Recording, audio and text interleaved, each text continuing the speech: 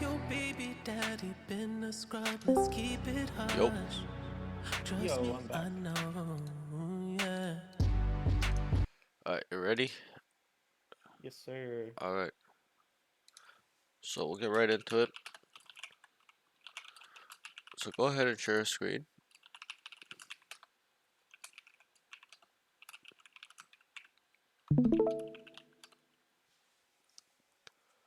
So there'll be a few questions before we start. Um,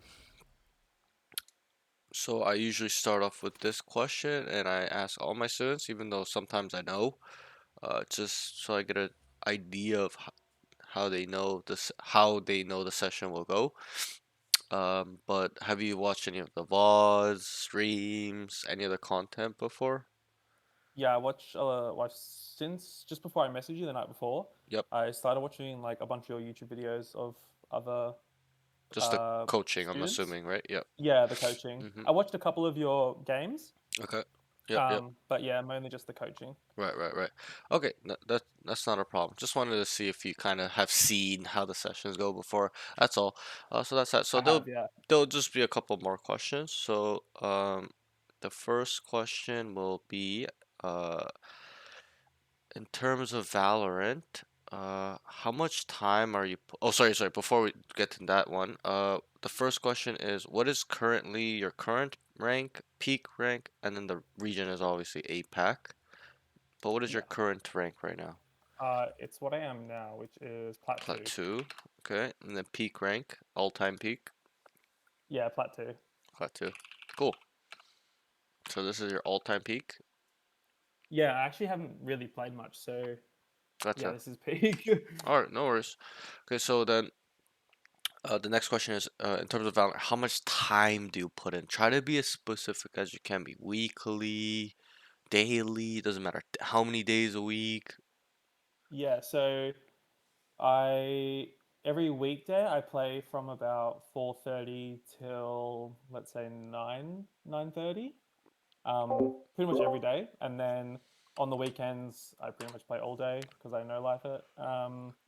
But with work, I spend a lot of time camping. Hmm. So I might not be able to play for like a full week. And it's Okay. usually like every second to third week that I can't play.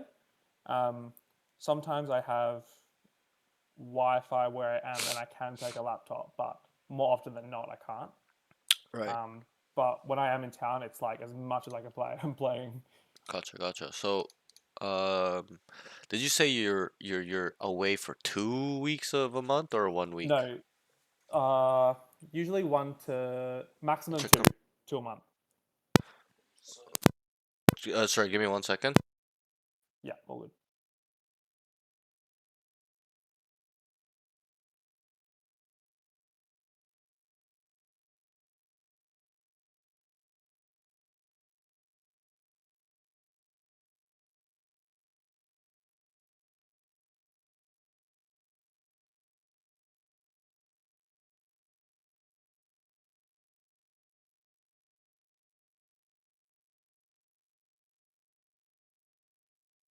Surprise, motherfucker.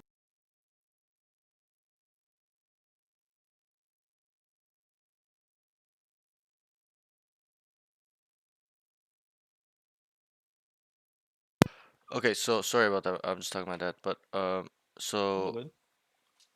off that, so you said about one week you're not you're off, right? A month or 2 weeks? Yeah, maximum two So weeks. then is it fair to say that month you are working about not working playing about so you said 4:30 to 9 p.m.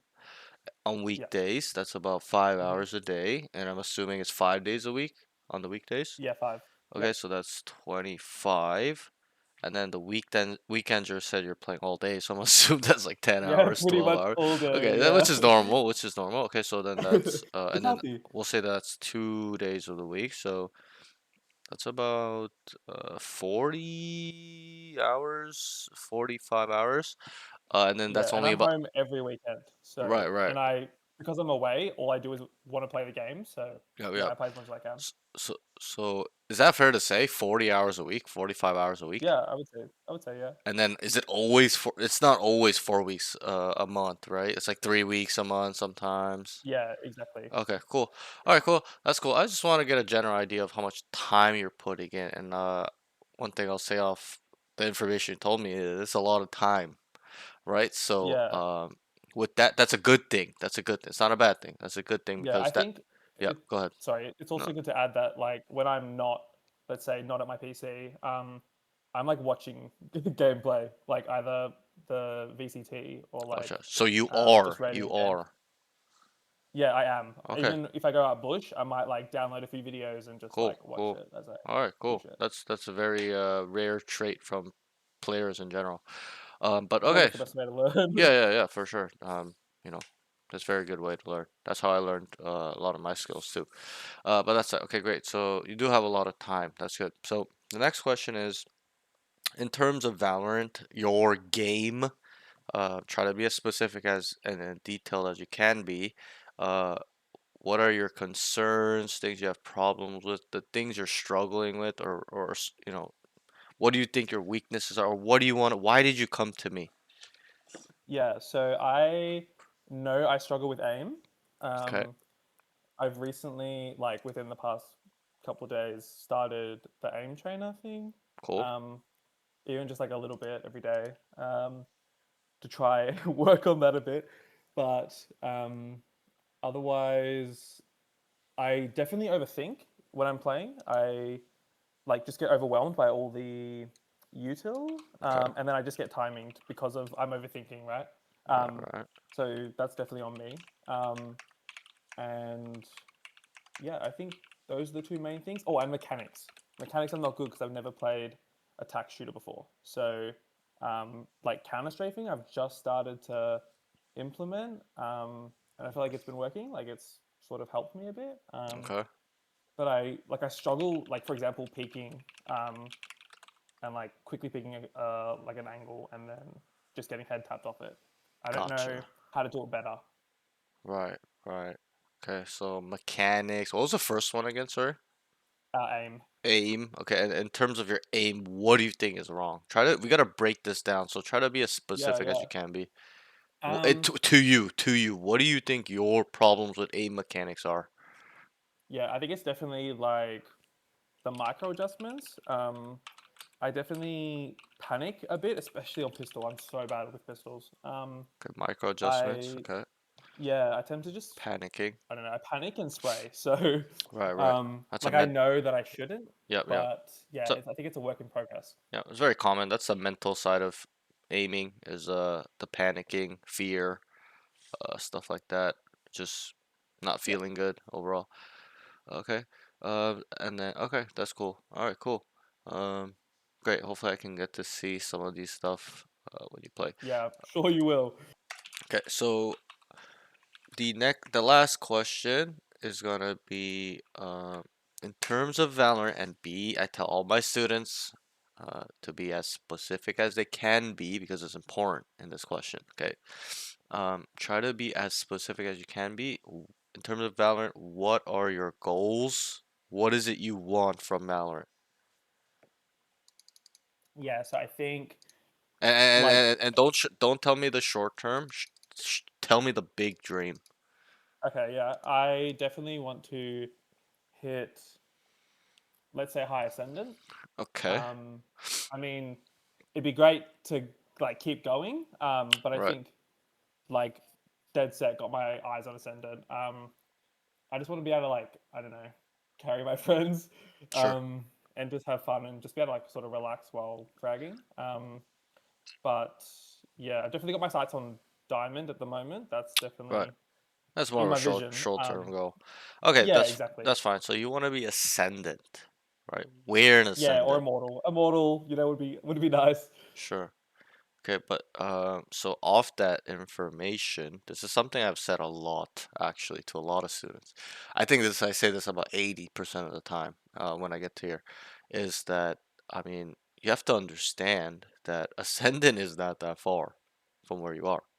Plat, Yeah, yeah, diamond, Ascendant, you're already there. If anything, Yeah. you're almost about to break that elo where you play with Ascendants in Diamond all the time, and it's just the same kind of pool of players, or I should say same pool of players, but the skill difference is very similar from a Diamond 2 to Ascendant 1. It's very similar, not much difference. Yeah, okay. Okay, so I've had a couple games in diamond lobbies, yep, yep, and I've like middle fragged, so right, and um, I'm not thinking too much about that stuff, but what I'm trying to say, and what I tell all my students is that uh, it's too low of a goal. It's too small. And yeah, okay, so, what I would like you to think about is thinking, thinking big. Even if you believe in your heart of hearts you can't or whatnot or whatever, just choose a huge goal because I'm sure you've heard this quote. I'm not sure if this goes around in Australia, but in NA, North America, I'm Canadian, but this is like an American thing. But they say, "Shoot for the stars, you land on the moon." Right? And yeah, what that quote means is even if we shoot high, untouchable type goal, we will still land higher than where we initially wanted. And we'll put it into Valorant terms. So you wanted initially, you told me ascendant, right? So if we shoot high, if you told me I want to be radiant, let's say you failed, you didn't even try, but you took action towards that goal in some way, you probably be higher than Ascendant in my mind. You probably end up like Ascendant 2, 3, Immortal 1 minimum, yeah, right? So yeah, okay. that's what I would like you to choose now with me. Obviously, you can change this goal by yourself or later on, but you have to make that decision now. So Yeah, I mean, like I want you to the choose big, dream, yeah, big. the dream is radiant. Okay, And great. yeah, I would love the skills to be able to take to other games as well. Like if I don't play this game forever, I can at least if it's another tax shooter, I'll be Right, you'll be ready good at for it. it. You know what I Yeah, mean? yeah. Yeah. I was in that Um, same position as well. Um, but yeah, so radiant. You want to be radiant. That's what you yeah, want, right? And yeah, so yes, that's sir. that. And obviously, I will help you with your small goals too. We're not just gonna look at the big goals and that's it. We daydream and fuck off and that's it, right? We're gonna Yeah, look at the big goal and then use the small goals to get there. But another thing I'd like you to think about is that you gotta obsess over this goal, like truly obsess over it, and really, you gotta have that self belief. But anyways, there'll be a follow up question to this at the end. yeah. But I mean, this that's game's like that. my life at the moment, so Right, right, yeah, I'm it is pretty for a lot obsessed. of people. And little backstory for me, I played this game from the beginning. Okay, Hmm. I'm 29. I came out when I was 24. Okay, and I played the game from the beginning, on and off. Okay, but it was life for me too. In episode 4 to 6, I was a Mortal 3 peak in that time, and I stayed away from the game for 2 years. I just came back episode 9, Act 3, but a couple months ago, 6 months ago. But uh, just understand it's gonna be it's a journey, it's a process, and that's something I'm trying to help you understand and prepare for your journey, right? Because uh, it's gonna be a long one, and also it's easy to quit this journey. Through my Yeah, experience and yeah, other people's experience, from what I see, people quit this game every day. Thousands of people quit yeah, this game yeah, every day. So that's why it's important to have this big goal that we can keep in mind to never lose sight of our journey or uh, you know uh, line of sight of our goals. It's really important. Okay, so that's that. So go ahead and queue. We'll go right into it. How it'll work today is we'll probably only be playing one game due yep, to your elo. Usually, I kind of it's a little bit structured where the mid-level guys, and lower, I kind of do a deep dive. But we'll play one game. I'll write notes, some general notes about their game, and then we'll talk about it.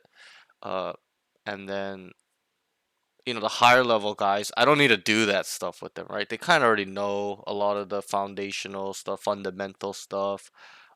They kind of know what's wrong with their game. They just want more attention to detail with me or me to help them with that type of stuff. So it's a little bit of a different session. Not because I'm saying you're a bad player, but through my experience with coaching people at this level, they need a big foundational uh, thing, a fundamental teaching, if Yeah, you may will. that's They have exactly a what big I agree. problem with fundamentals because obviously you guys are most of the time when you're in plat, diamond, a lot of new players, first tactical shooter, stuff like that. So um, they don't know what to do. Think about what is the mechanics, what are the fundamentals of this game, what are the concepts are used, stuff like that. So those Yeah, are the stuff we'll go through today, so that way your foundation will be smooth sailing with or without me. That's usually how I go about teaching my students. I always try to make sure the fundamentals are solid, rock solid, and then we can go into the more high attention to detail stuff uh, down the line.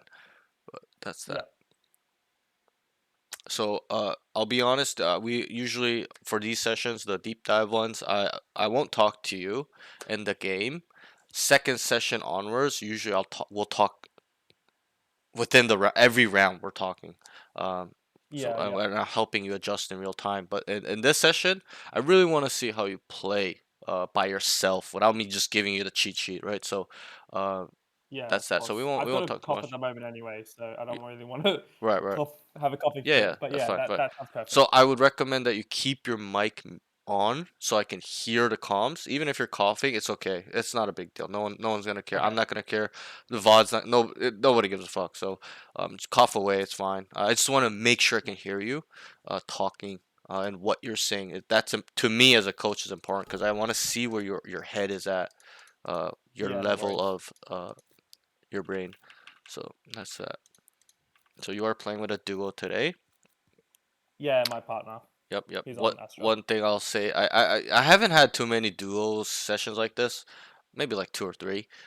It has happened, but one thing I'll recommend for you is to not just talk to him because that's happened before where they only talking to each other. I'm like, bro, like talk to the whole team so I don't have to address that later, Yeah. right? Because I'll No, bring it I up if you do. So yeah. that's that. All right, so good luck. Don't be nervous. This isn't a time for you to show off to me. I'm not here to sit here and really care about anything. I'm just here to dissect your game so I can help you on what you're doing wrong, what is weak, what is fundamentally wrong in your thinking, stuff like that. So in terms of Yeah. Valorant, um, so that's that. Good luck. Okay, I'll see you after the game, and just stay Good mate. locked in. All right, Cool. Bye. later. Apa? 그거 quote Yo, 써야 된대. Harvey. How are we, guys? Good mate. Good. You wanna see lineup? You wanna see lineup, guys? Let me see. Alright, wait. I'll watch mid. They're coming A heavy.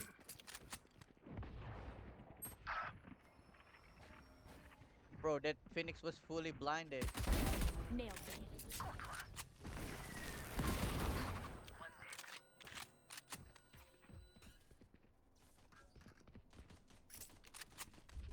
They're still in a like little walk bit. A main. Oh, I stayed.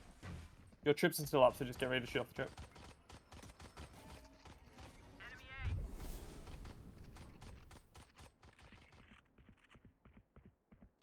Care B though. They might be rotating.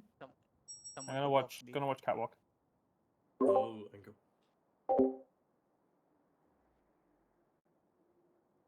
Space clear, boys. Go back there. Go back there. One catwalk, Sova. Put mid. Okay, no need to pick that catwalk. Yeah, I'm just gonna hold it. I think Gecko could go B, help Astra. He's gone. He's not on catwalk anymore. Sofa's dotted. Amen. 30 We seconds can Ah, left. we B. can cyber trap. 36. Wait. 36. Hide. They don't know you did. They're gonna get active. When they jump, bro. Ooh, nice. Spike down B. One's Sova's middle. He's hit 60 10 seconds on left. catwalk. One enemy remaining. Oh, sorry. Hi, Anna. I was talking to a muted mic. Hi, Anna. Good morning. Aura, yeah, we're good for today still. Yeah, so off the bat, I can tell he's a sprayer / panic shooter.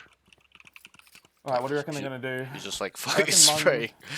is probably gonna play mid Yo, again. it's good December. Good But morning. I reckon they might go B because they are gonna assume Cypher's on A, maybe. What elo session are we watching? What are we doing? You can do Watch I think it's this plat. lineup, bro. Watch this lineup. Anna. Yeah, he's I've plat. seen the one on- He's APAC also. He's not NA. He's Asia Pacific. Nothing, nothing. What's this B? Alright, come in.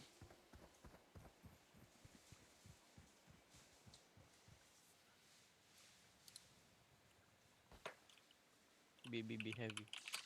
None. people. I can see mid.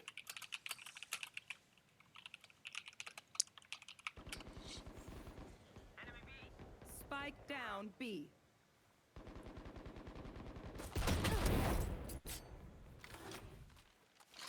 Good dicks.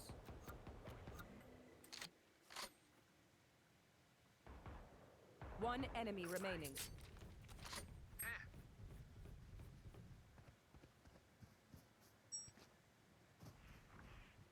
She's here, catwalk. She's running A, she's running A. Ah, he got spiked. Yeah, there's chips there, there's chips there. Get it for a trip. Trip.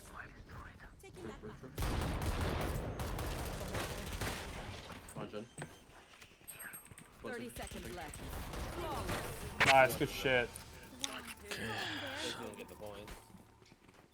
So I mean nothing really there. They're on the eco, so but this is a big round here. I'll see what happens. They didn't get extra money for How's everybody doing? Chat. Reigns 7, thanks for the follow. Sorry, I saw it, but Do we? I don't know. Nah. I don't know. Alright, I'm gonna continue holding mid. Reigns, thanks for the follow. Sorry I didn't see it. Is it do me we or is he think trembling maybe a bit? Phoenix will play Probably. on He's B? probably a little bit nervous, which is very They're just normal. gonna assume Cypher's here. They can't help but my aura making them nervous. You know what I mean, Anna? Neon's mid, Neon's You mid. know what I'm saying, They're Anna? all, they're all coming through mid. I'm sure it was like that with you too, Anna. You're like, oh, Parks, this guy's so... He's so handsome. So good looking. He's so strong and smart. Fuck me. Getting all. They're coming through tree. Over here. His communications are quite good, actually. Here. They're in, they're in. Yeah, I like his comms a lot, actually.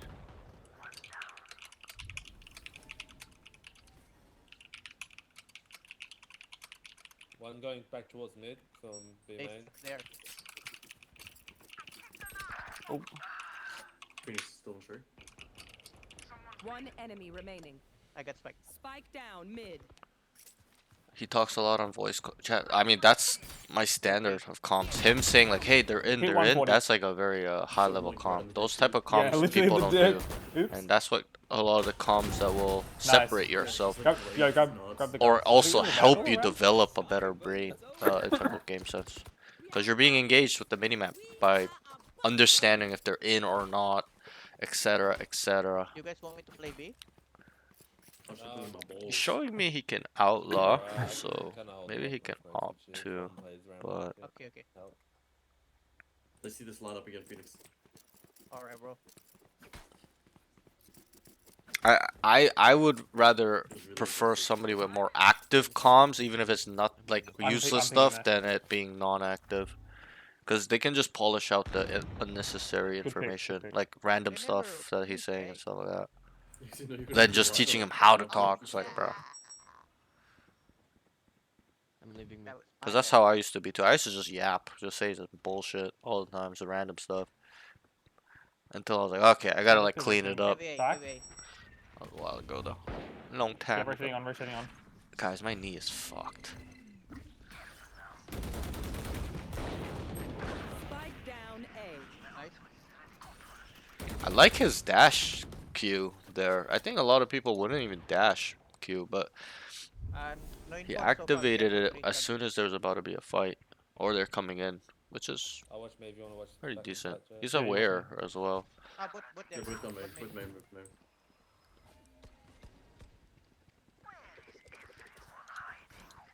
I think they got the spike. Yeah, sounds like they're rotating away. Okay, Watch, mid. watch top catwalk. Yeah, you're mid. One enemy remaining. Oh, nice. Spike down mid. I'm watching with you. Nice. Good shit, babe. You can tell a person's character by their first That again. check me, Bennett. We're doing a good job just like suffocating them out. This cat side plays off the trip. Muted. Make sure I'm muted. Plays off the trip.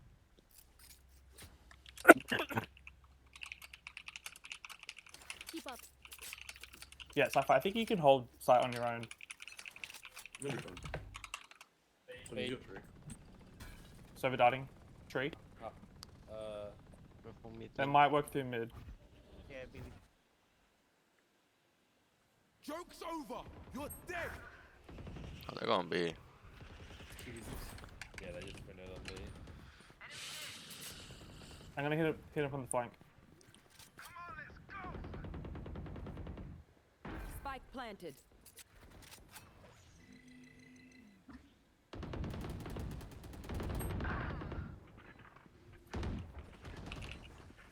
Bunch of guys B. One's down the little Last street bit. player standing. She left. Not sure. Grim fucking hate those. Oh, this just fucking overwhelmed. Holy shit. They're usually distracted once I read Smokes and mollies fucking everywhere. Couldn't tell what's happening. I can be. Oh, could it be? Sorry. Yeah, yeah.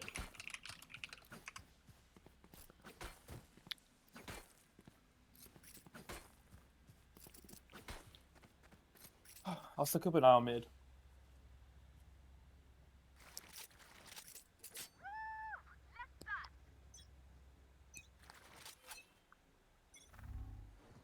That setup's crazy. To be honest, guys, I think it's gonna be a short stream. Like this session's gonna end in like an hour and a Something half, Heavy A, heavy A. 2.5 hours. So, Deadlock. It's crazy. so I will probably end stream and I'll be back for 4 p.m. my time, which is in about 6 hours or so, or like 4 after the session. So Nice. Good, I think it's not so bad. Because I got 2 more sessions tonight. But I don't know if I'm gonna stream in between the session, the next one. I got some stuff I gotta do. On B or A? Oh. Yeah, but I could've Probably, pushed. Just letting everybody know. They'll probably, Yeah. they probably won't go A after that. Fucking shit. They're fucked. Traumatized. Mr. Rich Guy, thank you. Okay, I'll watch the other side. Here.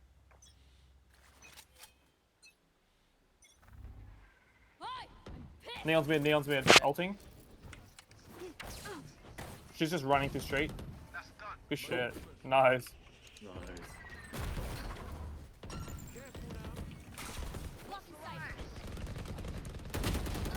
Deadlock push through tree, she's going 48 window. Stone. Deadlock going window. Stone. My territory. Run, Gecko, run. Deadlock Spike heaven. planted.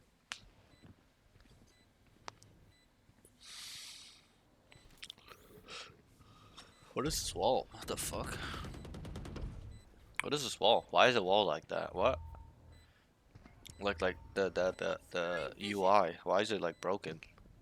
One's hell, I Shit think? game. Yeah, one's hell. Shit game. Oh my Gecko. Last player standing. Oh, Oh, fucking Sova's fucking damn I'm mid. Sure. All good, brother. so weird. Alright, homie. Sova's an actual chill. weirdo. Hello Holy. again. Damn, you love being here. Like, way too much.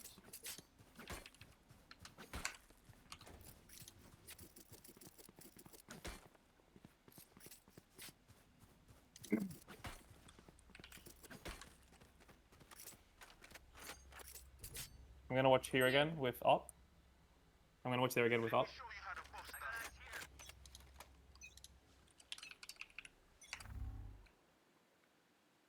No sounds, eh? Yeah, Deadlock is definitely A. Wait, A, you saying? Yes, A. Only one. Mini.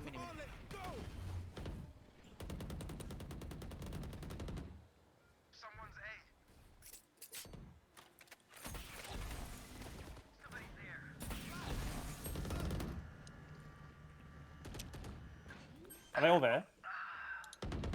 He can switch up where he starts. He's always on cat.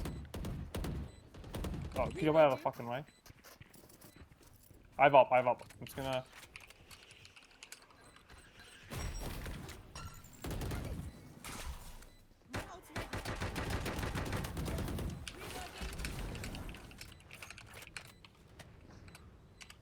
Yo, what's up with me?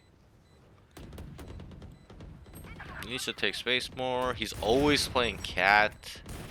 Last player I standing. ran out of balls. He should probably save here, but he's just. Which he I'm saving is. up. Good. I'm saving up.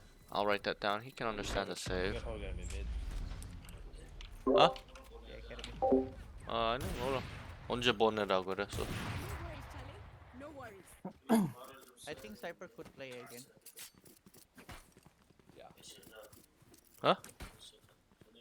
어? 저는 아빠 올 때 할게 해.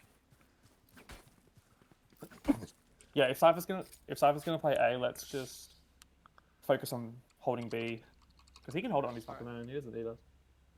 And I'm here to help. Yeah. Yeah, Yeah. try my best. I will bet for you. Joke's over! You're dead! Okay, they're like going whatever fuck he said I'm not out. I don't understand. They just know. Gotta look at 85. Spike planted.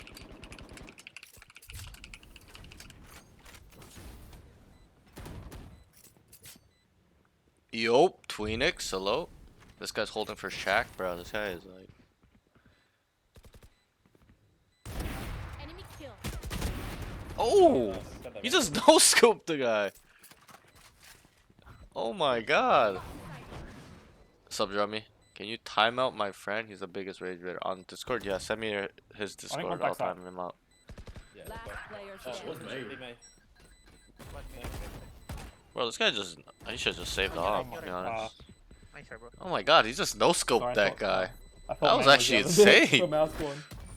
He just upped the guy, no scoped the guy pushing him. That was actually kind of clean. I pop knives there, you reckon? Might do a cheeky save this round. I can't afford shit, so. Must be sure. Maybe like if you had just sniper, but I'm saving. keep up with it. I'm just so bad with knives, I don't know what to do.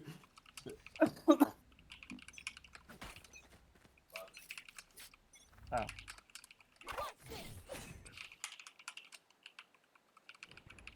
Hey. Overall, his awareness is quite good, actually.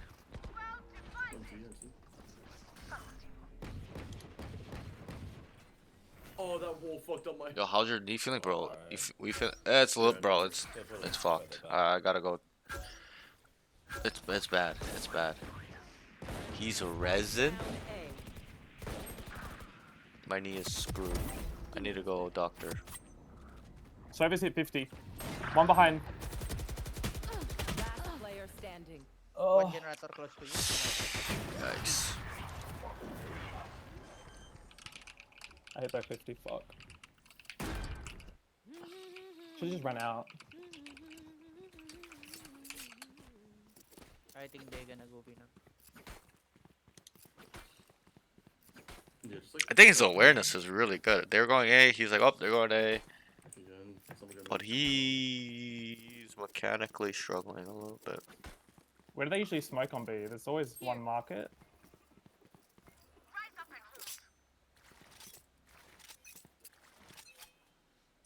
So we'll just be going through his notes. B. Neon runs right through the middle right here. Blow 'em up, Mosh. I think he understands anchoring quite well.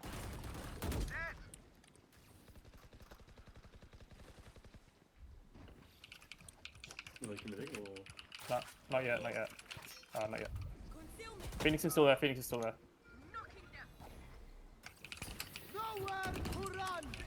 My ultimate's ready. Watch your eyes! Here. Phoen- please. Neon running here. Guy?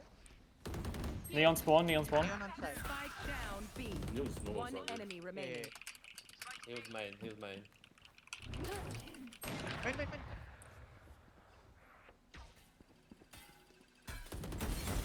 Nice. Nice. My knee is a mess where I'm limping. so I can't fucking bend my sexy. knee. Like, Round before not like a So full fucking bend. It's sick. like a half bend. It's in a lot of pain. I gotta go to the doctor, bro. But I'm literally limp. I think I tore Shut my up, I got meniscus. you. My meniscus is fucked, I think, because I can't put weight on my leg, my left leg. And it's not even fully bent. Even if I try to fully bend, like straighten it out, it won't. I think my knee's fucked. It's broken or some shit.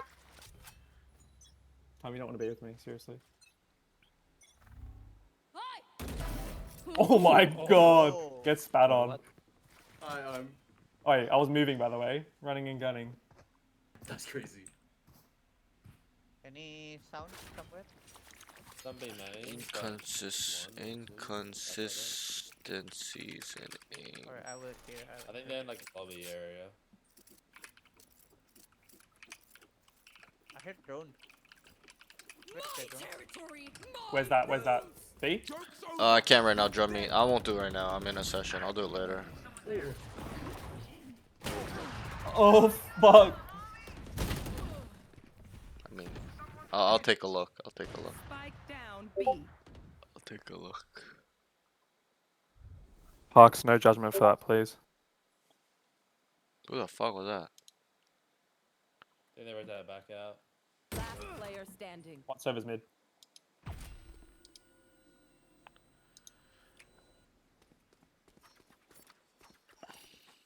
The fuck is? Careful, careful, he could be around. 30 seconds left. One's window, you heard. Spike planted.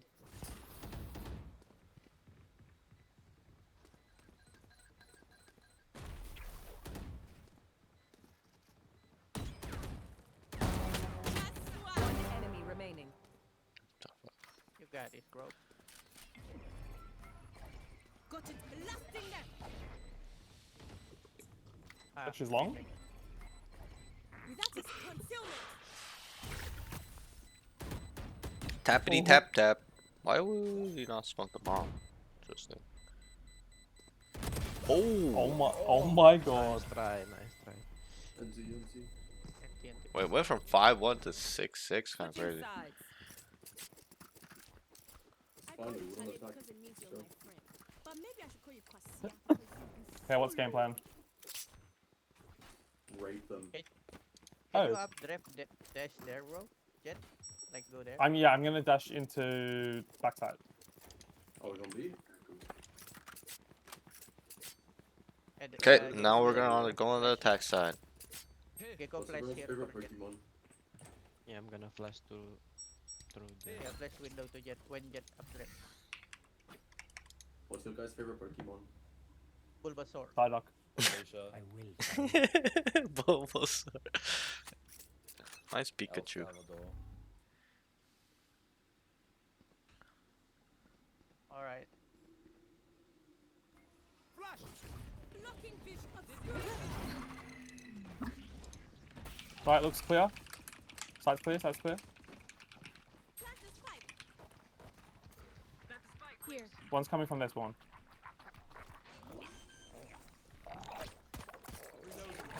It was like 3 in market. Use this, I want to right. use smoke and everything. Someone's at defenders. Communicates that Here. Neon's there. side is clear. Very good. 2 on left. Oh my fucking One on right. Christ. I hope they need some peak.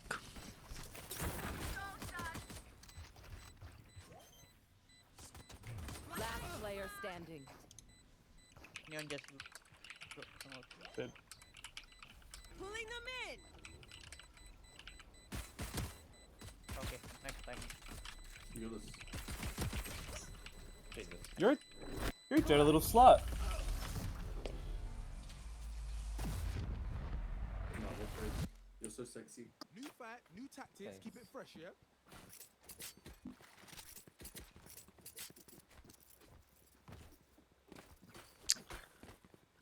Edging and scaling was decent.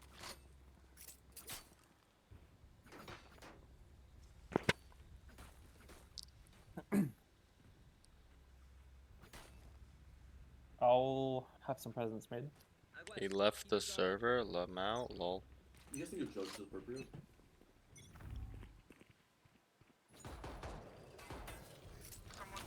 No charges left. This neon is playing judge close, like shotgun. Does it have a shotty? If not, go that Yeah. then.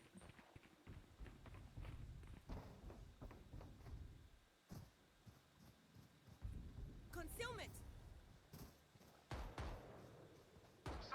What's your door? I'm watching market. Wait, come back A. Yeah, let's go back A. Let's go back A. Let's go back A. Come back A. Go shut already. I'll watch for the rotate.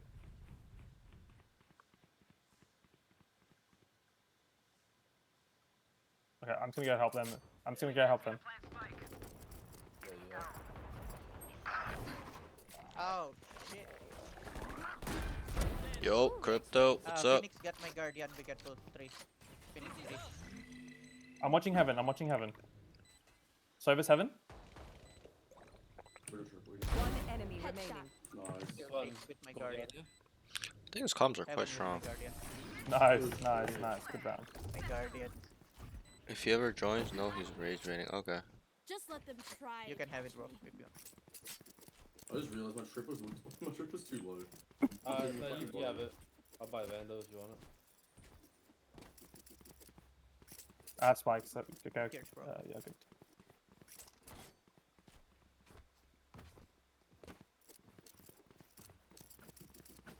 Also in my yeah, I'll send it to you right after the session.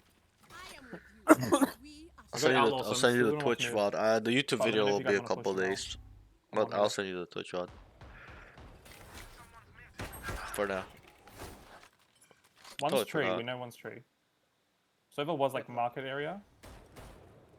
It's back to you. One was still tree. They're putting deadlock, eh? Spike down A.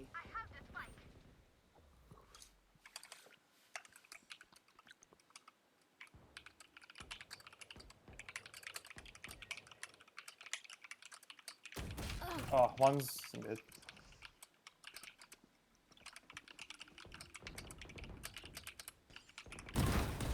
Last player standing. So this is very common. Spike down. He's just literally the last 3 rounds has been by himself.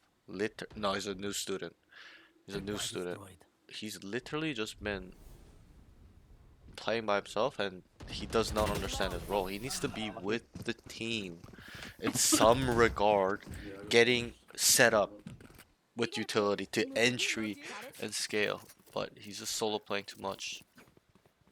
I can understand he's at an outlaw, but still, Let's do. you know, dash in. again. Push B. I'm So happy we're to gonna go have to into touch on side this again. for sure. Oh, fuck, I forgot to ask what Like same role thing. he plays. Same thing, yeah. I'm gonna assume a duelist. Do you think it's worth me buying a judge or something? Smoke. Flash. keep up. I will flash first. Like here, Jet, before you dash in. Yeah, after. yeah. Flash here too, maybe.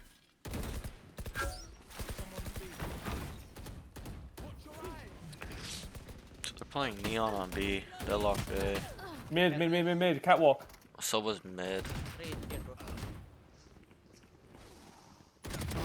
Last player standing. Phoenix A as well. Spike down. Another one catwalk. So it's like Brim, Neon B, Silva They're looking mid, at and then 80. it's a Phoenix Deadlock on A. Right when I looked away. I don't even know where Okay. that I don't know why.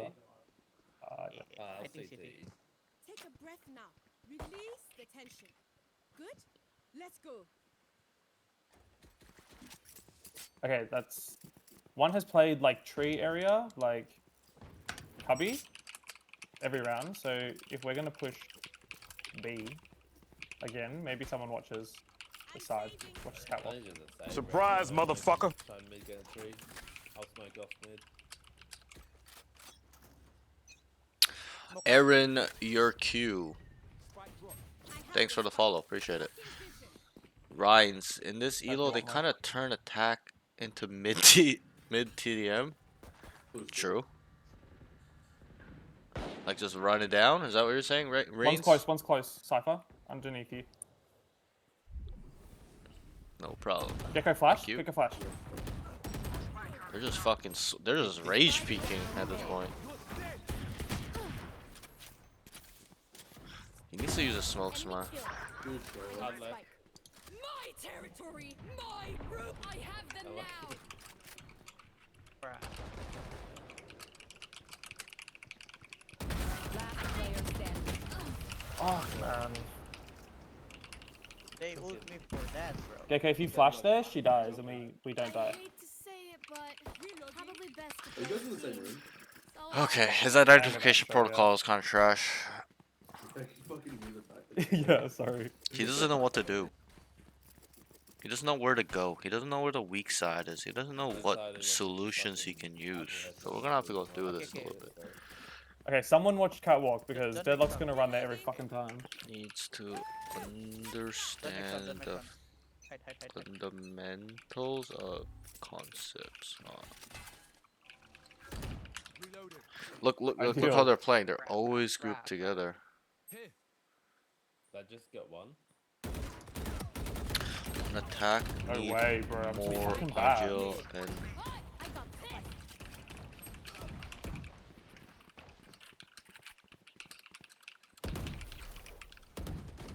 it seems like he's just going with the flow and shit. Yeah, I agree. Like there's no plan, there's no thinking. bring He's the just smoke, kind of maybe. going, which is common.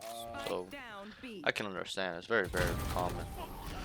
So I'm gonna have to, boom, give him that little bit of information that will open up his Yeah, mind let's go and B looking at the again, game but in a Gecko different light. flashes this Because straight that's not fucking how this way, game is played. and This then game we is run not up. played by you running around WASD shooting, tapping people in the head, rage peeking. Yeah, well, we Like can. December if we here, my flash them. mod, They're and just community running member. instantly up. You don't just And then we're not rage gonna get peek flanked. everything. You gotta Oh, Cypher, set up a flank trip right here. kinda play and use your brain and be situationally aware. His situational awareness Gecko, is quite flash, bad. flash straight away.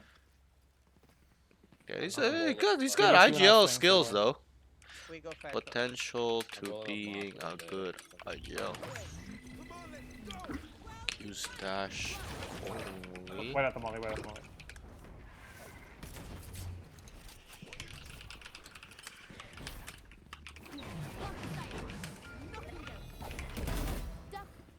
His entrying is not so bad, honestly. His entrying and scaling is One on side, one. Neon's running down Pretty the good. street, downstairs. After you stay there. Two more. Where are they? when he does entry. He's and here, scale, with it up, it's with it up. Pretty good. When he chooses to do it, it's pretty good. When he does it, like obviously he's not there. It's not a value.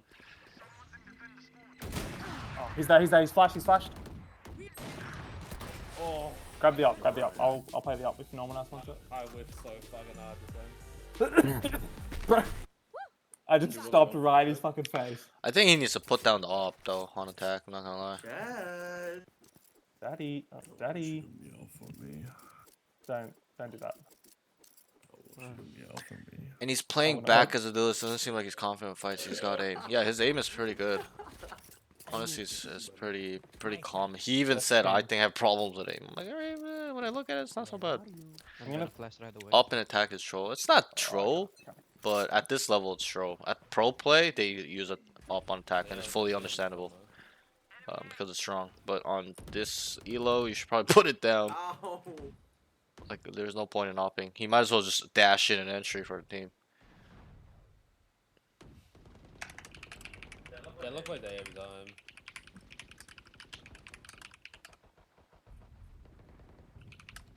That looks fucking. I'm watching here, I'm watching there. Do you want me to smoke for you guys, eh? Fuck, why do I have bug? What the hell? My bad. The hoodie.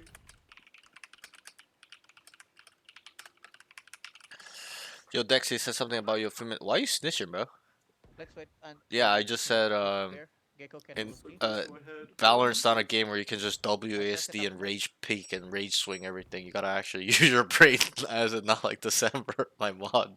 Can't just rage peek everything. That's what I said, Set up smoke and then we go trick. which is true. You gotta That's actually true. like I was talking like why I said that was because of the attacking side. I was like he's struggling on attacking. You can't just run around shooting people in the Going- head. You gotta going, like um, actually use your fucking head.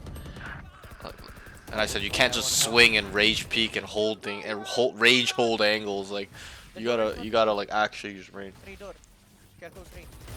I'm not snitching, which is fine. Spike down A. Did nobody close the You door? plant? I'm watching. One enemy remaining. Heaven, heaven, heaven, Last heaven. player standing. It's onto his duo. It's ready. Oh! Oh my god. Fucking 120. He got deleted. Ooh, Nice, December, he's bro. saying you don't have brains. I wouldn't take that. TNT. To be honest, he doesn't fucking have any. He's all aim, bro. He's all aim. Fucking You know. way. From the front. He's all aim. It's fine. I can't afford, but I might just buy it. Yeah, but I can't afford. Are we forcing Say, bro. or Do we want to force? No, Or... I'm just No, no, they should save here. 3 you can buy?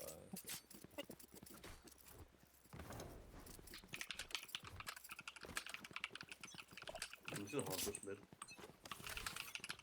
If it's not mid, I'm gonna. They look walled. Concealment. B. Concealment. Watch catwalk. Watch catwalk.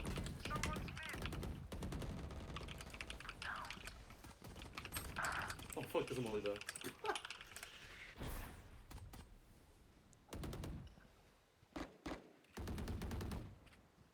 So what was the market there? Pick up, pick up, pick up. Friend was teasing.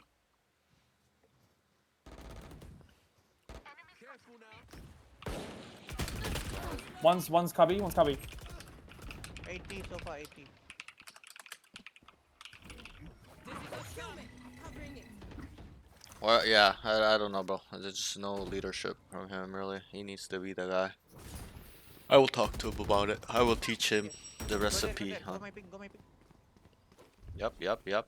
One is Cubby. Oh, they're dead.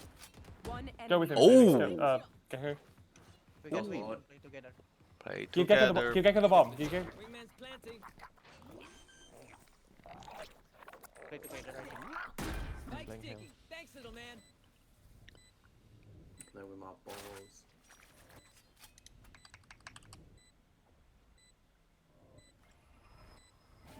That's my last star. I think he's on side. There's a lot of good notes here, actually. Go look over for him. Identification. Nice, good shit. protocol. This Decent place round. is nice, but not nice enough to die Decent in. round. Let's win and get out of here. Now the deadlock has changed the setup a little bit. These guys Yeah, are makes sense. hella The new aggressive. Sonic came out, man. I don't know that.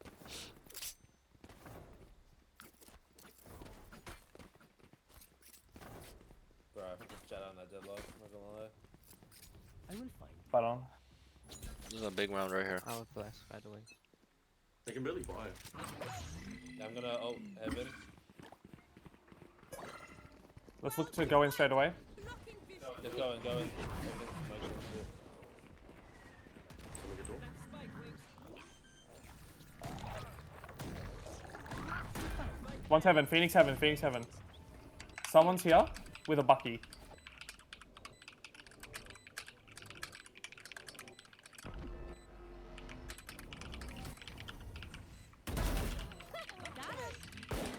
Another one tree. Another one tree. Another one tree. Just missed. Heaven, Oh heaven, my heaven. god, they might Heaven, actually win this heaven. game. This is a game-winning round. Go here. Nice. Good shit, everyone. Really good. Winnable! Super winnable. I think his overall mental is very good. It's very strong. What was that? I think we go again, guys. Alright, they have guns now. Fine. We still win this. I got ult. Let's look to just like rush it. Literally, yeah, we just play aggro and we win. Yeah, That's I'm how it's gonna been every fucking round. just swing straight off the Gecko Flash and we just sprint it into sight. I'm gonna dash. Just dash in. Okay.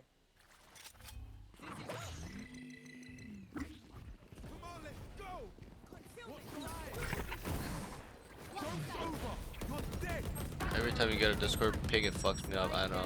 Me too. Phoenix dead? Trust me, Another when I one tree, rewatch my another one tree, one VODs or heaven. clips and there's like a Discord ping, I'm like, wait, damn, Save I us don't heaven. waste the fucking video. I'm like, Spike fuck. here. Oh no, oh no. This one is, that was Enemy Nice, that's remaining. huge. Last one heaven. Last one heaven. They can't lose this player round. Oh standing. no, My oh bad. no.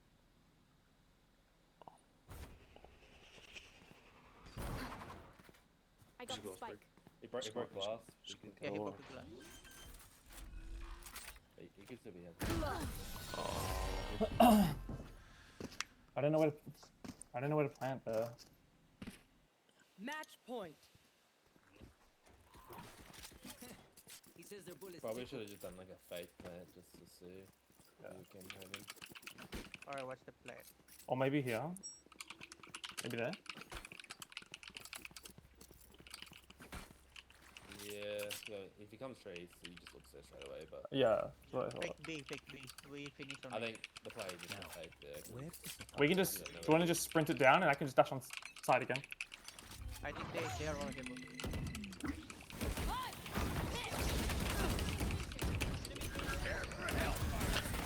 Planting or tapping behind Jen would have been the best play. I mean, Nice. Try to rotate if we can. you should have probably just planted under rafter, to be honest, and look door Rotate. They can't. They can't swing through. Yeah, come back. Brim's mid, Brim's mid. We have. or Oh, tap. we have. He could have just not- tapped okay. 5 times, just get them to the swing. Ooh, I think they're gonna lose this game. Very, very close. Last player standing. GG. Through the GG. Let me slog it real quick. finish low. Okay, GG. GG. Defenders win. GG. Give me 1 second. Just gotta log. Yeah, all good. So that game was very close, very winnable. You guys were. So fucking On winnable, the bro. way. I fucking threw. It's fine. It's fine. That's all that happens. You know. All we can really think about in this moment in time is what you could have done better. Yeah. You know. I agree. I don't think you threw. That's not what I'm agreeing on. I think that you definitely had an impact to win the game. Like an opportunity is what I should say to win the game off that last round there. Not last round. Sorry, round 23, not 24. Yeah. Where it was that 1v1 with Neon. And we'll touch on that. We'll talk about it. But sorry, let me just log in real quick. Start my game. So you can go ahead and stop streaming. We'll get in a custom game now. I'll share my screen and then we can talk about all these notes, break it down, stuff like that. Yeah. So what I used to do is we used to break down every round. I would write down all the details of every single round, but I realized that's just a waste of time. So we're gonna break down, and I was pretty specific with these notes. Like there's a lot of notes actually, with the pros and cons. So we'll break these down. That should probably take an hour and a half or so, talking about these, me teaching you the fundamental and what the thought processes behind it, stuff like that. I'll be honest. Sometimes this first session takes 4 hours because I want to make sure the student really understands. So like we really break it down and no rut. And I know you it's 10 p.m. so that's why I want to make sure it's like boom for you. Like I don't want to spend 4 hours. So we'll That's try all to good. we'll try to Like, spend an if- hour and a half on this. Yeah. So that way it's not so daunting. Yeah. I don't really like. I think another problem is that I don't necessarily play one role, so I'm not really good at anything. Right, Like, I right. don't really know how to entry. Yep, this, yep. Um, Yep. I wrote that onto down. Don't this, worry. We'll so- get through it. I'll Okay, teach good. you. I'll teach you all the stuff. yeah. I just find this the most fun. And I actually to said practice. this in the stream. I was like, fuck, I forgot to ask him what roles he played. That's the one part of the first question, but I totally forgot. But yeah, so you can talk about that then. So what roles do you play?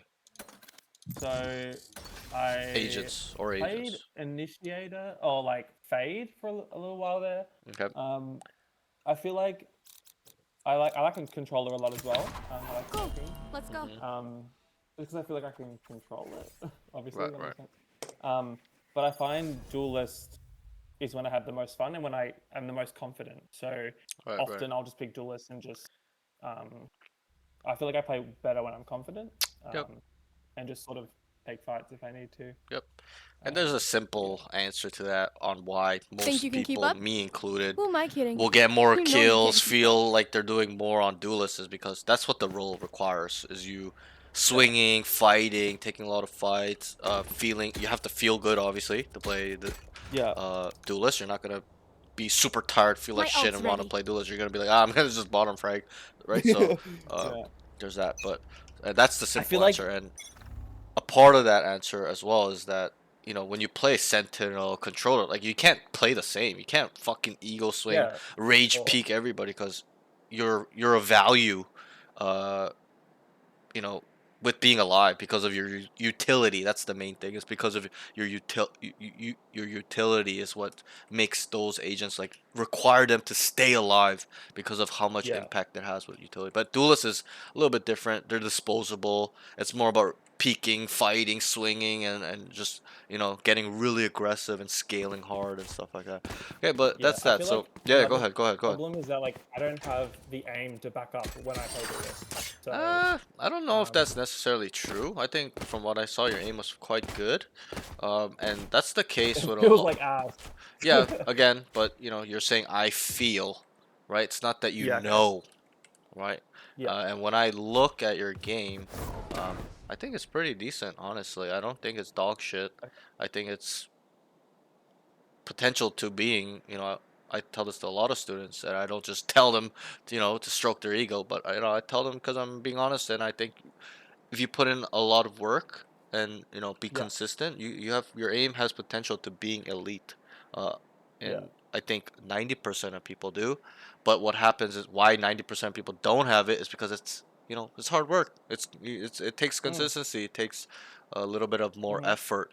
So, but yeah, I really do believe you have that potential. Okay, so, what we'll start off with is I'll rank these categories for you. So how I write down notes from the beginning of me coaching is 5 categories. They're big umbrellas. Obviously, there's subcategories within these categories, but they're the big umbrellas. So, uh, the first category is communication. Okay. Second one is Yeah. aim. So anything that falls under aim, anything falls on the Yeah. comms. Okay. And then the third one is utility usage. Okay. Fourth one is movement and positioning. Okay. So how Mhm. you move as micro yourself and the team. And then also positioning as in your positioning and the team's positioning. So it's a micro Yeah. and macro. And then the last category that I look after is called game sense. So knowledge, map knowledge, agent knowledge, just situational awareness, stuff like that. And then mental game, so mental fortitude, stuff like that. All right. Yeah. So if I were to rank these categories for you, and these are general notes, obviously. But when I looked at that game, and I know it's, I've said this a lot, is I know it's one game. I would love to watch you play Yeah. 1,000 games to really see how you play, right? Because you know it's Yeah. unlucky sometimes. Some people play a life game in the session, and you know, but they're not actually like that. Whatever, whatever. But whatever. Yeah. I can get a general idea of kind of how you play the off one game. So, if I were to rank these, okay, from best to worst, okay, I think your best skill set in these categories have to be, I think, your communication, honestly. Yeah. It's quite strong. I even said it early on in the stream while I was muted. I said, wow, it's very good to like close to my standard of how I would like anybody to speak in this game. So that Mhm. was very good. And usually when I see this in a student, this shows that they have a huge potential, a huge upside, right? Because think about it this way: if there's 2 students, one that never talks and one that does and is pretty good at it, who do you think is gonna Yeah. really flourish in a tactical 5v5 team game, right? It's the guy Yeah. that talks. The So, one that's in the and field. that's why I'm putting that on you, where there's a huge upside for you. So, you know, Yeah. it's really good. So just I feel like yeah, um like I don't mind like I'm super comfortable talking with people. It's right, more when I have to like come up with ideas. yeah, yeah, yeah, Obviously I get some ideas from yeah. like watching other people play, but it's not And I will like I'm teach you not super this confident. thing today. Don't worry, my friend. Yeah. It's already, the Cool. chat was already talking about it too. They're like, you know, he kind of just runs around, doesn't think. Don't worry. I teach Yeah. this to Yeah. all my students on how to think in the round, pre-round, middle of the round, late game in the round, stuff like that. So don't worry. We'll touch on that now, Yeah. today. So that's that. So let's move on. I think your comms are very good. very huge upside. The second best thing is probably let me see here 1 second. Let me think about this a little bit. The next thing is probably, honestly, I want to tie utility. I want to say aim is over utility usage. Or this is actually maybe better from what I'm thinking about it in my head. I think it's comms, and then it's tied for second is gonna be aim plus a little bit of your positioning. Maybe not movement, but positioning. Where you position yourself is quite decent. I'm not saying it's really good, really bad, but it's Yeah. overall, I think, above this, or just overall above the average person that plays Valorant. You know how to kind of Right. play safe, kind of know your own sweet spots a little bit, stuff like that. So that's what I would say is tied. I think your aim, honestly, and this is something you have to understand. It's in all my VODs, a lot of my VODs. Okay, students will come to me and say, "Yo, my aim's dog shit," and a lot of the times that is not the case. Their aim are usually pretty decent. Usually, when I watch them play, and you are the same. You fall into that category where you're like, "Hey, I have problems with aim." I've heard this since the beginning I started coaching. My aim. I watch them play. I'm like, it's not your aim, bro. It's not your fucking aim.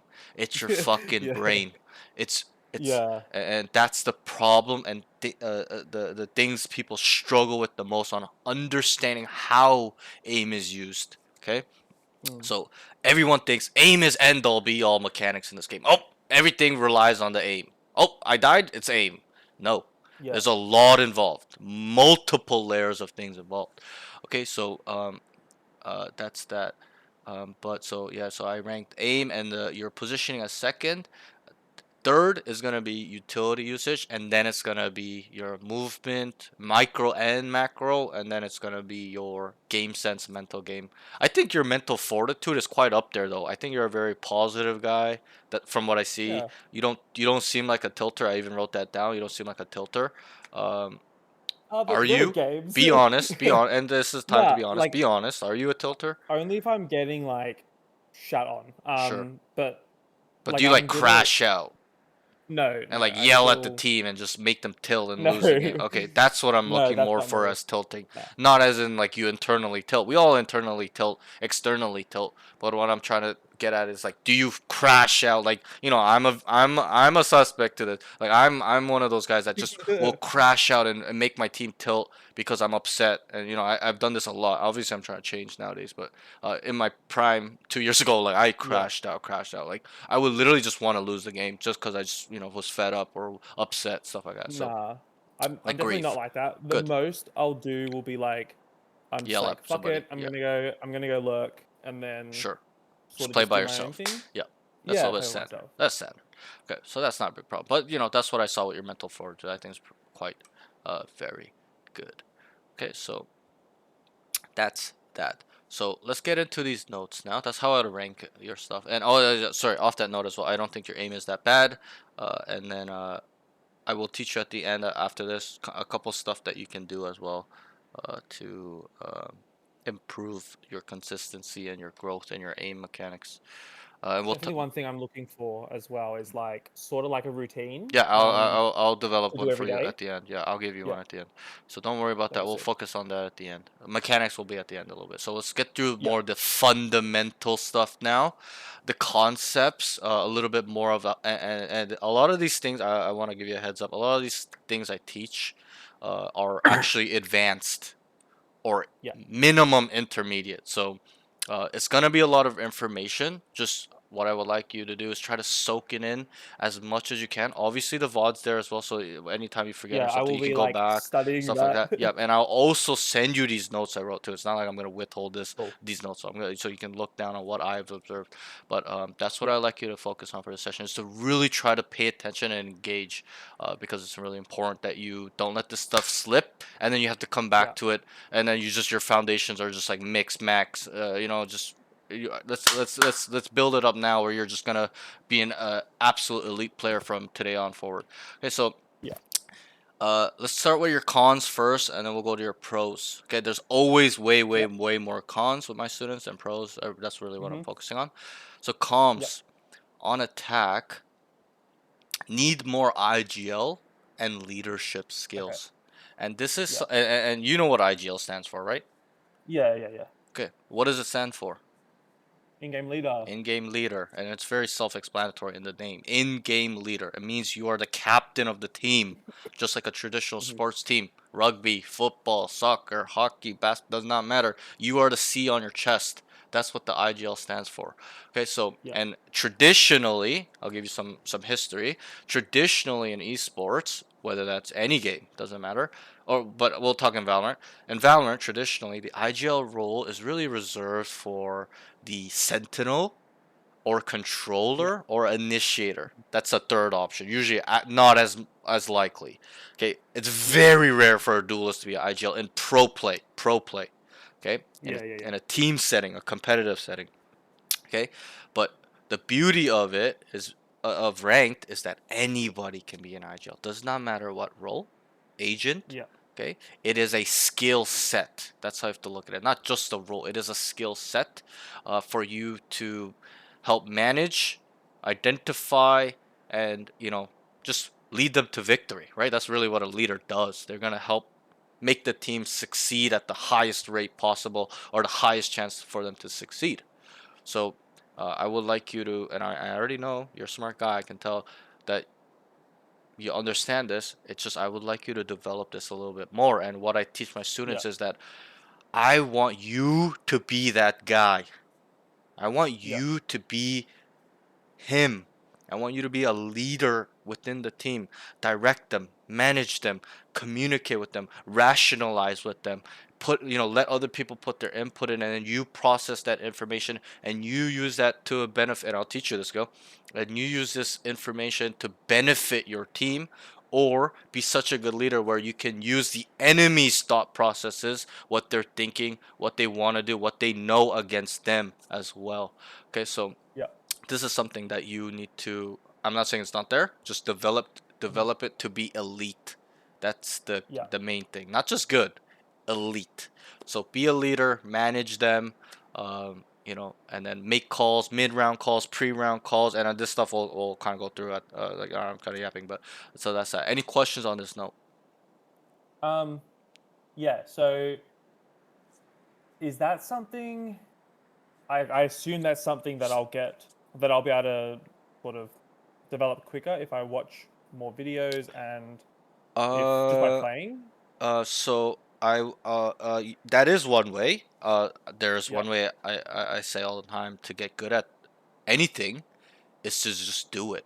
Whether you get it right or wrong. I don't care if let's say you're IGLing a game. I don't care if you just make bullshit calls, and obviously I care, but you know what I'm saying. Like, as long as you're doing it, it's gonna help you get better at it. And that's something I've learned through my journey in Valorant, is that when I look back in my journey, a lot of students will be like, how did you get so good at this skill? This, how are you like map hacking mine and this? I'm like, you know what? When I look back on it, I wasn't born with this. It's not genetics. It's a skill, but I made mistakes. I literally put myself in the fire. I made bad calls. I lost games because of the calls. I won lots of games. I made bad calls, etc., etc. So that's really, really where I got my skill sets really good, was from doing it, even if it's right or wrong, and then then understanding, okay, it's bad. Okay, how do I make it better? And I just built upon it. It's like brick by brick, really, right? So that's how I like you to look at it, and I'll kind of show you really what I mean on making calls and plans and identifying down the road. So just be patient on that note, okay? But just overall, just the general leadership stuff, I would like you to think about a little bit more. Okay, so the next note on comms, there wasn't too many bad things. So honestly, I think your comms were your best. So there wasn't really many bad stuff to say. But one bad, crucial thing that I noticed was that he can't, and this is what I wrote, he can't manage his team during rounds. Pre-round, middle of the round, late game in a round.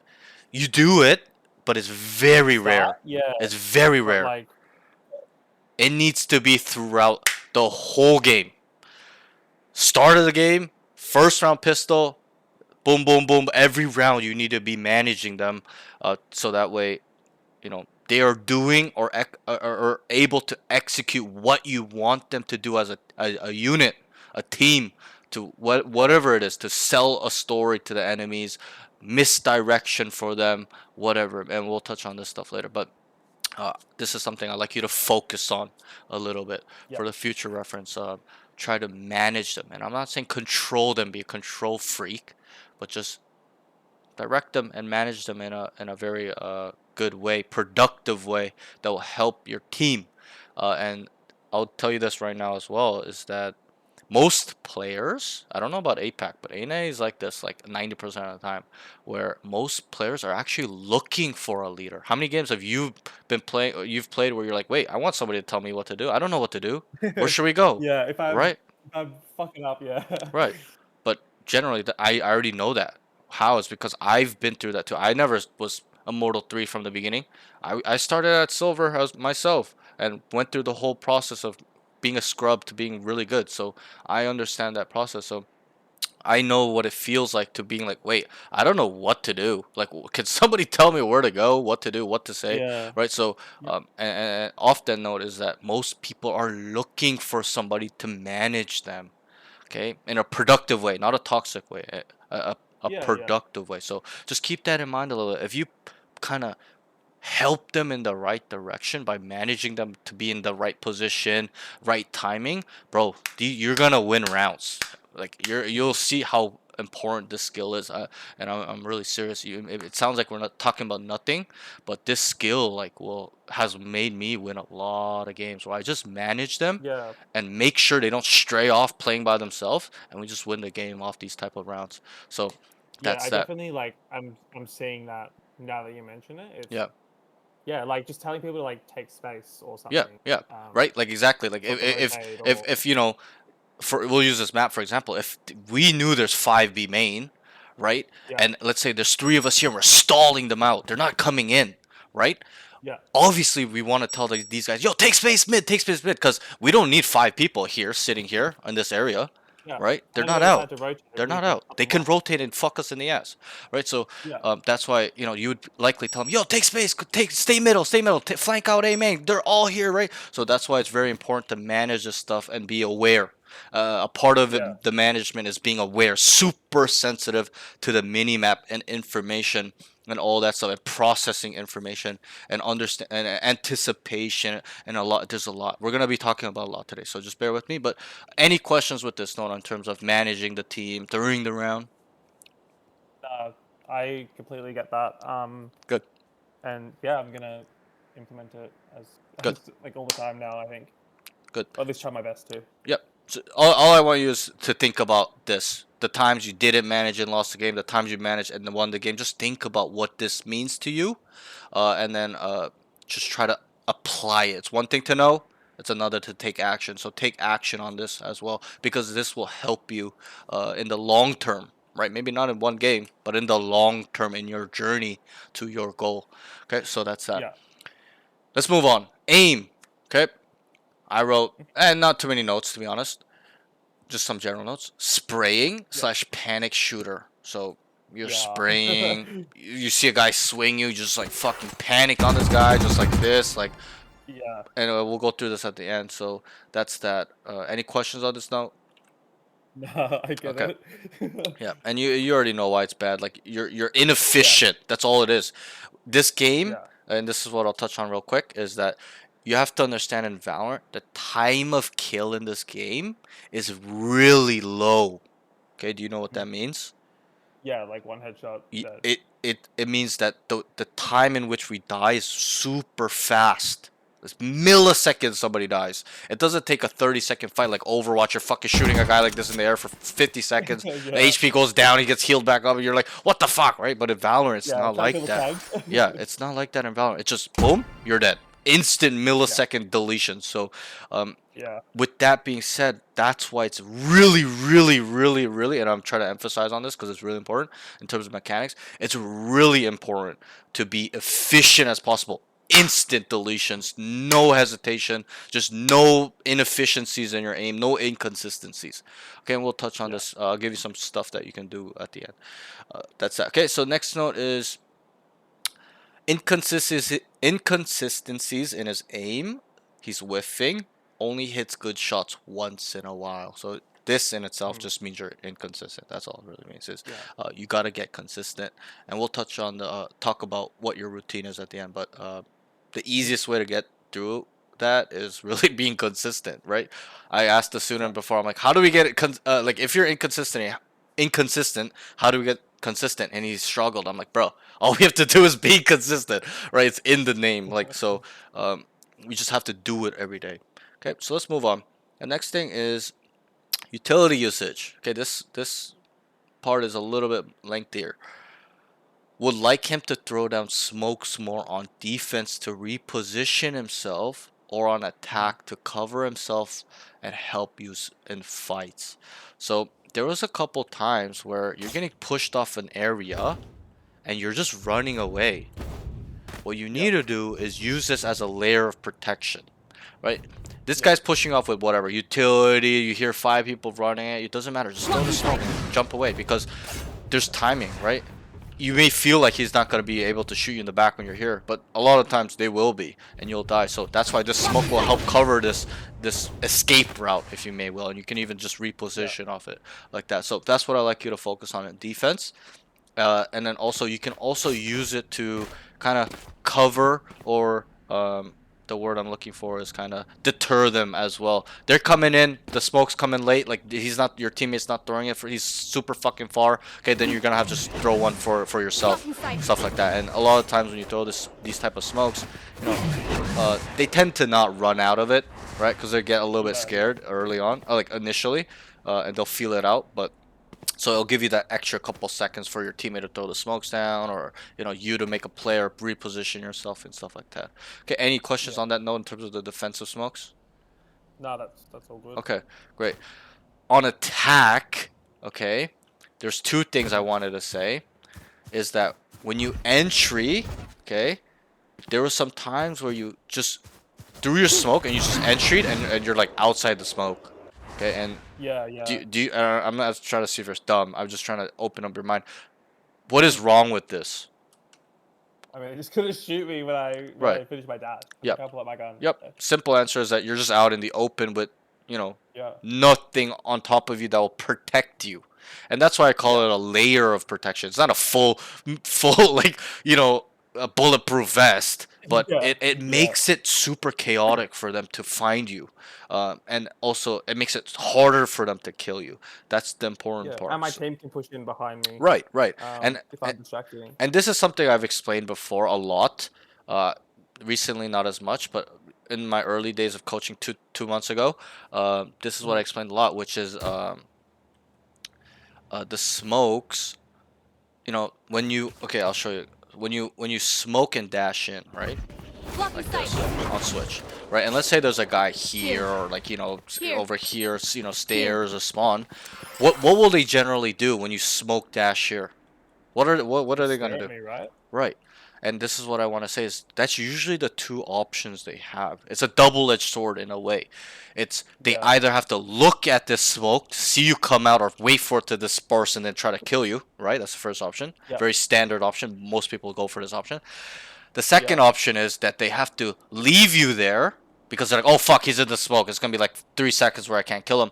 And they look here for the teams coming out, right? But what happens when they look at the team coming out? What can you do as the Jett? I just kill them. Right. Yeah. You can have it. No, it's not automatic. You're not automatically gonna kill him. Right. But you the option of you abling to kill him there is quite high because he's distracted. If he chooses to look there, I can just have a good fight. I have a good advantage. If he chooses to fight me, even if he kills me, my team's got my back. They're coming out and they're gonna trade this guy. Right. So it's a little. Go ahead. Throws out a flash or something. Sure. They're just gonna get blinded. Right, and you'll be likely fine because your back's turned to them. You're in a smoke, etc., etc. We can theory craft about this all day, but that's how we have to look at it. It is an advantage to you in some sort because of that. They have to choose. You're making them split a decision. Do I look at the Jett coming out, wait out the smoke, and try to fight him, and then it's still a 50-50, or I actually honestly think it's less than a 50-50 for this guy because yes, he knows you're in this area, but he's got to stand here and fight you, which it's not a 50-50 because this teammate's coming out. and also this guy has a really good chance of killing him too. But we'll leave it at 50-50. Or he has to choose to go, leave this guy. Oh, yo, he dashed out, switch, and he just tries to kill his teammates. But there's two options of two levels of threats that are gonna able to delete him or kill him or trade him, etc., etc. I So never really thought of it like that. Yeah. I always thought it was just like, yep, I'm just in to be a distraction. And Right. then, Yep. Just try get a kill. But Yep. now that when you break it down like that, it just gives me more confidence to do Right. it. Yep, and this is something I'd like you to think about for the future or anything, anything as small as throwing a smoke and entering in the smoke. That you gotta look at, and this is something I've been teaching recently, and this is a very advanced thing. You may not understand it yet. You will soon, one day. But what you have to understand is that's how you have to think about a lot of things. How the enemy's perspective, how it works in the enemy's perspective, right? Yeah. He's got to make a decision. Two decisions. One or the other isn't better or worse. Sometimes it depends on the scenario, but it makes it chaotic in his mind a little. Even if it's at milliseconds, couple seconds, that's the edge. That's where high-level players come up on top versus Take advantage. right, and that's what separates him from being a top 50 Radiant player from being an Immortal 2, Immortal 1 player. Because he can take advantage of that thought process, and then these noobs cannot. Okay, and so that's what I'd like you to take away in this moment in time, is that's how you have to look at a lot of these things that we do and see how the enemy look at it. Is this an advantage to me, yes or no? Will this confuse or make him make a split decision, need to make a decision, stuff like that. And you got to add this to your thought processes, because that will make you a much better player in the long term. Maybe in the short term it'll take a little bit of a while for you to understand the kind of the side of the enemy, but once you kind of step your foot in the water a little bit, you'll enjoy the pool. Okay, so that's that. You understand that note? Yeah, that sounds like fun to do. So Good, I'm pretty good. keen to take that on Right. board. It's a little bit of a chess game. That's how you have to. It's a mind game, right? Make him make the mistake. That's what really I'm trying to say with these thought processes. So and that's what you have to understand. Valorant is really it's literally, if I were to rough estimate, Valorant is like 90% mind games, literally. Mind games. It's all about chess and being 20 steps ahead. Not just 1 step, 2 step ahead. Literally 10 steps ahead of the guy that you're playing against. And not just one guy, all 5 of the individuals. Think about it that way. It's super scary, right? But and that's that. So so that's that. So let's move on. That's what I really wanted to touch on with you not covering yourself when you entry on a site or an area with the smoke. So that's for future reference. So let's move on. He's had jet knives. So the next note is he's had jet knives on defense forever. You even said it to yourself and your duo. You're like, oh my god, what do? Do I just turn my knives on? Like, should I have used it? What do I do? Like, do I use it? You start laughing. You're like, what am I supposed to do? You don't know. Right? You're confused. Right? And that's fine. I like to save it for when I can't buy. And I felt like I could buy most rounds on defense. Yeah. Especially when I bought the op, I saved. I was like, yeah, you still had your knives that round. The first time you bought an op too, you still had your knives and you still didn't use it, especially when you were in a clutch situation. You're in a 1v2. Remember that round? Just pop it, yeah. Yeah, you should just popped it and use it. And so we'll touch on this. Might be a little bit lengthy, but so let me finish this note. It says he's had jet knives on defense forever, hasn't popped it. He needs to use it for economy or using it for clutch situations. Also tends to spray / spam them. It's hit scan. Take his time. Okay, and you understand what hit scan means, right? I do, yeah. It means it goes where we shoot it. Obviously our guns do too, but there's recoil, so it's not really 100% hit scan, right? We gotta really kind of control this area, small area. But hit scan means like it's literally wherever you fucking put it, it's going there, like 100%. Like it's super precise, right? So that's how you have to look at it, where it's gonna go where you put it. So take your time. The guy peeks you, you're like this, like your just mouse is going everywhere. You're just fucking panicking on it, bro. Take your time. And this is what we'll go through this near the end in the range. I'll show you some exercises to build this hand-eye coordination, this mind-body connection, where you can just look at his head and he's just dead. and your body will just follow it, and your body's your I hand. do But that like every Yeah. time with knives. Like Yeah. I'm always. Yeah. I think that's why I'm also so scared to pop it. Is like you're gonna whiff. I just don't have that confidence. Right, Yeah, right, I'm yeah, just gonna yeah. whiff. So what's the fucking And, point? and you shouldn't be. You shouldn't ever think like that. Okay, just think about Yeah. it this way. Okay, it takes 3 knives for them to die from body shot, and 1 knife Yeah. for a headshot. So even if you whiff, as long as you hit them 3 times, which is really fast. Look at me spam, and don't just click 3 times unless you're tapping. You can just hold. Yeah. This is me just holding the mouse, right? Oh, Boom, boom, you boom. make me fucking hold it. Yeah, you don't need to manually tap it. I can just click 1 time and I just put it in the direction and then he'll be dead. And it takes 3. Yeah, okay. 3 knives and he's dead. So if he peeks me and I just put it, boom, he's that guy's dead already. Look how fast it is, right? And that's how I started too. Trust me, I was never good at one tapping with knives. But once you Yeah. start experiencing getting kills with knives, you're gonna get really good where you just go boop, headshot, boop, Yeah. headshot, boop. Oh, this guy's that turn around, boop, boop, boop. One day you just start one tapping everybody with knives. And this Yeah. will come. This will come. Be patient with it. But the first thing I will tell you is just get used to just holding it and just killing them body or headshot or whatever. And then get I get better I at it. didn't even know that. Yeah, you can hold it. Yeah, I And think then- also Yep. a main thing is like just taking your fucking time. because Yeah, take your time. Yep. I obviously panic. Yeah, and this is a little bit of a presence of mind thing. That's a traditional sports Yeah. term where it's like being present, being able to slow down time and being like, okay, what do Yeah. I need to do here? What do I need to look? Yeah. Stuff like that. Like, it's kind of like a traditional sports example is like American football players able to get their 2 feet in the sidelines before they catch the ball. Soccer is like, making that right correct pass down the field. Basketball is like making shooting the ball with like 0.02 seconds. Like, how does he know? He doesn't fucking know, but he has that presence Yeah. of mind of knowing I don't have much time. I gotta let it go quick, right? So it's a little bit Yeah. of that involved as well. Also, you can right click it, right? Yeah, I know that. Okay, yeah. good. So You that's don't get them. You don't get them back if you right no, click, no, even no, if no. get a You kill. don't. You don't. You used to back in the day when you right click and get a kill. Yeah, It would recharge. They nerfed that long time ago. But that's that. Okay. So that's what we were talking about. Sorry, let me just go through the notes. So, let's talk about the fundamental side of it now. So, the basics of economy. So, what I like you to do, even if you have a lot of money, use it, right? And Yeah. I'll ask, why do you think we need to use the alt as fast as possible? Any alt, not just knives. Think about it So logically. you get more throughout the round, like the half.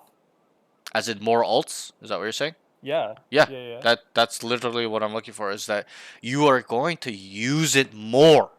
But if it's filled up and you don't use it, can we fill it back up? Nah. Can we use it more than once if we have alt and we don't use it for 12 rounds? No. No, we can't, right? So that's what I like you to understand is the faster we use it, the faster we can replenish our alt. Okay, we can use it 4 times a half instead of 0. Like you use it 1 time or 2 times, but you get my Yeah, point. yeah. So, and I'll ask you a question: how do we replenish our alt orbs? Do you know in which ways? Kills, deaths, alt orbs, Kills, planting? deaths, orbs on the ground. What was the last one? Sorry. planting. Planting. Yep. There's one more. You get one for diffusing. Yes, and one for diffusing. Okay, cool. And Yeah. I don't need to touch on this with you, but what happens with a lot of my other students in a second session onwards is they'll leave the orb. Like let's say they're on attack, they just run by it on like a super important agent like Clove, Killjoy, Yeah, like big old type, Tails. They just run by it, and I have to break this down to them. Bro, like why are you not picking it up? And I explain to them usually is that this orb is of value. It's valuable. It's like money. It's like getting a kill. Because it is. That's the only way we can get orbs, right? Kills, like you said, dying, planting, diffusing, and picking them up. And obviously, dying is not a value, but killing is. It's so somewhat of it's similar. It's very tied together. So always pick this up so we can replenish your alt orb. Okay, that's for future reference. I just wanted to give you a little bit of fundamental food for thought there for yourself. So that's how you have to look at it. Yep. Any I questions? tend to leave it if, like, I know we want to push quickly. Doesn't matter. I know Just we're throw it pushing. anyway? I know we're going in quickly. I still fucking pick it up. It's like getting a kill, right? Especially if I'm on an agent like ISO because the ult is huge. Phoenix, KO, Killjoy, Breach, Brim, Sage. It doesn't matter. Anyone with a huge ult or an ult that can really change the course of a round, pick it up. because it's a value. You have to add value to this. This isn't a piece of paper on the street. This is like a $5 bill. Would you leave it on the ground? Probably not. You pick that shit up, right? Right? So that's how you have to look at this. Is a value. It's like getting 1 kill. That's how you have to look at it. It's 1 kill. Boom. I got 1 kill, boys. Or defusing the bomb. That's a value, right? Planning. Planning is a value too. People don't understand, right? Because it's like, so it's value. Just pick it up. We'll move on from that. So, do you have any questions on us talking about the knives and the economy? Or no? No, that's all good. Okay. But when you say like buy up, Yep. you mean like spending money on like a shorty, for example, if I can't afford anything else? And What do you mean by that sort of buy thing? up? What do you mean by buy up? Like, I think you said something about like making sure I get the most out of the economy and. Like, Yeah. Oh, I actually think I got carried away with that last part. But so I'll kind of re-talk about. So, really, what I want you to do is, understand that this using the alt knives is really for economy, as in you're saving for an op, or you can use knives and you have enough to buy, and another teammate doesn't. Then you're gonna buy the guy the gun, right? Because you don't need a gun. Right, so and at the higher levels, maybe not in your levels, but at the higher levels, there's a lot of cases like that where only 3 guys can buy a gun, minus the Jet. The Jet can buy a gun, but she's got knives, and the Jet will buy that 4th guy a gun, and she'll use knife, and she'll pick up a gun later down the road, here and there, where it kills somebody, or teammate dies, she'll pick one up, whatever, etc., etc. So this is something you need to gauge. I can't really give you the answer to it. I want you to develop it, but that's something you gotta kind of see, and the best way to see that is pressing tab. When you have money for a gun and you have knives, and somebody on your team cannot buy one, you tell them, "Yo, I'll buy you, bro. I'll buy you. I got knives." Okay, this is a very intermediate thing. Back in the day, it was advanced. Like, nobody kind of understood this. Now it's just very standard. When Jet has knives and money, she's gonna buy a teammate and she's gonna use knives. Back then, it was very advanced. Now it's like intermediate. Okay, so that's that. Let's move on. And also, last note on that is I want to say that, wait, where did it go? Oh yeah, just pop it for clutch situations. Even if you have lots of money or whatever, just pop it, because this is such a fucking broken piece of utility. Game changer. Yeah. And they nerfed it 20 times and it's still broken. Think about that. So, use it, especially in those scenarios where you can impact the round by winning it, okay, or impacting the game by winning. Okay, so let's move on.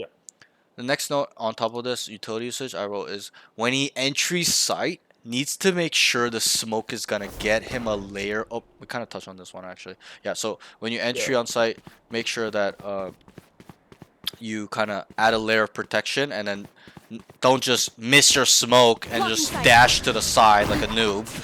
Make sure you're gonna go in the smoke, right? And that's self-explanatory. It's like that thought process we said, where they have to make a decision on looking for you and fighting for you, or fighting your teammate first, but whatever the case is, there's gonna be information, and then you're gonna be able to come out and kill people, stuff like. So it adds value down the road. So let's move on. Movement and positioning. Needs to speed up his flank, especially when he can realize a lot are out on site. Okay, so this is an awareness issue, a situational awareness issue, maybe both. It can lean to both a general awareness issue and a situational awareness issue. Okay, and I'll be specific. This note came from that round where you sat cat, right? You remember? And the enemy, the Neon, came out on B. You decided to take space and commit to the flank. Great. I love this thought process, but the execution was terrible. Okay, the thought process was an 8 out of 10. Thought process was 8 out of 10. Execution, 3 out of 10. Okay, why? It's because they're out fighting, teammates are dying, and you're just just slow walking. You're just slow walking. At this point, you just start fucking running it down. And this is a tip I'll tell you, and this won't work all the time. Sometimes when it's really hectic, really sweaty game, and they're taking a lot, like a fuck ton of contact, like it's a 4v4 contact type, like a 3v3, 3v5 contact thing with your team. Like you running behind them, they're not even gonna hear it, especially at this elo. In my elo, different story. They're so fucking aware while they're taking contact. super chaotic. They'll be like, yo, he's flanking tiles, and they'll come back and look. But in your elo, bro, these guys are so brainless that while they're taking this chaotic fight, they're just gonna have their back turned to you, and you're just gonna come in here and just go boom, boom, boom, boom, and kill all 4. Okay, so And understand. that's something I do like all the fucking time. Like, doesn't matter what role I'm playing. Yeah. I'm always Shift so walking. late on a flank. Yeah, I think Yeah. I'm just paranoid, like you said, of them hearing me and just like, turning. But Mhm. like, yeah, I completely agree with what you said. Just fucking leg it because they're not gonna realize. Yep, and this is some, and this section will be a little bit lengthy now too. So this is something we'll touch on now, before we move on. So you can understand the next stuff we're kind of talk about. Actually no, not so much about that, but so this is like a fundamental thing I teach to all my students. So we'll go through it now. Okay, it'll be about 5 minutes. So, but before we do that, off this though, so just understand that there's a little bit of fear with a lot of people here where they're like, fuck, I gotta just be always quiet and I just, unknown and just kind of, but there needs to be a little bit of risk, don't you think, right? It can't just be a perfect, Urgency, yeah. yeah, it can't just be perfect all the time, as in you're silent, throughout the whole duration is really what I'm trying to say. Is like, there needs to be moments in time where you're like, oh wait, there's probably nothing here. You just clear it and you start running, and then you start walking like, wait, they can hear me now. Okay, they cut noise. There's no more contact on B main. They might come back. Now I need to cut noise. Maybe I don't even. I'm not gonna commit anymore. I'm just gonna sit here. So it's a little bit of like fundamentals of taking space and flanking, but it's really important that you can add that where you're like, speed it up, slow it down, speed it up, slow it down, and just kind of you gauge that. I can't really give you a cheat sheet because there is none.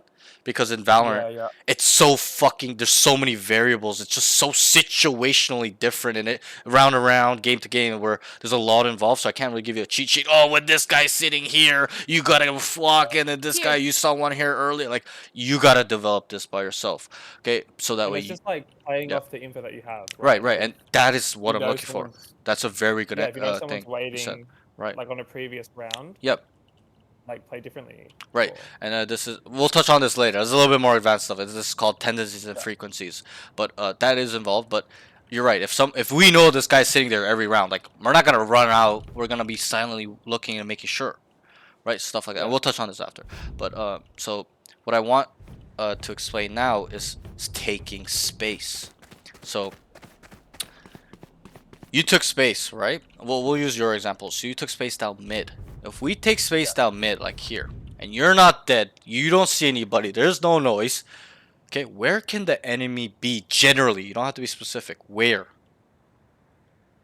Probably towards side. Which side? Because you're mid. We have control of here. Where will they be?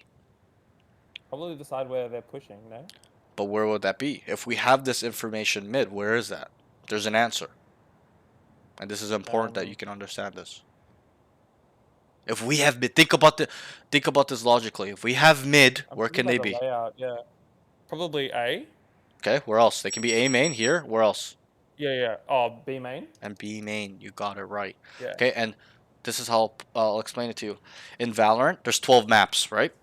10 out of 12 maps, okay? 10 out of 12 are in thirds. Ascent is one of those maps. They are in thirds, rough thirds, not perfect thirds. But it's our spawn A, their spawn A main, our like raft area, and A site. That's 1/3, right? Mid, bottom mid, top mid, there's a couple links involved with some maps, whatever. Still a part of that third. That's another third. Site B, spawn, B main, their spawn. That's another third, right? So if we walk down mid, where are they? You already answered it. A main, B main thirds, right? Where we have 1/3, they're on the other 2/3.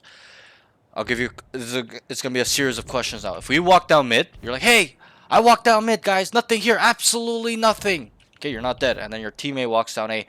What's up, boys? I have A main, nothing, guys, it's clear, nothing here. Where are they? Super simple. B, yeah. B. Good. You got it right. Okay. Next one. We walk down mid and we walk down B main. Where are they? A. Good. We walk down B main. We walk down A main. Where are they? Generally. Mid. Good job. You got them wrong. Oh, you got them right. Okay. And this last one. Okay. You need to get this one with your eyes and ears closed. And I know you can't. And if you can't, you have a problem. All right. But if we walk down A main. If we walk down A main and you're like, nothing there, boys, nothing, and your teammate walks down mid, nothing, boys, absolutely nothing. They're not dead. Same thing on B. Nothing A main, nothing B main, boys, nothing. Where are they? Super easy. Spawn, you got it. Hallelujah. You're not retarded. Okay, you're a smart guy. Okay, so and why I'm explaining it to you like this is not to see if you're stupid. It's to open up your mind to making you understand how space taking works. Okay, so if we take 1/3, they can only be in the 2 other thirds. If we took 2/3, they're in the last third. If we took all 3/3, they're fucking defaulting in spawn for some reason. Okay, and so it does not matter which combination of thirds. Okay, and taking space in this regard is information. And when we take space and gather information like this, okay, is to know where they are, generally, where they're leaning towards. Obviously, we don't know if there's 4 there, 3, 1 guy's over here on that, right? But generally, we're like, okay, the pack's over there. The big threats are over there. Okay? Yeah. And there'll be a lot of times you take space, like down mid and A main, and you're like, boom, 5 B main. We all know they're there because there's nobody. You've cleared everything. You know there's all B main. But what you have to understand... Oops, sorry. What you have to understand is that when we take space, it's information, and with that information we gather by clearing space and we're not dead, we know where they are, and by knowing where they are, we know what their options are. And I'll give you an example.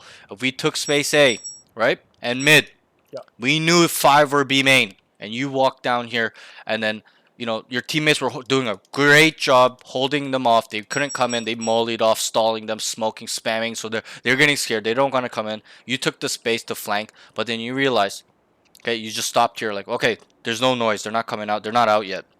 What are their options? To either push to the side or rotate up. Right. Is to commit on B or to rotate. When they rotate, will you know they're rotating? Yes or no? Freebies, yeah. Yeah, you will. By either you killing them coming out, right? From you hearing them rotating, or you taking a fight and you dying yourself. I'm sure you've experienced this, right? Where you kind of commit and then they kind of rotate 3 people and you don't get anything. But you still have information. Guys are fucking rotating off. Right? They're leaving. They're leaving. And then your team can play them, you know, rotate accordingly, or et cetera, et cetera. At the higher levels and my levels, there'll be times where people flank, they die, and at your levels, they'll be like, yo, they're leaving, go away. But at my levels, they'll be like, wait. They can go back because they know that we know they're rotating. It's like a mind game. It's like a super meta game thing at my level. But that's, you don't really need to worry about that now. But that's how, you know, space taking is really, really, really, really important. And why it's important, because it's information. We'll know where they are, and then we'll know what their options are. Okay, any questions on this note? No, that's really good. Okay, so this is a tool and a skill for future reference that you need to develop better and better and better over time. And you'll ask me, I've never thought of it like that. Yep, and you'll ask me, you know, most of my students ask me, how do I get a better perks? And I tell them, get it wrong. Fucking walk down. I don't care if you think 5 people are there or not. Walk down and take space, and then build upon that. Okay, for example, you walk down A main. I've used this example a couple times. You walk down, okay, you're like, I'm taking space, nothing A main, guys, and then you just die to this guy in the corner. What are we gonna do next time? Obviously check it. Yeah, next time we're gonna check it. We walk down, we check it, nothing there, we don't die, and then we checked it and we walk down and we die to this guy. What are we gonna do next time? Check it. Yeah, we're gonna check both corners. We're gonna check this corner and then walk down and just check this corner. And then let's say we check that, we got used to checking the second corner and we walk down, we die to this corner. What are we gonna do? We're just gonna check that corner, and that's where you will develop the skill. And this is where I develop my skill of taking space, flanking, committing on the flanking, or containing. And I should touch on this. There's 2 things with taking space: is either to flank or to contain. So as in, like you did, you flanked. That hold before was the contain if you were holding it. Right. in that little What you did was commit. You committed to the flank, right? You came out. You came all the way behind, or you try to flank them. You try to come behind them. So that's the flanking.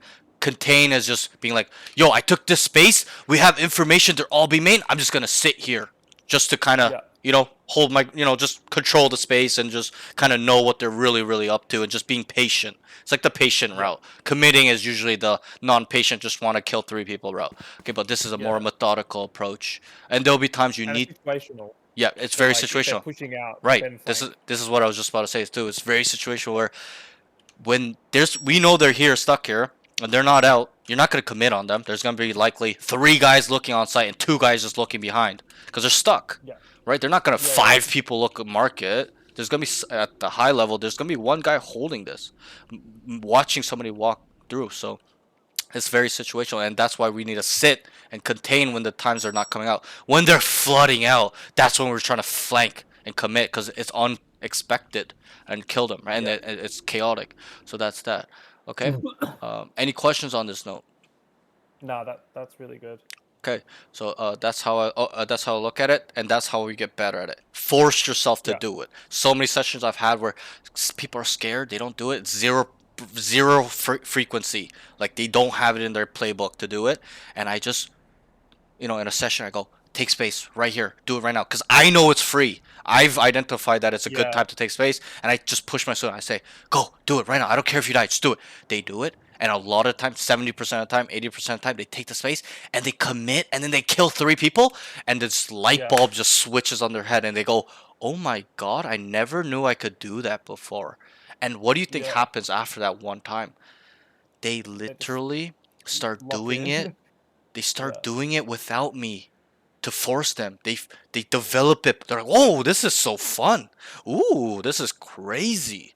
Right, and then and then so many students where it goes from 0% frequency, they never do it, to they just do it by themselves. I don't even need to tell them. They just know how to do it well now. So this is the development you need to go towards by just doing it.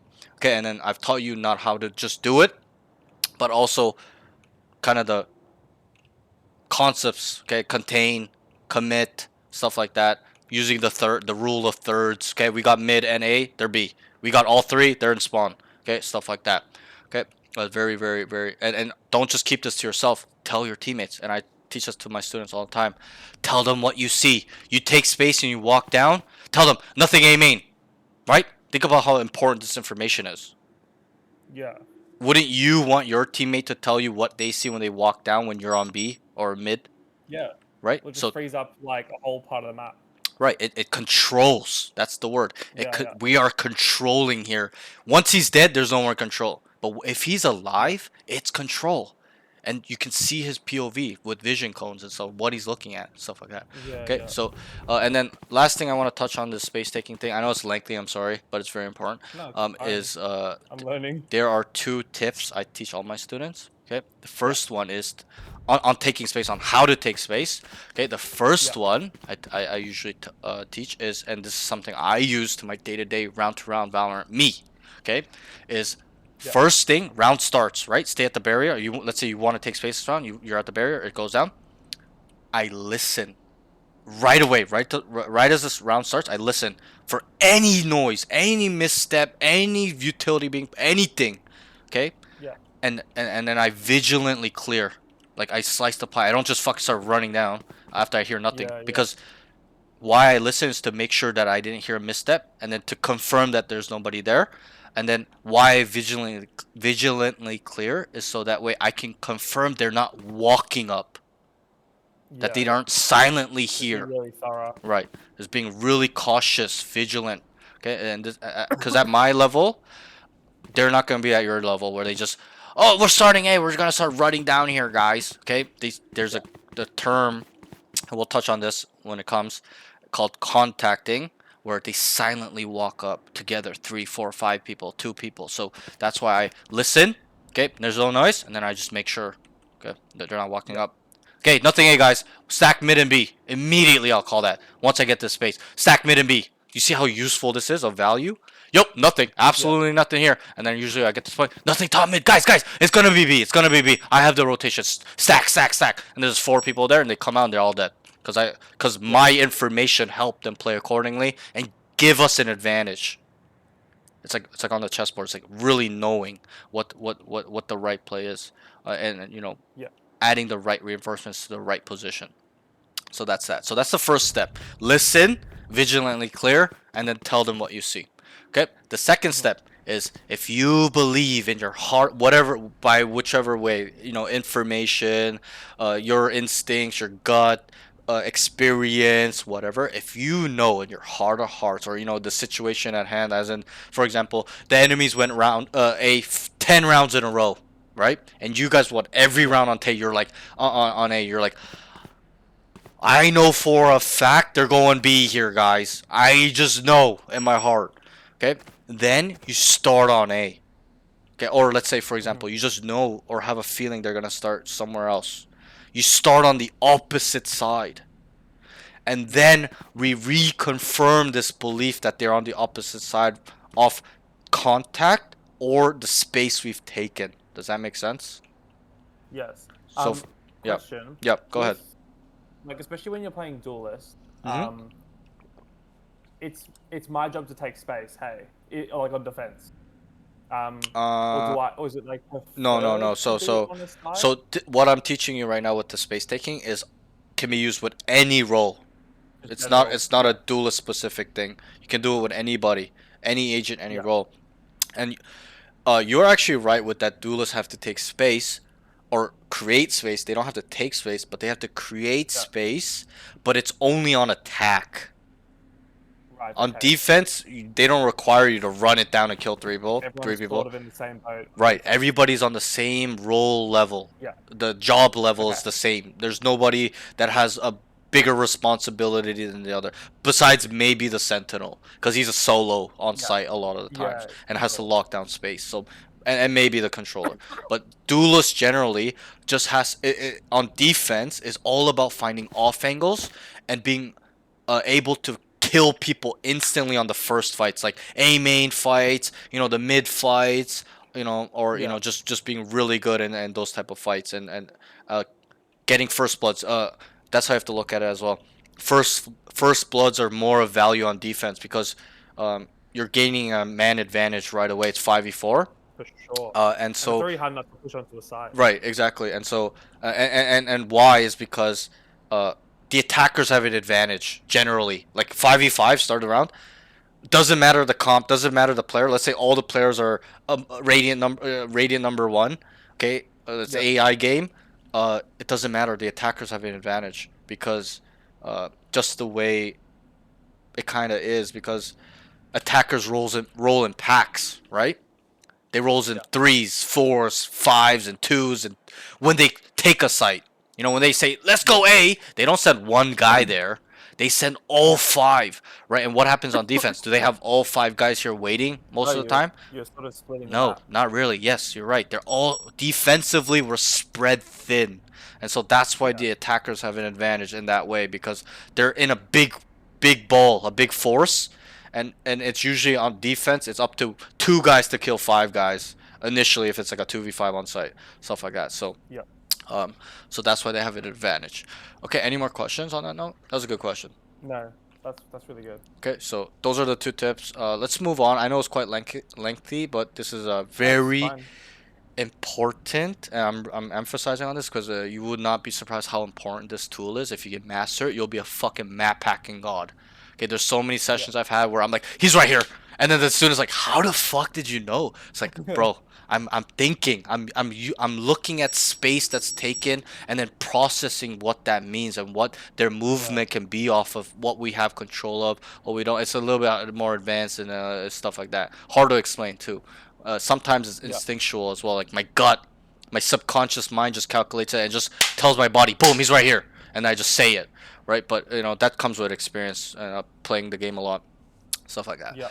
But initially, I was never like that. I used to have a lot of trouble of knowing where people will come from and where they're likely to go. I would not know. Like I was really Yeah, had well, a I hard think time. This has already like blown my mind. Like if Yep. I start thinking about this, I think I'm gonna Yep. have such a easier time. Yes, you will. I feel like, I feel like this is. If you blown get my this, mind. if you get this skill to a somewhat, not even elite, somewhat decent level, bro, you'll be taking space where you just know where they are every time and then know what their options are. Are they gonna come or are they gonna rotate? If they rotate, I'm sitting right here, or I'm already committed on the flank. I'm gonna kill 3 and get away or die. You know, Yeah. 2v1, whatever. But that's that. So one last note I want to touch on with the whole attack side has an advantage thing is also why the attack side has an advantage, because they're rolling in balls, but it's because we're spread thin, the defense, and understand that a 1-for-1 trade, I'll ask you a question. Who benefits for a 1-for-1 trade? They kill us, we kill them, or we kill them, they kill us. Doesn't matter. A 1-for-1. It turns into a 4v4 Definitely- or a 2v2, Yeah. 3v3. Probably defenders. Wrong. Okay. The attackers have an advantage. And so that's why, in terms of duelists or anybody on defense, it's really important to get a first blood, to gain that man advantage, because a 5v4 for defense turns into an even playing field. Does that make sense? And then we also have a better idea where they are. Right. And it makes the map a things little like bit easier to control, right? Because it's Yeah. less threats around, less lurking type stuff, less timings, less people that can do weirder stuff, especially if we can track where they are, right? Let's say we made it a like the 5. faster you, Yeah, the go ahead. faster Go. you get the bomb down, the more like funneled they are to like sort of sprint it down. Right. You can Yeah. sort of narrow it down. It also makes it easier on the retake. It's a 5v4 retake instead of a 4v4. Yeah. It's yeah. like, bruh. It's not like a huge 100% increase in edge, but that one man makes a big difference. It's Big you difference, you can make him expendable. Like, you can send one guy in a 5v4 to gain knowledge on where all 4 are, because 3 people are shooting at him, and then the 4 guys come out and just start fucking shitting on people, right? And that's why retake is for attackers. The post plan is hard because it's all about not showing where you are and really making sure you have that advantage in a 3v2 post plan as an attacker. Because, bro, 2 people taking 3 people on unknown positioning is hard, right? On a retake, you've been in that thing. I have too, where you're like, okay, it's like 1v4, like, okay, fuck, like, bruh. Even a 4v5, you're like, It's you're like not. anything. You're not feeling good about 4v5. Even 5v5, you're like, fuck, bro. Like, this is gonna be tough. People are gonna die, Yeah. right? So Already set up. ready that's to why go, it's sort of thing. important to get first bloods and reduce the man count when you're on defense. Like, you always want the man advantage on defense. On attack, does not matter. 2v4, super fucking winnable on attack, on a post plan scenario, right? Especially if you have good angles or you're aggressive and you push spawn and stuff like that.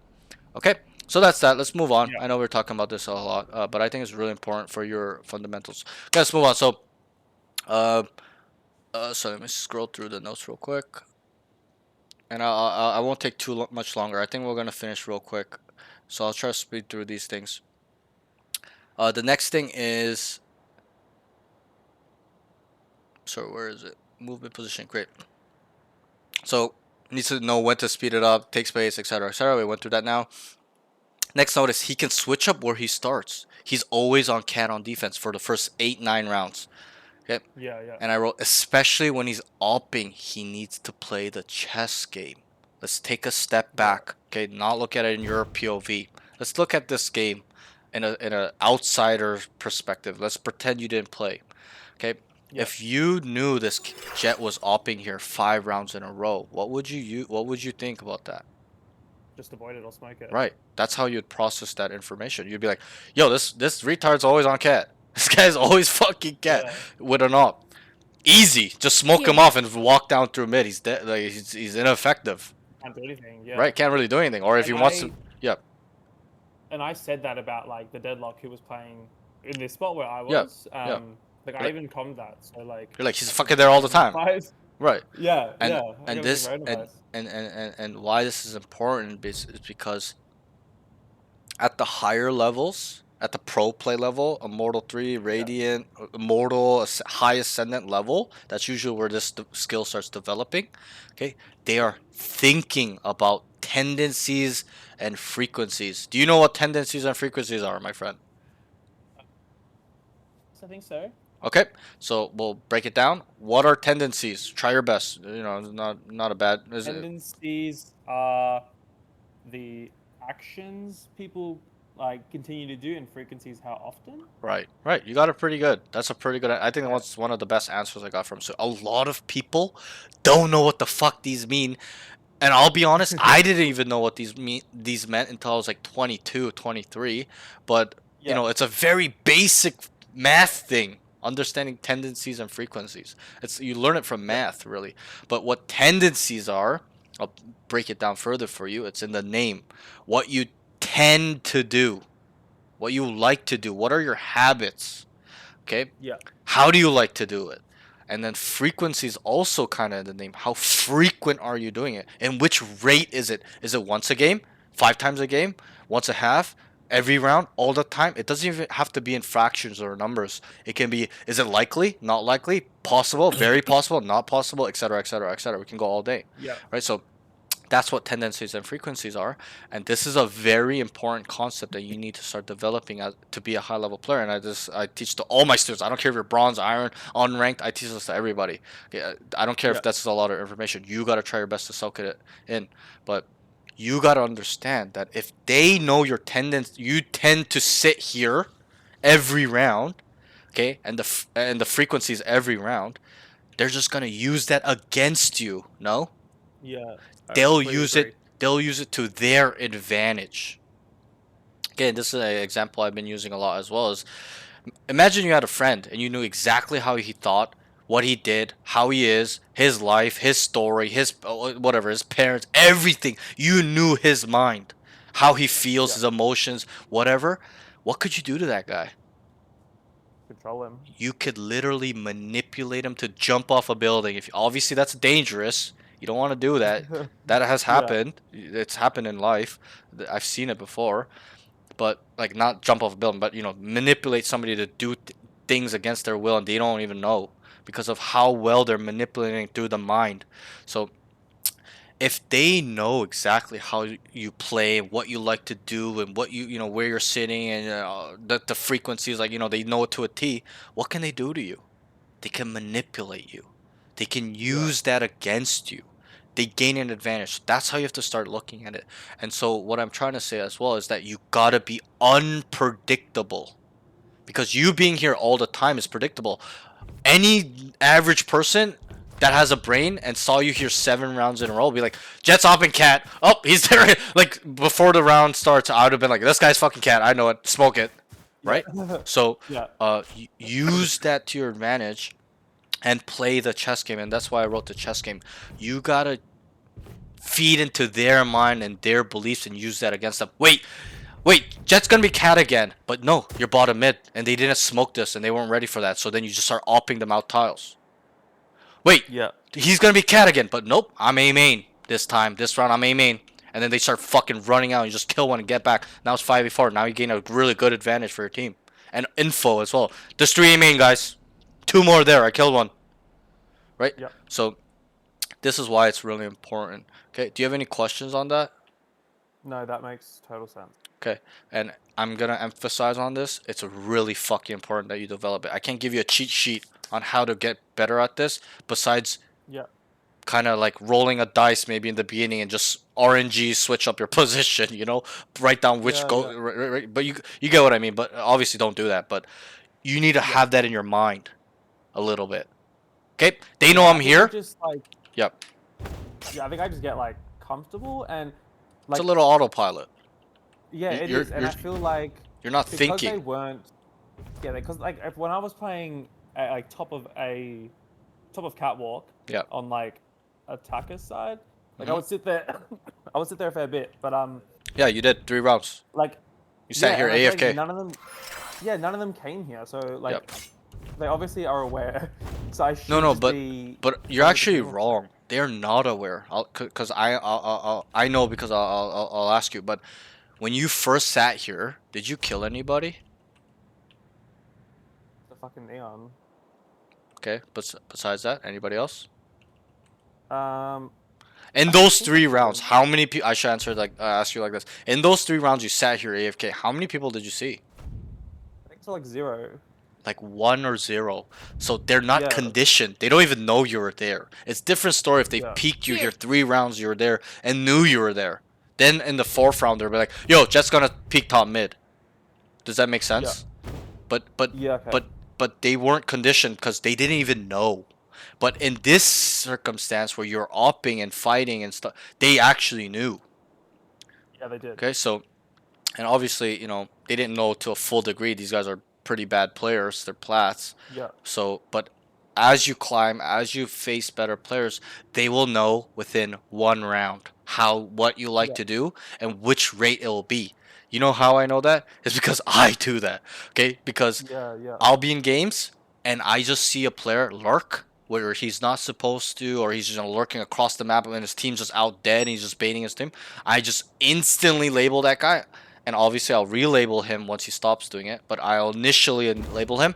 This guy's a fucking lurker. He's a rat, guys. He tends to lurk, and the frequency is all the time. So I tell my team, guys, if he's missing, he's lurking.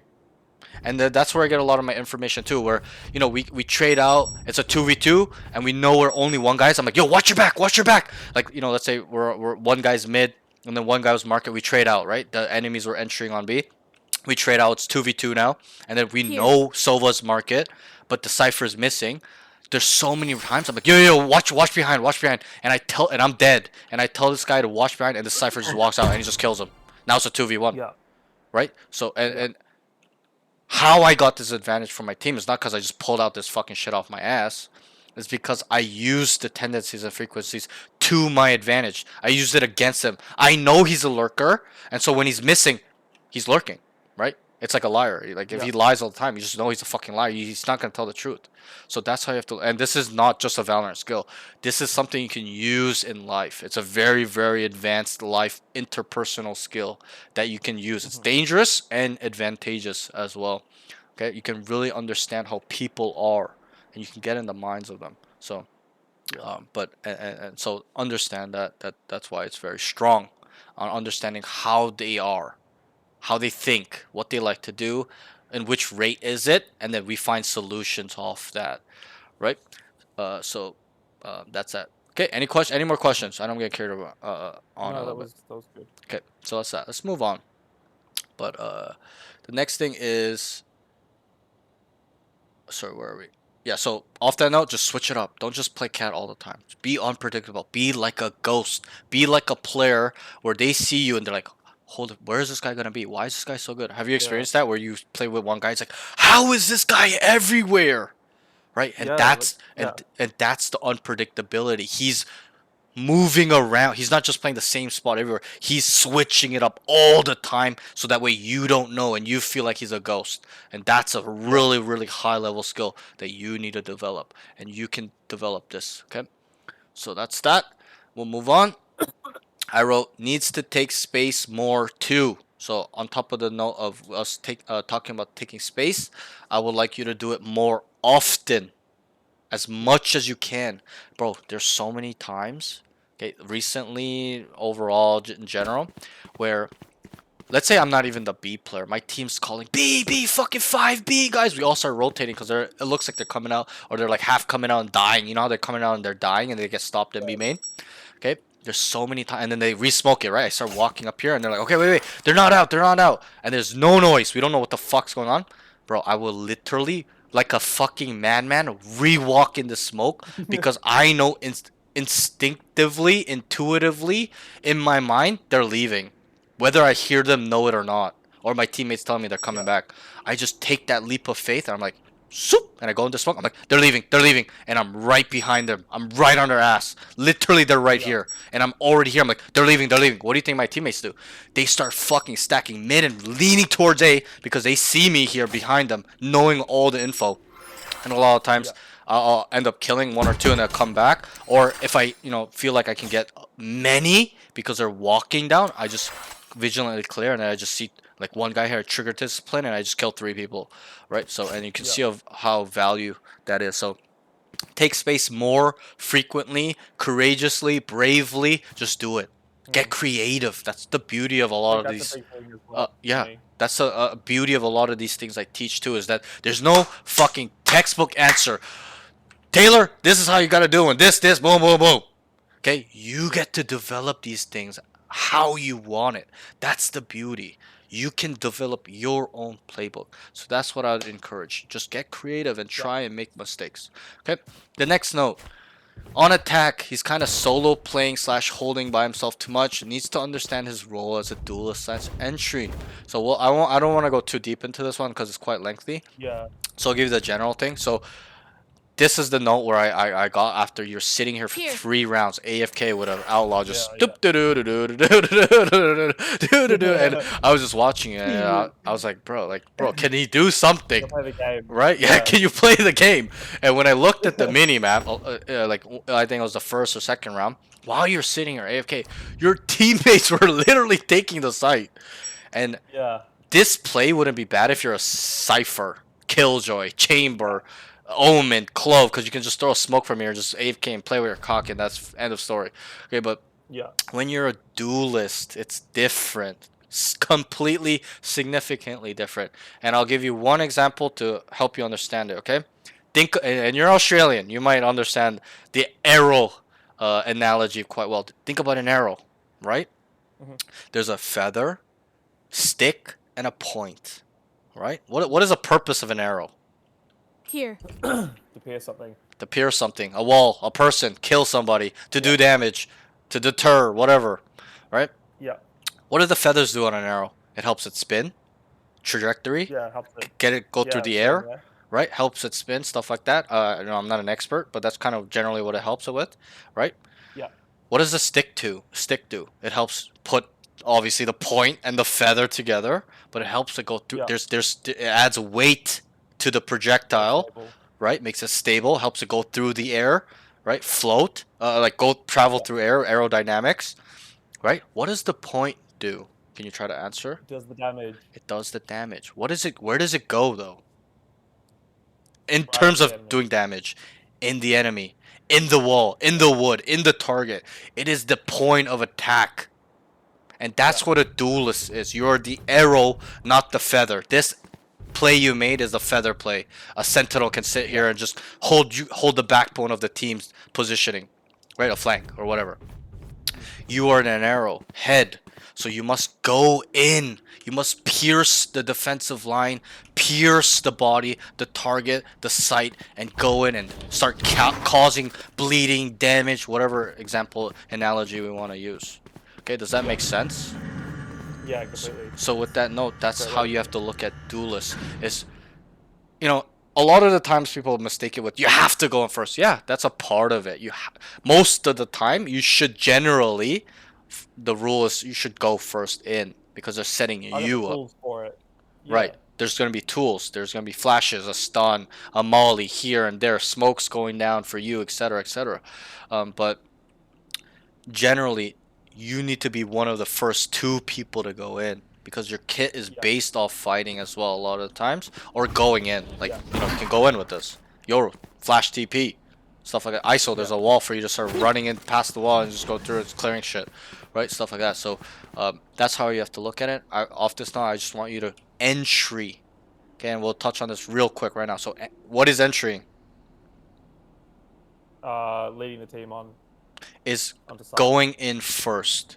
Entry, going in, right? So make sure you're going in first. What is scaling? These are the 2. Pushing Yep, go ahead. forward through sight. and Good, taking good. shape. Really good answer. It's in the name. Scale a ladder. What does that mean? Move forward, climb it, Yeah. progress, right? So scale. So these are the 2 very, very important fundamental skills of a duelist. Just how like anchoring and stuff like that is for a sentinel, or lurking is for a sentinel and controller, right?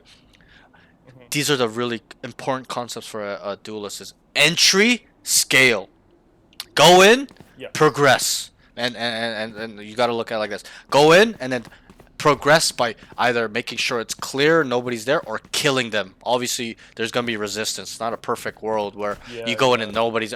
Sometimes it's free if you make the right stuff, make the right call. But that's that. Okay. So do you understand the role a little bit better off that now? Yeah.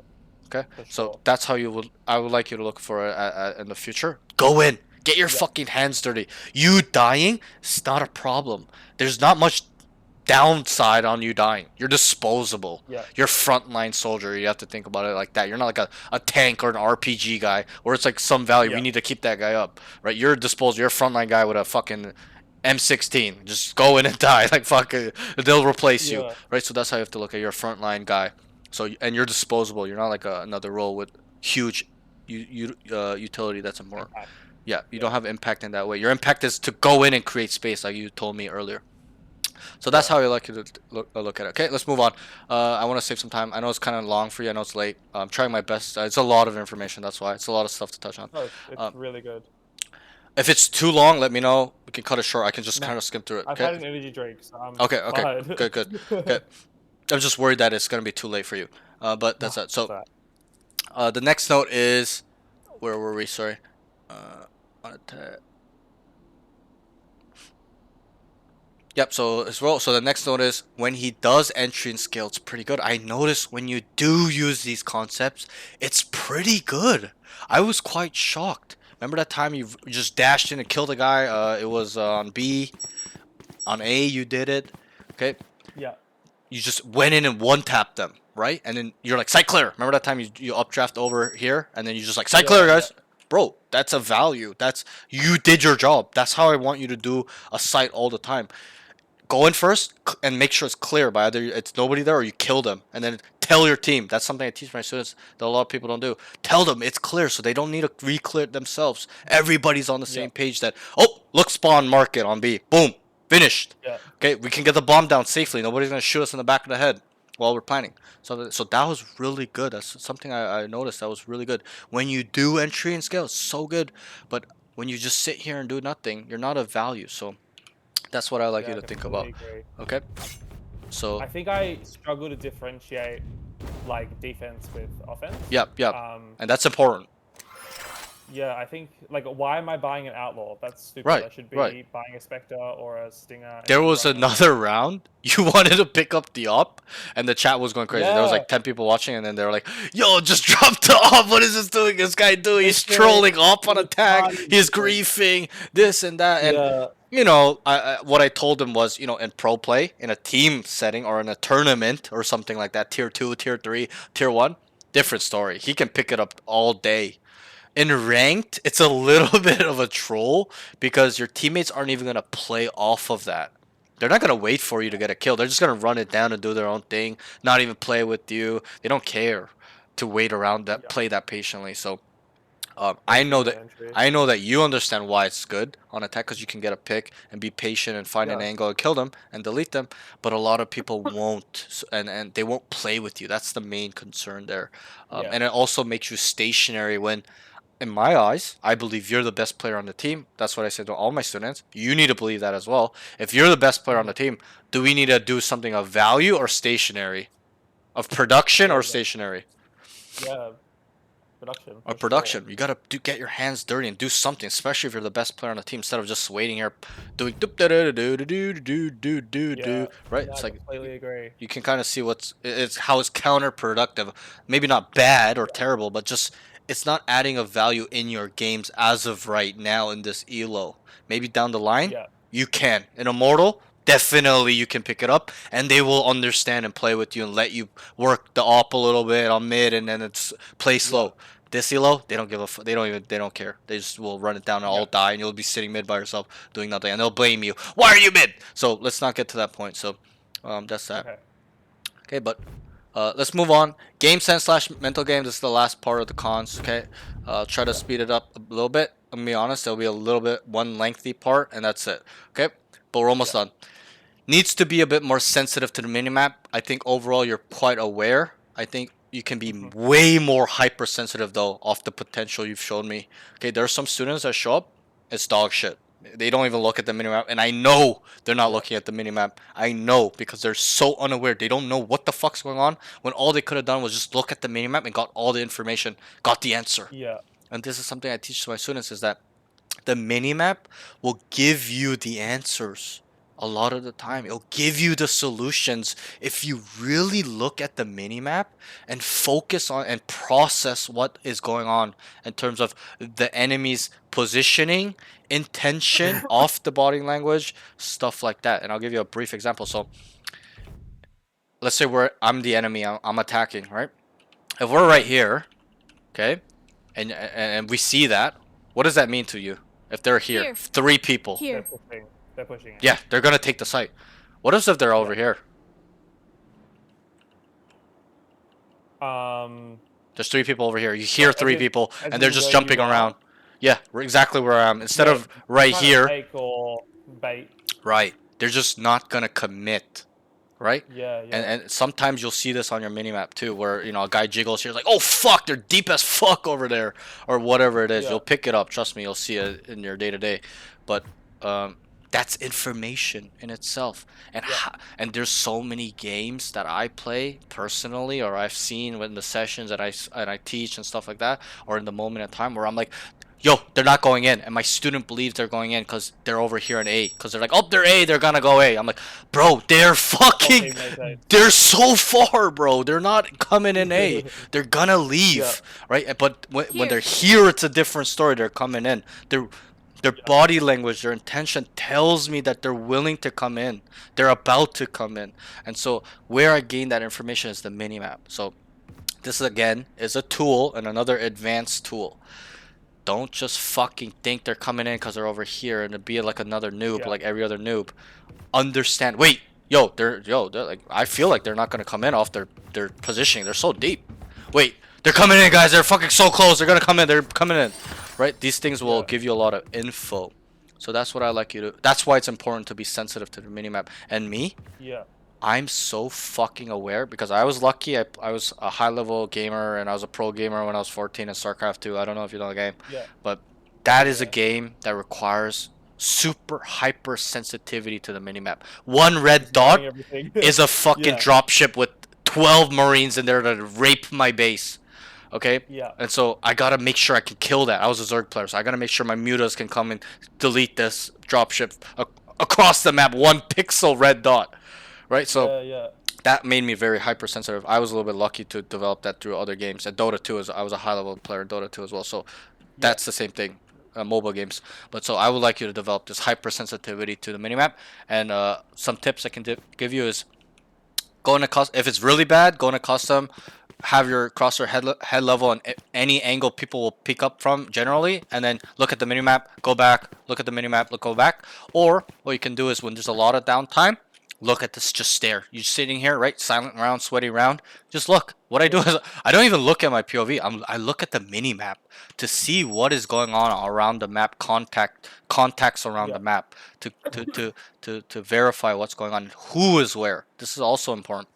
Not only is it important to know how many and who is where, how many are where. 1 top mid, 1 B main, guys, 2 A main, 1 tiles.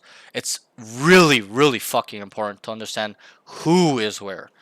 If we see 3 A main, and then we see a clove and a tail B main, what does that mean to you? We see 3 A main. Yeah, they're going A. No, Or more wrong. likely to go A. Wrong. And I'll be a little bit more specific. We see 3: a Jet, Reyna, and a Cypher, and then we see a clove and a tail on B. Think about that for a little bit. Process that information. What does that mean logically?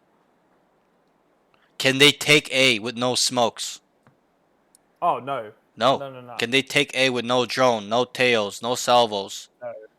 No. They could, but it's gonna be super fucking hard, harder. right? Yeah. It's gonna be 90% harder. Okay, so what that information means to me is that they are gonna end B. You don't know how many times I've used this one little trick of me knowing who is where, the agent. Okay, they take fucking bare contact on A, and I just see the smokes player on B. I'm like, wait, they're not gonna go A. Why is the smokes on B? They're going to go. It's a fake. It's a fake, and I call it. They literally leave A, and we stack B, and then they end up coming on out B, and we just murder them because I was already 5 steps ahead. Okay. Another example, I see a Cypher on A main, okay? Just a Cypher, sweaty round, super silent, but I see a solo Cypher, and it's confirmed it's just a solo Cypher. What does this mean to you? They're obviously not going A because he's trying to learn. Sure. Where's the pack? Where's the B or enemies? mid? Other enemies? B or mid? Yes, correct. If he's solo A main, we know that he's lurking up, and what happens generally is when he's lurking, he's away from the 4 people. Correct? Yeah. Right? You've Yeah. seen it in your games. You've done it. I've done it. I see it in my games. It's in everybody's game. The lurker is opposite because he's trying to gain information, cause chaos, Yeah. find a timing to get through enemy lines that come from behind. So Yeah. that information, by me just seeing the solo lurker, I've done this 1,000 times. I see the lurker, yo, and I call it out. Guys, that's just the lurker. Yo, they're going B, stack B. My whole team starts rotating B. Maybe one guy will stay here just in case the lurker is trying to lurk up to anchor A. And we're just ready for the team. They just come out, we just murder them. And there's no noise, there's no information, there's no contact. I just made that call. I made that read, right? And so this is where that will come into play with the mini map. Okay, it's very, very, very important that you can develop the skill of not knowing how many, but also who is there, and then processing that information. And that's a little bit of a textbook answer I can give you is understanding they're not going to take a site with no smokes. So if the smoke's on the opposite side, that's where they're wanting to end. Okay, and then also Yeah. if you see the lurker, they are most likely they're on the opposite side of where the sentinel is. Just Okay. processing that info. Yeah, it's all about processing that information. That's the important. Not just seeing it, knowing it. Oh, lurker. It's what does that mean? Okay, and this is Yeah. a very, very, very, very, very, very advanced thing to think about. It may be a lot of information for you as well. But if you can develop this skill to some degree where it's good, bro, the sky's the limit. You'll be a really good player because you'll pick up on fucking reads like this, boom, and then you help your team play accordingly. Boom, they come out, they're dead. Easy win round. You win the round at a 90 percentile edge. Like it's no contest. Like there's not even close. You just fucking demolish them. And this adds up. By you taking space, getting information, or making those reads, it helps your team win rounds at a high success rate. And to win rounds at a high success rate means you're gonna win rounds often. That means winning games. And client. Winning Yeah. games mean getting RR. Getting RR means climbing, getting to your goal. And that's how people don't think about this. They don't think about it from the ground up. Oh, this play was bad, but whatever. I don't care. I'm going to keep doing it subjectively. Right? Oh, it worked, Yeah. so I'm going to do Maybe it, if we but it's kick bad their play. asses hard They enough, don't they'll care. stop They don't bothering think us. that from the ground up, every decision they make impact the outcome of their RR, their rank, the progress, their process, their goal. So that's something I would like you to think about as well. It's very advanced, My but ult's ready. it's yeah. But anyway, so that's that. So let's move on. I'm getting kind of carried away, keeping a little too long, but I want to make sure that we can really understand these notes. So let's move on. The next thing is off that. So I'm gonna kind of rush through some that don't matter. So post plant doesn't need to overheat. Needs to be tucked to play off his teammates. So there was that one round where he just peeked back boathouse on B, and you guys lost the round. Remember that? And in my mind, okay, I'm not saying I'm not putting the blame on you, but you can say this for a lot of rounds, but in this round, if we won this, correct me if I'm wrong. You guys lost this round, right? Pretty sure, yeah. Yeah, I'm pretty sure you guys did. We have the VOD, but bro, if you just stayed up and added pressure in itself by staying alive and making them come to you because you have another body up to play the post plant, I think you guys would have won this round. And to win this round meant that you guys would have been on match point first. Yeah. Right? And I know one of my problems is that I always think in the back of my head, because I have had people yell at me where it's like, duelist, you should be like looking for fights, you should be out there. Right. I sort of like there's always a thought that comes to my head where it's like, you're a duelist, go get active. Right. Why are you playing like this? So off that note, I don't think that's a bad way of thinking, but it's definitely going to hinder you in some way because it's subjective. Yeah. Through my experience before, teammates have told me, why are you sitting AFK backside not taking duels? Fuck everybody else. Do what you know is best. And what I want to say off this note is that off the situation, the scenario, you are not in a position to take duels. Okay? And why? I'll explain it. It's not like you're here. It's not like you're here. It's not like you're here. It's not like you're here. You are tucked back site. You are the last line of defense. What happens when they retake on B on ascent? Where do they clear first? Usually. Yeah, immediately. Immediately Like to the here, Here. here, Here. this area, and then they go towards here. Obviously, Yeah. they'll clear it by looking here too, but that's why people tuck. They sit here AFK, so they don't know whether somebody's there or not. And it will add pressure. They need to come to you. They need to physically come through here when there's fucking 3 crossfires. One Here. guy could be here, one guy could be here, one guy could be here. Any combination. One guy Here. could be over here, one guy could be on this off Yeah. angle. And it's a risk. It's a high risk thing. Okay, for the defenders to come in here by themselves. Obviously, if they come in as a team, different story. Even then, have you experienced where one guy here kills 3 people? 5 people? Yeah. Bro, it happens all the time. Me too. I've done it Or just, like, myself. line up in a way. Right. Or, you Yeah. know, he just kind of jiggles, kills one, boom, boom, boom, he comes over here and he plays the ring around, Yeah. right? And that's why it's really important to read the room. Be situationally aware is really what I'm trying to say. And so your positioning, first of all, is not in a position to do that. This position you've chosen to come boathouse is really the last guy. Yeah, it's to play that 1v1, 1v2. Okay, if you wanted to take the duels, come out here. I don't care. Do it right here. Great. Then take the fucking duels. Great. Good job. Yeah. Late. Right here. You're gonna be right here. Right. Ready. And then peak stuff like that. And then you kill them and start scaling and whatever, etc., etc. Okay, but understand that. Just read the room a little bit, and to do that is to understand your individual micro positioning, the macro positioning, where my teammates are, and then the player count as well, and also the clock count. Obviously, in a close-man scenario, the clock's not as important. It is important in terms of understanding how long, you know, that mental calculator to being like, okay, I need to burn like 5 seconds here. A little more time. I need to burn. I need to tuck. That's not ready yet. If he kills me, he's gonna defuse. Right? You gotta kind of have to have that. And this is all situational awareness. And you know, like I really wish I could give all my students the textbook answers to this, but I can't. You got to develop this by yourself through experience, making mistakes, and you did. You made a mistake. All you had to do was not peek, hold an off angle, sit here, wait, and play your life and play the bomb. Play the objective. Okay, we'll touch on this right now. How long does it take for the bomb to explode once it's planted? Do you know? Not off the top of my head. Okay. 45 seconds. What does that mean? How many seconds does it take to defuse? Do you know? A bomb? Not off the top of my head. Not. 7 seconds. So what does this mean? 7 seconds to defuse, 45 seconds from plant to explosion, right? What does this mean?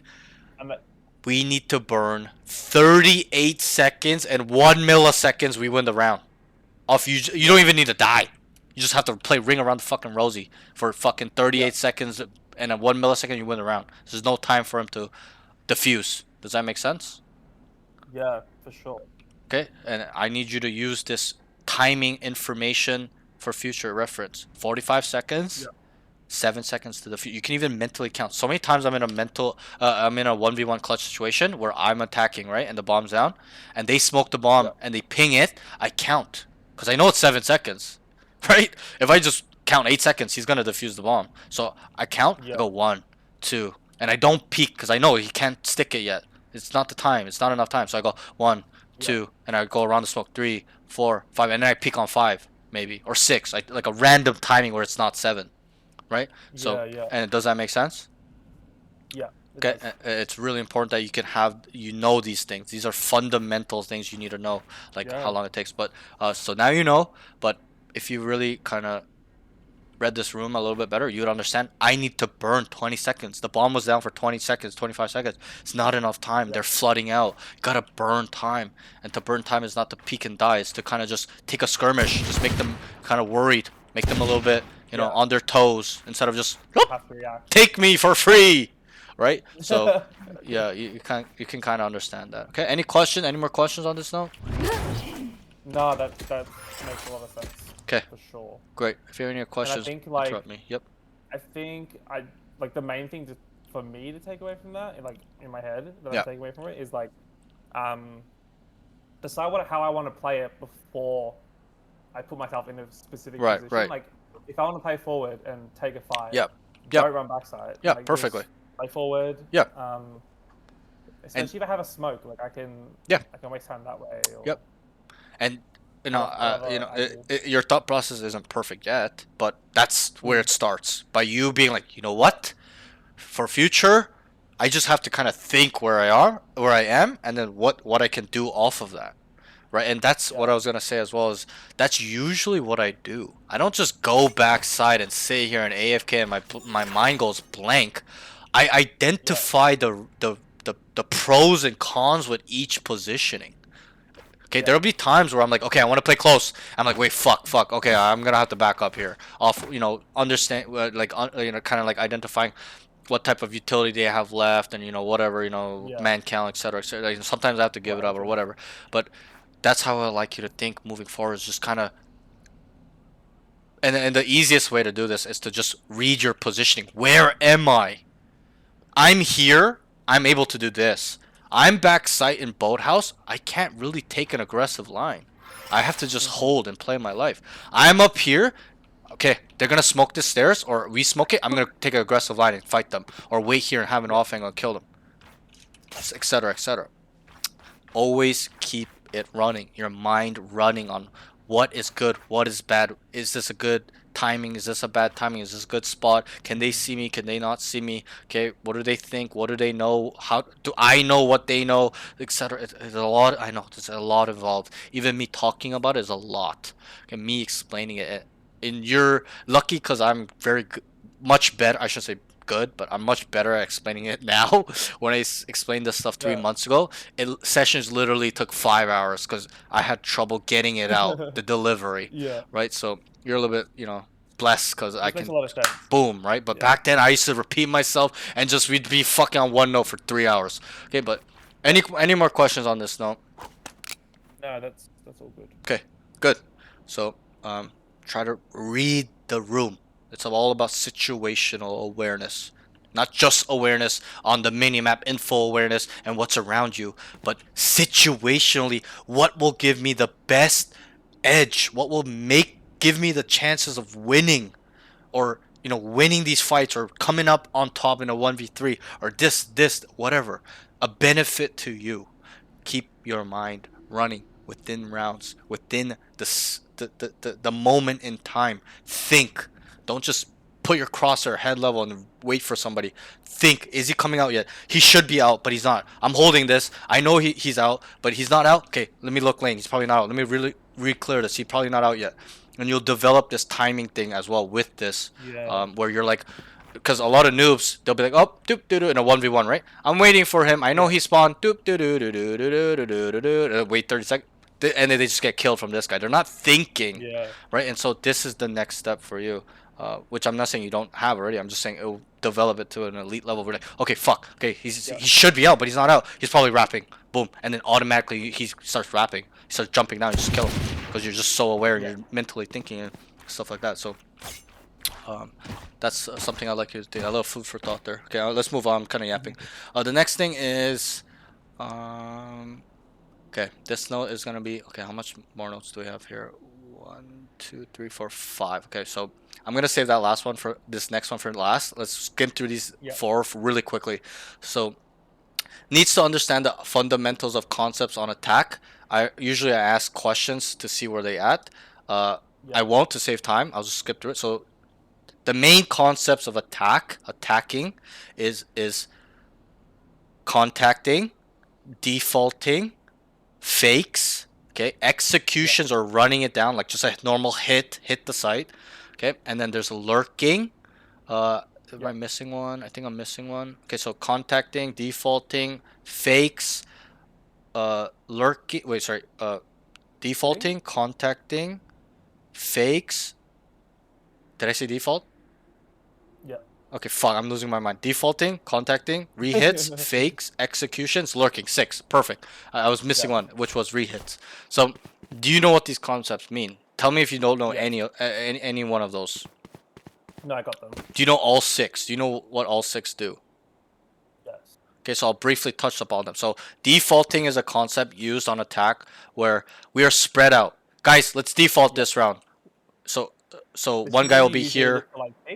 Yep. So it's kind of an information gathering concept, and also a play for picks. It's more of like a spread out, control space, play for picks, information, and then we'll group up later in the round and then hit whatever we identified as weak, or where we want to go. Okay, so that's what this is mainly for, to spread the defenders thin as well. Okay, because if we're thin, they at a base level on defense, what will they do if we spread thin as attackers? They're gonna spread thin as well. They will spread thin as well because they have to match the numbers, right? If they see one mid, they're not gonna leave that open sometimes, but one guy will usually pick it up somewhere and kind of make sure the guy's not walking out. So that's why that will do. So it's also a conditioning tool later. This is a little bit more advanced, but we won't touch on that. But that's that. So that's that. So it's to spread thin and to control space, gain info, play for picks, group up later on the round. That's defaulting. Contacting is a concept where it's kind of like an explosion concept where, guys, let's 3-man contact B main. So 3 guys start walking up quietly, and they won't start exploding, dashing out and using their utility or making any noise or shooting back until they've taken contact from the enemy, as in the enemy has seen them, heard them, killed them, or got killed by them. Does that make sense? Yeah. It's kind of like a tiptoeing concept. Like, let's be very quiet, very, very, very ninja-like. That's how you have to look at it. Okay, that's contacting. It's in the name. Contact up, guys. Let's contact here. Means let's be quiet until they know and then start exploding. That's what it means. Okay. What did I miss? So running hits, execution, very simple. Guys, let's go B. We run it down B. Throw your smoke, execute. Right, running it down. A rush. And I think I said to do that sometimes. Yep. That's fine. That's the most basic level of concepts usage is, guys, let's go here, and then you just run it down. Okay, that's very noob. Okay, but a lot of these concepts are very, very high level if you can put it into place, and I'll teach you how. Okay, so that's running it down. Re-hits is also a concept. So before re-hits, actually, we'll talk about fakes. So we talked about defaulting, contacting, and rushing, right? Fakes is a misdirection concept. Pulling the enemies where we want, moving them to where we want, stacking them to where we want, and then going to the opposite side because it's going to be free or less resistance. 5v1, like if you 5v2. Rotate really quickly. Right. That's like a good option. Good. Right. Yeah. See, you understand that. You're a smart guy. A lot of people don't understand where these are used, but you already got it. I don't need to explain it to you. You use it when you can identify that they're fast rotating type team, and so you want them to move B, but we just take A. It's free. We just know they're gonna be 5 on B. We just start leaving, or and at the advanced level they'll have it ready. Guys, we're gonna run a fake. Let's have 3B, 2B, whatever the player count is. 2 guys sit out A. We're going to make a bunch of fucking noise. We know they fast rotate, so we know their tendencies and frequencies. And then so we're going to use that against them. We're going to use that to our advantage. They're going to there's going to be 4 people here. And the 2 people are going to walk up and have a free sight. Does that make sense? So that's kind of why we use faking. It's a misdirection tool. It's to get them to where we want so we can go where we want with least resistance. That's the key. Not just where we want, but to where we can go with the least resistance, least casualties, least damage being done to us. Okay, it's very important. And this tool, if you really get used to it, bro, I like, I'm not even trying to self-glaze, but I've done it on stream so much where I just get my team on free forever, like just on free site, win or lose that round. We got on site for free. Think about how valuable that is as a player. If I can do that 80% of the time, getting my team on the site for free, that's super valuable, right? No, if I have that type of brain. So you'd want that type of person on your team, and so I want you to be that type of person, and we'll touch on how to use these and get to that level right after these notes, the last note. Okay, so I'm saving it for the end. So that's that concept. The next concept is lurking. You kind of know it's very simple, very basic. Okay, there's really 3 reasons to lurk. It's to gain information. You can, when one guy lurks up and he's silent and nobody knows he's there, he can hear people running off. Yes or no? Yeah, of Especially if he course. sits Yep. mid. If he sat mid and got a really good position, he can look at my audio radius. You see my radius on the main map? Yeah, it's half the fucking Bro, map. I can Yeah. hear fucking people run off from B to A or A to B to mid. I can literally count how many people they are. So it's not only an Yeah. information thing, gathering tool. It's also a timing tool, a tool to find holes in the enemy's defensive line to gain a timing to kill people from behind, or kill multiple people, kill one person, then to control space. It's to cause chaos, right? I'm sure you've experienced And I this. think like Yep, go I ahead. think a really good example, if like in that game where I should have done it, Yep. was when we were pushing B, Mhm. and their deadlock kept walking out from like cubby down catwalk and just shooting us in the side. I think if I had told, I think we had a Cypher, yeah, Cypher to just like wait Right. at the back of A, Yep. like the back side of catwalk, just to Yep. like ping her on timing, Right. we would have had Yeah, a way you could have better told him to time. lurk or hold him here, or Yeah. that's what it becomes, like an anchor point as well. Like it's like a hidden layer. It's Yeah. like where the cipher is kind of like a pylon with eyes. That's kind of how you can look Yeah. at it, right? Because if he's across the map Like- and he's not dead, he can kind of he's giving you some info in some way, Yeah, right? for So sure. off just by what he's seeing, let alone what he's not telling you. But imagine if you're seeing what he's seeing and he's telling you what he hears. Like people are running off. Hey guys, come back, come, bro. Like right, you can see how important that is because again, like I told you, information is knowing what they're going, where they're going, where they are, and what they can do, what they are doing. Yeah. So and that will help you gain an advantage against the 5 enemies. So it's not only a information tool, it's a causing chaos tool, and then also I forgot what the last I had 3 things, but I haven't said this thing in a long time, so I kind of forgot. But it's information, causing chaos, and then also yeah, it's like timings. But yeah, we'll move on. I kind of forgot what the third one. It's been a while Yeah. since I said this one, That's but good. that's that. And I don't think it won't be as important for you because you don't seem to be a lurker too much. But Yeah. just understand it's still a valuable tool. You should be, and I'm not saying again to always lurk on a duelist, but you should be able to lurk on any agent, any role effectively, efficiently, Yeah. and cause chaos, get information when you do it, and stuff like that. Okay, so Yeah. that's that. Oh yeah, this is what I want to touch on. Lurking is like a double-edged sword for defense. When you lurk up mid, and they know it, and they know your tendency to do it all the time or whatever, and you're really good at it, and you kill them all the time lurking, it's a double-edged sword. They have to choose. It's kind of like that smoke thing I told you, where they have to choose to Yeah. look for you or the teammates. They have to choose. Their options are to either, and I usually ask my students what the options that you think they are, and they answer, and we talk about it, but save time, I'll just tell you. What usually happens is they have to choose to either address you because you're causing chaos and gaining info. They have to choose to kill you right away, or they have to leave you there, and that's why it's a double-edged sword. They have to choose to leave you there and come back later, or address you right away and expend resources, multiple bodies, multiple pieces of utility to just kill you, right? So that's a minus EV for them, plus EV for you. And then the choice where they leave you alone, think about that, right? It's a benefit to the lurker because he could do whatever the fuck he you're wants. applying pressure. And he can gain all the information, and he can create multiple other avenues of timings. He could go this way, or he can hear 3 people coming off, use the information, and then come behind them. Like it's really fucked for the defender. So that's why it's a double-edged sword and against the lurking. It's really hard to manage a good lurker player, and that's why I prided myself as a good lurker because I would knife 3 people in the back and take timings every game. Okay, and that's why I'm so good at defending it and managing space, is because I know how important it is to address a lurker right away.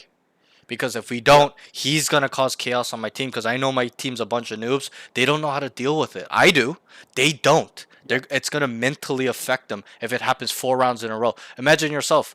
You're trying to defend the lurking guy, but he lurked down mid and killed you 4 times. Think about that. You would feel hopeless. You'd be like, what do I do against this guy? And then you just probably give up and just let him do it.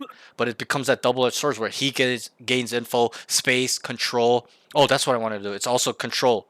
lurking is also control of space, right? Because if you're alive and you lurk, Yeah. it's Well, it controlling. comes back to that, like splitting the map into threes and Right. then like holding Yeah. or flank or like pushing Yep. in for the and, flank. and I should have touched on this. This is usually what I say, but lurking and taking space. You know how taking space is a defensive Yeah. concept. Lurking is an Yeah. attacking concept. They are the same. They go hand Yeah. in hand, but there are small, minor details. It's kind of like looking at a lion and a tiger. They're still felines. Yeah. They're still cats, but slightly different functions, right? So that's how Yeah. you have to look at it. And they go hand in hand. It's kind of like entering and scaling and retaking. It's the same thing. It's the same angles. It's the same concept to clearing corners and deducting where they are, right? Yeah. It's just a different perspective. It's the different side. So that's how you have to. And there's a lot of things like that in this game where they're very the same concept, but it's just a little bit different function. Okay, so Yeah. that's that with lurking. Okay, so these are the 6 concepts that you need to kind of master. Okay, and I wish we had more time where I can really deep dive on these, but I don't want to because I want to save some time. Hopefully we can do it in a session in the future. But so these are the 6 concepts I would like you to develop by yourself. Okay, I can give you a few textbook answers you can take home today, which is if you already answered one. If they're you identified they're fast rotating, then you can set up a fake because you're gonna make them lean towards you started, and then you go to the other side, and it's free. Yeah. Okay. You can re-hits are on top of fakes. Usually you don't really re-hit unless you've done a couple fakes. It's a conditioning thing as well involved in it. So let's say we faked them 3-4 times. They know faking is in our arsenal. Then we can re-hit because the re-hit, what it's used for, right, it's to fake the rotation, right? Because we're pretending to run off A, but then we come back and it's in the name. Re-hit, we're coming back to where we started, right? So it's a misdirection tool, and re-hit and fakes go hand in hand. You got to be able to use them together and use one or another with conditioning involved. You can't just randomly call these fucking plays out because you want to try them. There needs to be a reason behind them. Okay. And that comes back to that tendencies and frequencies. Yes, good. You're starting to put it together, and trust me, this last thing we're gonna talk about before I let you, for the notes, we're gonna touch all upon this, making plans, understanding these concepts, how to use them, and set them up and condition, and then understanding how the enemies play as a whole individually and using that against them. We'll get there. Okay, and you're jitty. You want to know. You want the answer, right? You will. But this is a very important thing. So, but it's really important that you understand the concepts first, because if you don't know the concepts, you won't be able to use the protocol that I'll be teaching you. So these are the 6 concepts. At a pro level, they also use these 6 concepts. Okay. But how do you think they make it super detailed, super advanced, super like what the fuck? How did they do this type execution? Okay, and I usually ask and we talk about it, but I'll just tell you to save time. It's through this thing I call identification protocol, or the dumbed down version, like you can call it, or we can call it. It's called tendencies and frequencies. They figure out what the enemies are doing, and then they formulate an adjustment, a solution, a plan, a concept based off what they are seeing with their eyes. Yeah. Okay? So just constantly adapting. Yes, and that's how pro players use this concept, these 6 concepts we use day to day at a basic level, right? But they make it look so fucking cool and advanced, and just like you'll be like, wait, why are they going here now? Wait, why? Bro, like you're spinning, right? It's through identification protocol, and this is what it's called. And This make is it what. seem like Yep. super seamless. Yep, they make it super seamless. Like it's like flowy. Like they have no plan, but they have a fucking plan. They're using a concept, and and their plan is like probably 20 layers deep. In our games, my games, your games, we probably use your lobbies probably 2 layers. In my lobbies probably 5-6 layers. They use 20 layers, 10 layers of thinking in their plans and concepts and stuff like that. And it's through this thing I labeled. This protocol I label identification protocol, and we'll get through there. But that's that. So these are the concepts. Any questions on these concepts? No, that's good. I sort of have like a base idea. Yeah. Of those, it's more. Oh yeah. Also, I will those give you implement them. 2 more textbook answers with the concept. So defaulting why we want to default, it's, you know, we already talked about it, is to spread out, control, play for picks, and then group up and pick. But also what you can use it's really an information tool. It's to figure out where the cipher is. Where's the killjoy, guys? Okay, where's their strong side? Is there 3 on A? Is there 3 on B? This. Wait, they used all their utility. Let's group up. Let's go over on this side now. Right? It's an information gathering concept. Even though it's an attacking concept, it is added to it. Okay? Also, when they have 5 ults, is it a good idea to run it down on them? When they have a Raze ult, KO ult, Vice ult, does it make sense to run it into one side, run it down, execute? No. So that's why default will come into play. When I see 5 ults online on my enemy team, I go, guys, default, let's bait up some ults. Let's get them to use them. Even if we lose the round, we make them use 5 ults. That's a value. They don't have it for later rounds. Now we can start using that conditioning, start running it down on them. Run a fake, run a rehit, run a contact up somewhere. Okay? So that's that. Okay? And also, hidden layer. I know there's a lot of information. Hidden layer. Just because there's 6 concepts does not mean there's 6 individual concepts that you cannot put together. You can add a 3-man contact with a fake.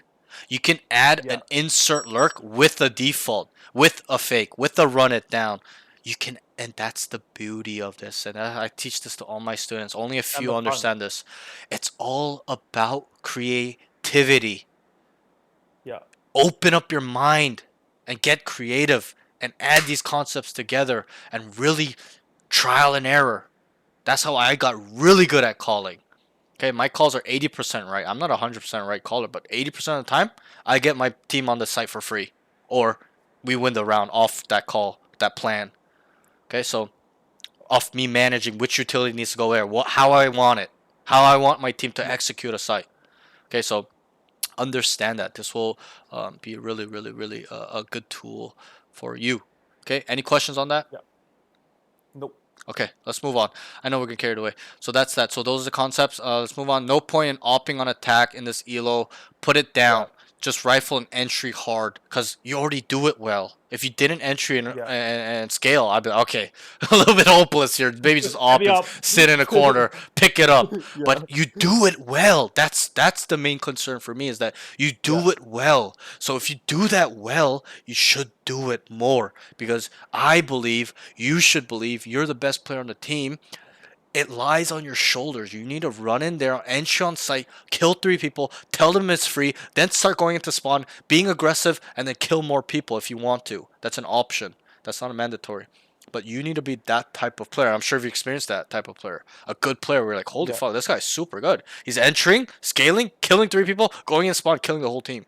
Right? So that's what separates you from the noobs. Okay? But it's not just about entering and scaling. It's about adding all of this stuff together. Tendencies and frequencies, the plans, the concepts, understanding what the enemy are thinking and stuff. I know it's a lot, but that's what it takes to be a high level player. Okay, so that's that. On 9-11, as in you guys had 9 rounds, they had 11. Needs to understand he needs to save in this scenario is the better option. Not necessarily saying that you can't force here, always need to force, never force, etc., etc. But in this specific scenario, with this map, the sides, how the game was going, saving was the best option. And obviously, in this scenario, this specific scenario, it kind of worked in your favor. You guys half saved. Some guys bought, some guys didn't. And you even questioned at the start. Like, fuck, should we save here? 3 guys were buying. And you were like, fuck, should we save here? Everybody ended up calling save. Kind of light buy, guys, half buy. 2 guys still had a gun. A couple other guys kind of started saving. Okay? And then you guys still won the round, right? It became 10-11. So think about that, where we saved and then we got even bigger of a advantage with economy. Through, because we didn't need to buy and we got more money now, so we got money for the rest of the game. But what I would like you to think about as well is that there are times, and this will occur as you climb to the higher ranks, where you must take risk. And I wrote the high risk would be to force. That's a high risk option. The safe is to save, guys. Play for last, right? But in this scenario, there is also, even though the optimal thing to do is save. There's also a scenario where the times, I would say about 4 out of 10 times, 5 out of 10 times, maybe a 50-50, 4 out of 10 times, you need to force. Because if we save here and lose, what's the score? 12, 9, 12. 9 for us, 12 for them. It's match point. It's a little bit of an uphill battle. We need 3, right? Yeah. So why there's times to force here is because if we force and win, what happens? We still have guns. We still forward. we get all guns because we with however many people are alive at the end of the round, we'll pick up guns, the enemy guns. It'll be 10-11. They won't be on match point, and also there will be sometimes, not all the times, sometimes depends on the situation where they need to end up saving on 10-11, and then we get a free round. It's 11-11 now. Right, and then their economy is fragile. If we win this next round, they're broke. When it's 12-11, they're broke. We win the game. So these things really matter to think about in the times. And I don't want you to be a player be like, we gotta save here, gotta save, or be a player where gotta force. But you need to be a guy that needs to have both options available. Guys, we need to force right here, right now. Let's do it. And understand when. To And do yeah, either. and there is no right answer on understanding when. There isn't. It's just you gotta feel it sometimes and being like, okay, let's take the risk here. Know the criteria. Right. Let's just give it a shot, win or lose. Let's just do it. Okay. And I've won a lot of games off just forcing and making these high risk calls, instead of just going the safe option and immediately losing the game because we give them match point. Yeah. So understand that I would like you to develop this. And maybe in your rank right now, they won't force. They're very scared to. This is a very common thing with noobs, average players, the average pool of players, 90% of people. They're scrubs. They don't want. They're too scared to force. Oh my God, we're gonna lose. We're gonna have to save again. Yeah. But they don't understand the upside. They only look at the downside. So you got to be unbiased and looking at both perspectives. Yes, you can lose 2 rounds off instead of losing 1 round, but you can win the game off of it. And then there's a momentum side too, a mental side, an uncalculated side where you will have this momentum that help you win the game. And the stress. Yeah, that you're yeah. giving them. Right, and then like, you know, And I feel like yeah, go ahead. I feel like my duo Mitchell is like a lot better at recognizing that. Yeah, yeah. So he'll like throw the idea out there, and then I'll be like, yeah, okay, Yeah. or Yeah. no, I think we should do this. Yeah, yeah. Blah, blah, blah. He was And the that's one who was like, I think we should save. Yeah. Right. And so, you know, I said it at the time, Tom, I don't mind the save. I think the save is very good as well with the scenario and kind of how the game was going. I am more of a aggressive line player. Me personally, everybody's different. Some people are passive. Some people are. When it comes to economy specifically, I'm very aggressive. In terms of playing, I might be a little bit more reserved, passive style. I'm not like run it down, kill 4 people all the time. But in terms of economy, I like taking more of the high risk, high reward approach because in this game, eco guns are very strong. It's not like it's Counter-Strike where eco guns are fucking shitty as fuck, right? Like in Valorant, bro, you can one tap with almost any gun. A sheriff, marshal, 1,000 credit gun can one tap people. Like, you know what I mean? So that's what kind of. So it's a little bit of a understanding knowledge of the fundamentals of weapons and stuff like that too. But that's that. So hopefully you can use this some way down the line in your journey. It's just some food for thought. Next note, 1v1 clutch situation needs to be sensitive and have a high attention to detail. He just plants out in the open instead of thinking about Neon's pathing. Do you remember this round? Round 23. Traumatic. Okay, very traumatic, but it's fine.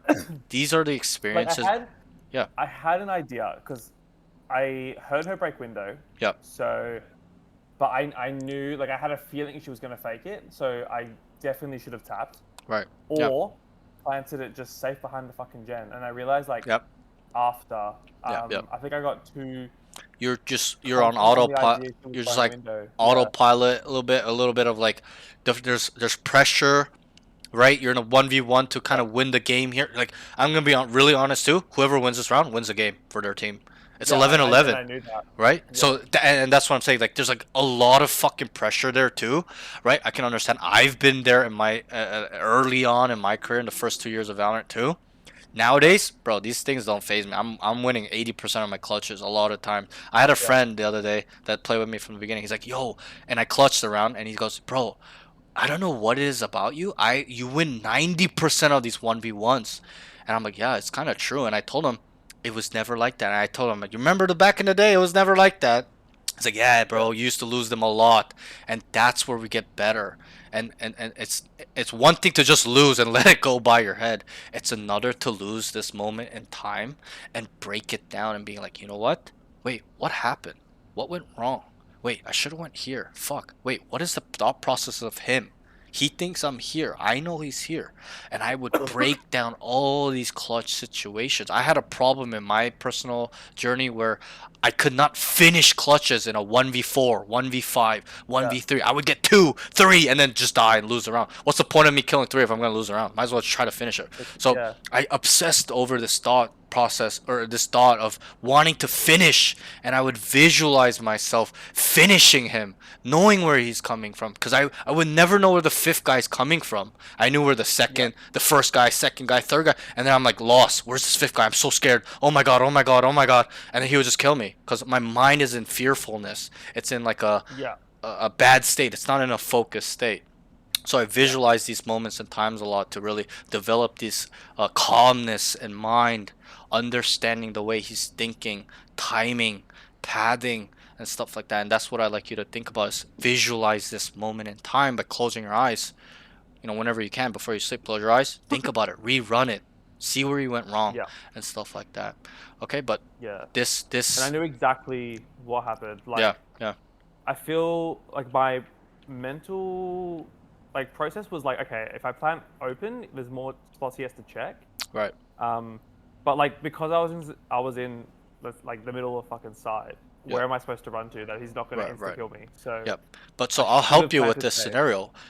It was a 2v1. You're coming out here, or you're over here, and then your teammate died with the bomb, and then you killed one. It was 2v2, and you killed one. So then it's a 1v1. You ended up trying to get the bomb again. You started walking like this, but then you heard the neon shoot this, right?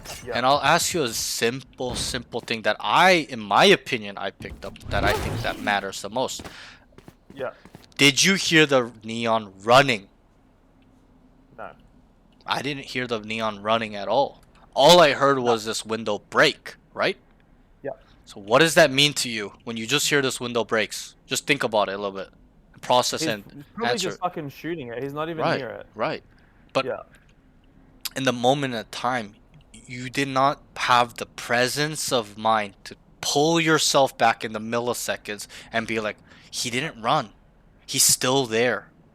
If he was going tree, you would have heard him go tree. He would have, because he's a neon. It's not like he's a Cypher or like a Jet. He may walk down if he's no movement ability, but he's likely gonna run down as a neon because he wants to get there as fast as possible. He doesn't care if you hear him, right? So I mean, depends. In this elo, probably doesn't, but at higher elos, yeah, he might walk down. But so that's what I would like you to take away in the scenario. It's like he didn't run. He didn't really make any other noise after. So that initially tells to me that it is a fake. That he just did that to get a reaction from you, and it did. It worked. You went from here to looking here to looking there, and then just planted the bomb out in the open. The guy just walked down and killed you. Literally. Right? So it kind of worked in his favor. You kind of fell into his trap. So what you should have done really was, you're here, you're about to get the bomb here, and just understand. Okay, and I'll ask you, what are his options once he breaks that window, and you're here with the bomb? Tree or just stay there? Yeah, tree or heaven. And if he goes tree, I have time to fucking. Yeah, and let's I have the time to plant. Sure, Yeah, so and he let's can't break get it down. Let's break it down. Which areas are protected from tree and heaven? Back of Gen. Right, back of Gen, under Gen too, because if you get this plant quick enough, he a lot of times he won't be able to see you down like that. You'll be already tucked, right? Stuff like that. And there are some times where I plant here in a clutch situation, and then he doesn't know, right? So and then he thinks I'm long because it's a plant. He thinks I'm off-site. So there's some times where this guy just like jumps down. He's just like looking me, and I'm like, what the fuck is this guy doing?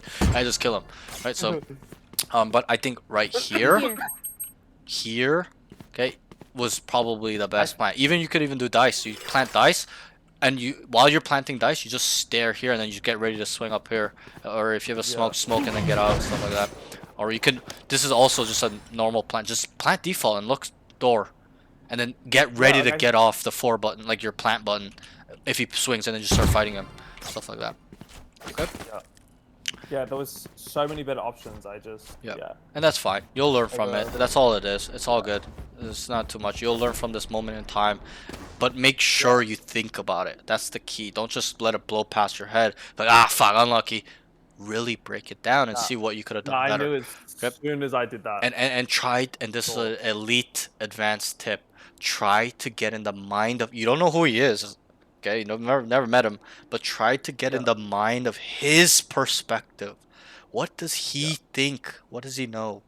Stuff like that. Because he's equally as stressed. Right, so- exactly. He's super fucking stressed, bro. He knows you're on site, but he doesn't know what you're trying to do. That's why he made that play to break that door, because he's trying to get a reaction. He's trying to kind of make it a little bit more weird, more pressury for you.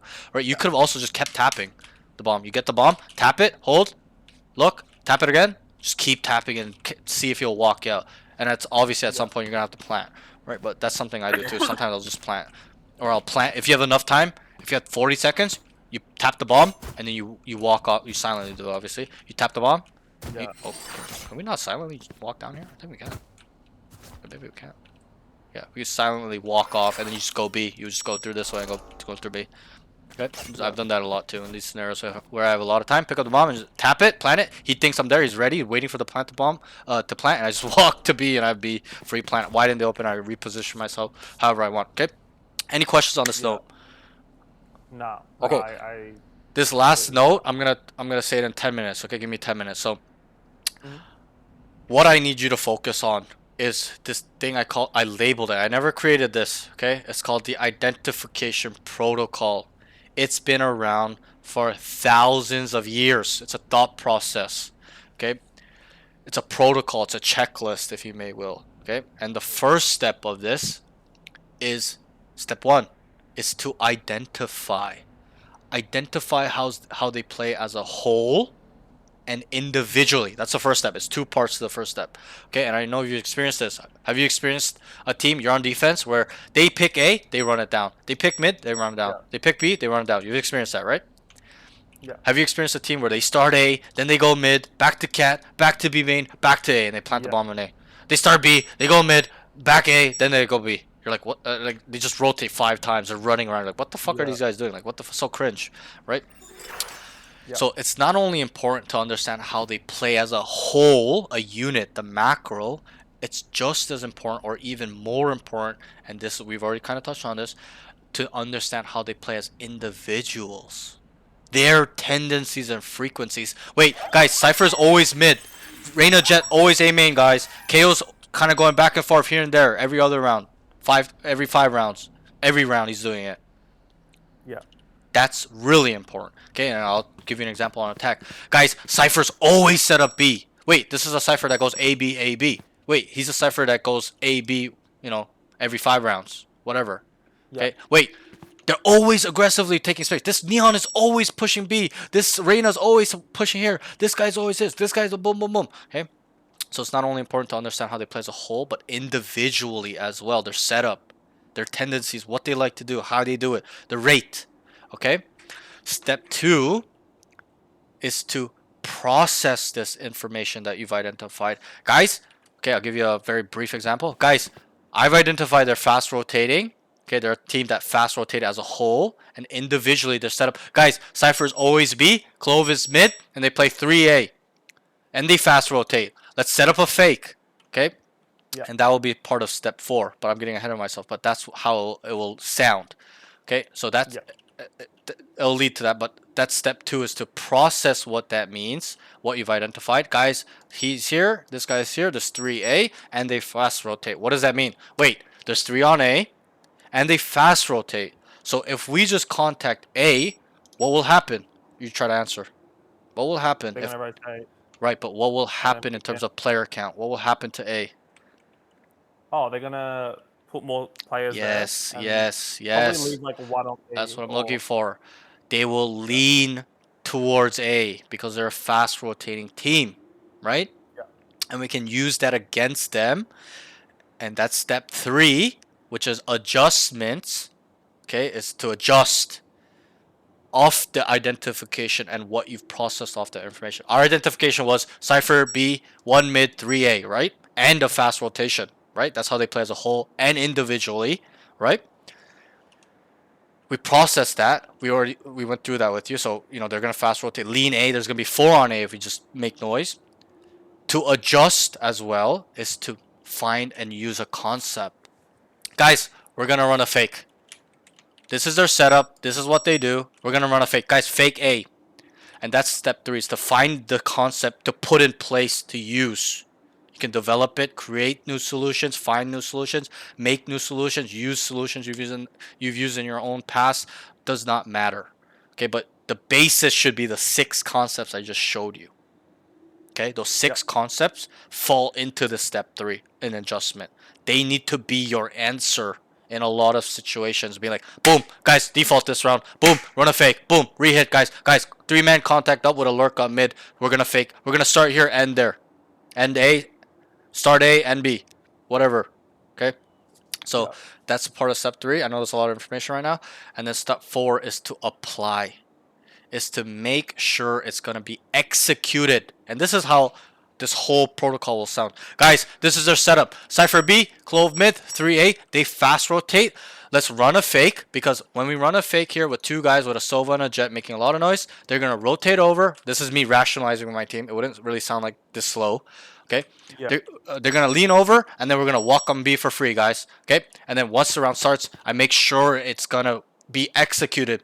Jet, Sova, go. Make the noise right now. Sova comes up here. He starts droning. Jet's making noise with him, fucking around, dashing around. And then I'm like, okay, guys, start walking up. You know, usually I'll be the guy on mid or with the lurking up pack, the 3-man side. I'll be like, okay, guys, let's go. Because I got to look at the minimap and make sure they're selling it. If they just drone and the guy just starts running off, it's not going to work. They're going to start rotating B. So I make sure, stay, keep making noise, keep making noise, keep making noise. And we start walking up. Okay, so that's how that protocol will work. And from start to finish. Okay, any questions on that? I know it's a lot. No, I definitely noticed that in like Radiant games that I Yes, yes. If you watch Twitch streams, pro play, Yeah. that is how they communicate. That is how they come up with these plans. And at the high levels, they call it calling. The IGL is the one that calls, is responsible for this protocol, this identification and planning, execution. Does that make sense? And that's why I didn't touch on it earlier, because you wouldn't understand it until we get through everything. So that's why it's important to be an IGL. It is on your shoulders to identify how they play as a whole, individually. What does this mean? What's their weak side? What's their strong side? Which type of utilities they can use here, here, or here, or here. Okay, or they don't have here, they have here. Okay, and then finding a solution to those thought processes. Guys, boom, this. Okay, so round starts. Guys, set up. Okay, make sure. Okay, start going here now. It's like you're like the orchestra guy that's waving the stick, right? You get to show or kind of tell which instruments to start playing. That's the IGL rule. That's how you have to look at it. Okay, and then obviously there's an added layer where you have to do the thinking as well, and especially at this level because they're fucking retarded. But hey, you're the best player in the team. That's how you have to look at it. And trust me, bro. If you work on this, you will really, really become a really good player. Okay, you don't know how many students I've taught everything I taught you when they were in gold, plat, and they're immortal now, ascendant in 6 weeks, 5 weeks, from you know diamond 1 to ascendant 3. Like, bro, like these are high level information. So again, I'll reiterate it. Identification protocol is 4 steps. First step is to identify as a whole individual tendencies and frequencies. Step 2 is to process that information. What does it mean that they're doing? What does it mean what they're doing? Okay, and then step 3, or you know, what's their weak side? What's their strong side? What utilities they don't have? Wait, they only have 2 duelists on B. It's super weak. This, wait, they have mid is open. They just have an alarm bot there. Let's do a mid split, whatever. Okay, that's part of step 2. Step 3 is to using a concept or a solution or many concepts together to help execute step 4. And help, you know, kind of help these thought processes in step 1 and 2 come into fruition. Does that make sense? Yeah. Sorry, For- what was like the label for number 2? So label for number 2 is process. So first one is identify as a whole and the individual enemies. Step 2 is to process that information on what you've identified. Oh, the setup's here. This strengths. This they play 3 on here, 2 on there. There's no mollies here. It also involves utility and all that stuff. Player count, utility, agents, Yeah. parts of the map knowledge as well. Which side is really hard to take usually on certain maps, stuff like that. And then step 3 is to adjust or find solutions. Okay, and then step 4 is to apply, as in to make sure it's gonna execute properly. It's more of a mid-round part, if you may will. Start of the round and mid-round is step 4, is making sure they're in the position to sell the concept you want to do or the misdirection you want to do. Okay, and then make sure it executes. And then if it does not go wrong, if it goes wrong, you gotta identify where it went wrong. Did I identify wrong? Wait, they switched it up, but I did not realize they switched up their setup. Wait, they were playing like this individually, but they switched it up. Now they're passive. They were aggressive. You gotta identify where it went wrong. It's really, really high level. Constantly adapting Yes. to the new changes. And there's a hidden layer. A lot of the times, most of the time, well, maybe not a lot of times, some of the times, you will get to start of the round. You've done your whole protocol. You thought how they play as a whole, individually. You processed that information. You came up with a really nice plan. Okay, a concept what you want to use and a really nice plan you want to use, right? And you get to that point, and there'll be times as you climb, not in this elo, but as you climb, you'll be like, it's not gonna work. They've already adjusted, or it's a bad identification, or whatever, bad thought process on the processes on what was strong, what was weak, whatever it was. Okay, there's a hidden layer where you need to be able to pivot. You got to be like, cancel, we're doing something else. And you got to rethink about these things quickly. Can't take 30 seconds. It's got to be like 5 seconds, milliseconds on you being like, okay, this is this scenario now. What do I need to do to get to the free site? And you got to think about a solution now. Okay, go through mid now, right here. Go through A. Go do this. We were going to run a fake A, go B, but I think we got to commit to A here now. It's only one guy. We got to kill. Stuff like that. So that's a hidden layer to it. But a lot of the time, 70% of the time, 60% of the time, when you get to the step 4, usually you're in a position to execute it, and it's gonna work. There's a very few times that you're about to execute, and you realize like, fuck, it doesn't feel good. I don't know if this is gonna work, and then you're gonna have to cancel those plans or commit with it and lose and stuff like that. So you will have to develop by yourself. Any questions on this? No, that makes sense. I've written some notes, so Good. And I'll send you keep all me this going. stuff too. Yeah. But yeah, so that is really what it is one of the backbones of concepts that is needed to become a high level player, is to really understand your identification protocol. It's really important that you can use this not once a game, okay? Every time you can.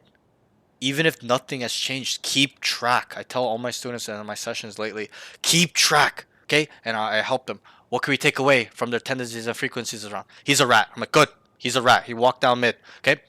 Keep track of it. He's not a perma rat, but we'll reconfirm this later if he's continuing to do it or not, or really figure out who he is as a person in terms of his play style as a Valorant player.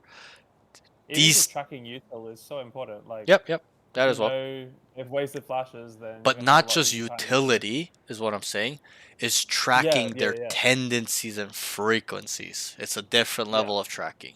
It's tracking his behavior. It's like a little bit different than thinking about it in gaming. It's like thinking about it in a human psychology. Tracking this liar, right? Like think about, let's say there's a liar in your area or something. Like just tracking his behavior. Is he gonna change being a liar? Is he gonna stay the same? Or whatever it is, any scenario. So that's the skill that I'm trying to pinpoint for you to develop, is tracking that tendency and frequency and being like, okay, he stopped doing it. I don't have to label him his tendencies and frequencies not coming down mid anymore. Okay, now we can do this. Now we can take mid space. Now we can do this. Boom, boom, boom, boom. Things change off of these identifications. That's what I want you to understand. Okay. But yeah, so that's all your cons. Okay, let's move on to the pros really quickly. We're not going to break it down like this. I'm just going to skim through them. So communication, I like his comms a lot. He calls the small stuff like they are in This is something I've been teaching to my students since the beginning of coaching. And I was quite shocked you had this in you. This is a high level way of communicating. Saying, they're in, not in, guys, not in, stay. Stuff like that. The small communication is what is important. People think that don't matter. It's all about the big ones. One here, guys. Oh, they're, they're B. Like, bro, no, it's about the small things. Like, I'm gonna leave you, bro. Watch your back. Wait, pick up mid, guys. Wait, this has been open for too long. Stay. Hey, group up. Let's go. Group up here. Let's go right now. Stuff like that is really important. Guys, we need to go in. Stop. Slow it down. Like, these type of communications are really important. And I thought that was a very good point in your game that you have. They weren't in, and you said they're not in. And if I looked at the minimap, your teammates start going back, right? Because you told them they're not in. If you told them, if you didn't, they would have just been 5 on B, waiting around playing with their cocks, right? And then the A's open, and somebody would have lurked up and killed 3 people from the back. So that was really good value. Next note, potential to being a good IGL. Just how we broke down the definition of IGL and the tool set and the skill set that IGL needs and the responsibilities. You have this in you. I don't know how old you are actually, and usually okay, so you're a bit older. So usually that does start developing when you're older. Obviously, a 15-year-old's not gonna know how to lead a team really, unless he's like a captain of a sports team already and has that leadership skill set. Different story, but generally the average person, my students included, a lot of them don't have this in them. You do. You're obviously a bit older, so you've experienced. I'm sure you've experienced a lot of leadership things in life. Yeah, I do it for work, so Right, like, and I that's a feel like big I'm thing in more business. comfortable when I'm Right. leading. And just in companies in general, there's a leader, right? And within a team, within the district, regional, whatever, a country, right? There's always a leader, and I teach this to my skills, so my students. So this is a really valuable skill that I think you had. Build upon it, get it better, and then use the tools I've shown you now to become even a better IGL. You got to take the responsibility on. That's how you have to look at it. Into the fire, my friend. Okay? That's how you have to look at it. You got to take that shit hands on. Head first. Okay? So keep working on this skill. Very good. And then just work on the identification tool, identification protocol on top of that. And you'll be a really good leader in game. And people will respect you. That's the beauty of it. People will listen to you. People will want you to make a call. That's what you have to understand. Okay? They won't listen to you if you're a bad IGL. They'll stop listening to you because your calls don't work. So there's more added layers there where you got to make sure your skill set, your tools are sharpened to it's going to be 80% going to work. Okay, so they respect and listen to you. Or what's the point of being an IGL if your calls will only work 20% of the time, right? It's Literally, like, what's the fucking point? what's the point? You might as well just be a pylon and sit there and do nothing. So that's an over exaggeration, obviously. But okay, so aim, I wrote can op. I think you have that in you. You can op. It's quite rare. You're in like the 20 percentile of jets that can op. A lot of jets don't op. They're rifle players. But if you're good at it, keep doing it. And then also work on what I told you. It's chess. With an op, it's chess. With rifles, it's checkers. Swing each other and shoot each other in the head. Op, it's all about understanding where they think you are gonna go. And if you are too predictable, they will know how to avoid you every time. And that's why I told you, be unpredictable. Be like a ghost. Start cat. You kill one. They're like, oh fuck, he's cat. We're not gonna pick cat anymore. You start bottom mid here now, and they start peeking. They start running down because they thought you were cat. You kill another one. Then the next round, like, oh, he's just fully controlling mid. Let's take the A mains. Then you go A main the third round. You just fucking start upping 2 people here, bro. They're gonna lose their mind and just want to forfeit and GG. Okay, because I'm sure you've experienced that too. I've experienced that for sure, where the guy is just like a fucking everywhere on the op, and I just facepalm. I'm like, how do we kill this guy? Like, this guy is such a ghost. So that's what is a layer of like being a really good player. Okay, so that I feel like I just get too confident with the one spot. Yeah, and then it's autopilot. It's working, you know what I mean? It's autopilot. It's a little bit of like a subjectiveness. Oh, it works, so I'm gonna stay here. But if you play with a little bit better players, they're gonna be like, oh, it works, so we're not gonna go peek there anymore. Because it worked against us, right? Right, and so and this one thing I want to touch on that is that this skill of identification, just identifying maybe not the whole protocol, but step one, the tendencies and frequencies of individuals, they are using it against you as well. Yeah, Think about that. for sure. So that's why you need to master it where they can never know, but you can. And this is something I Yeah. teach all my students, and not many get it. Only a few. Okay, a lot of people let this blow past their head, but those that really focus on this shit, mind game, human psychology work, and this is not a Valorant skill. This is a life skill. This is things I learned from psychology. I have a psychology background, so I learned this from psychology. But Yeah. if you fucking develop, bro, you're gonna climb so quick because that's what Valorant skill discrepancy is. Is who's smarter than the other in terms of not like book smarts, but psychology level. Who is playing chess, and that's what a lot of games, not just Valorant. Okay, and stuff like that. So I'm sure have you played poker? No, I don't Okay, know how to play okay, poker. okay. So I'm not a gambling guy. sure, but understand that Texas Hold'em is not gambling; it's against other Yeah, players. So yeah. it's like it's edge. It's kind of like Valorant. It's a competitive game, so it's Yeah, all about. It's a sure. zero sum game, but it's similar. I was just wanting to see if you knew. Most guys into 25 yeah. played. I played poker for my living a little bit, but it's the same thing. It's understanding how the minds of the enemy you're playing against in poker to take their money away. As fucked up as that sounds, but that's the name of the game of poker, is to take their money away from this person. So that's that. But that's that. Let's move on. Utility usage. Q's dash according well. I think the way you queue the dash up was pretty good. A lot of noobs queue it when there's nothing going on. You queued it when there's about to be a fight. And that's generally what I tell my students.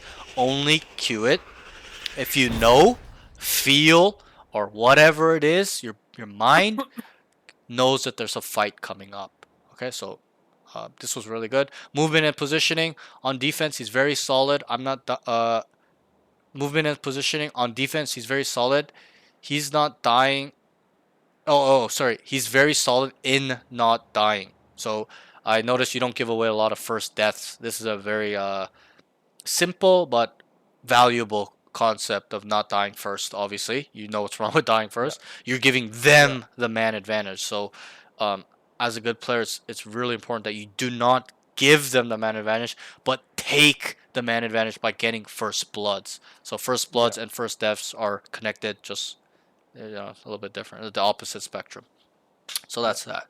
I like that. But again, don't be a player that's just super frugal with risk. Take risk, walk down sometimes, stuff like that. Okay, because a lot of times it'll pay off. Okay. So that's that. Game sense / mental game.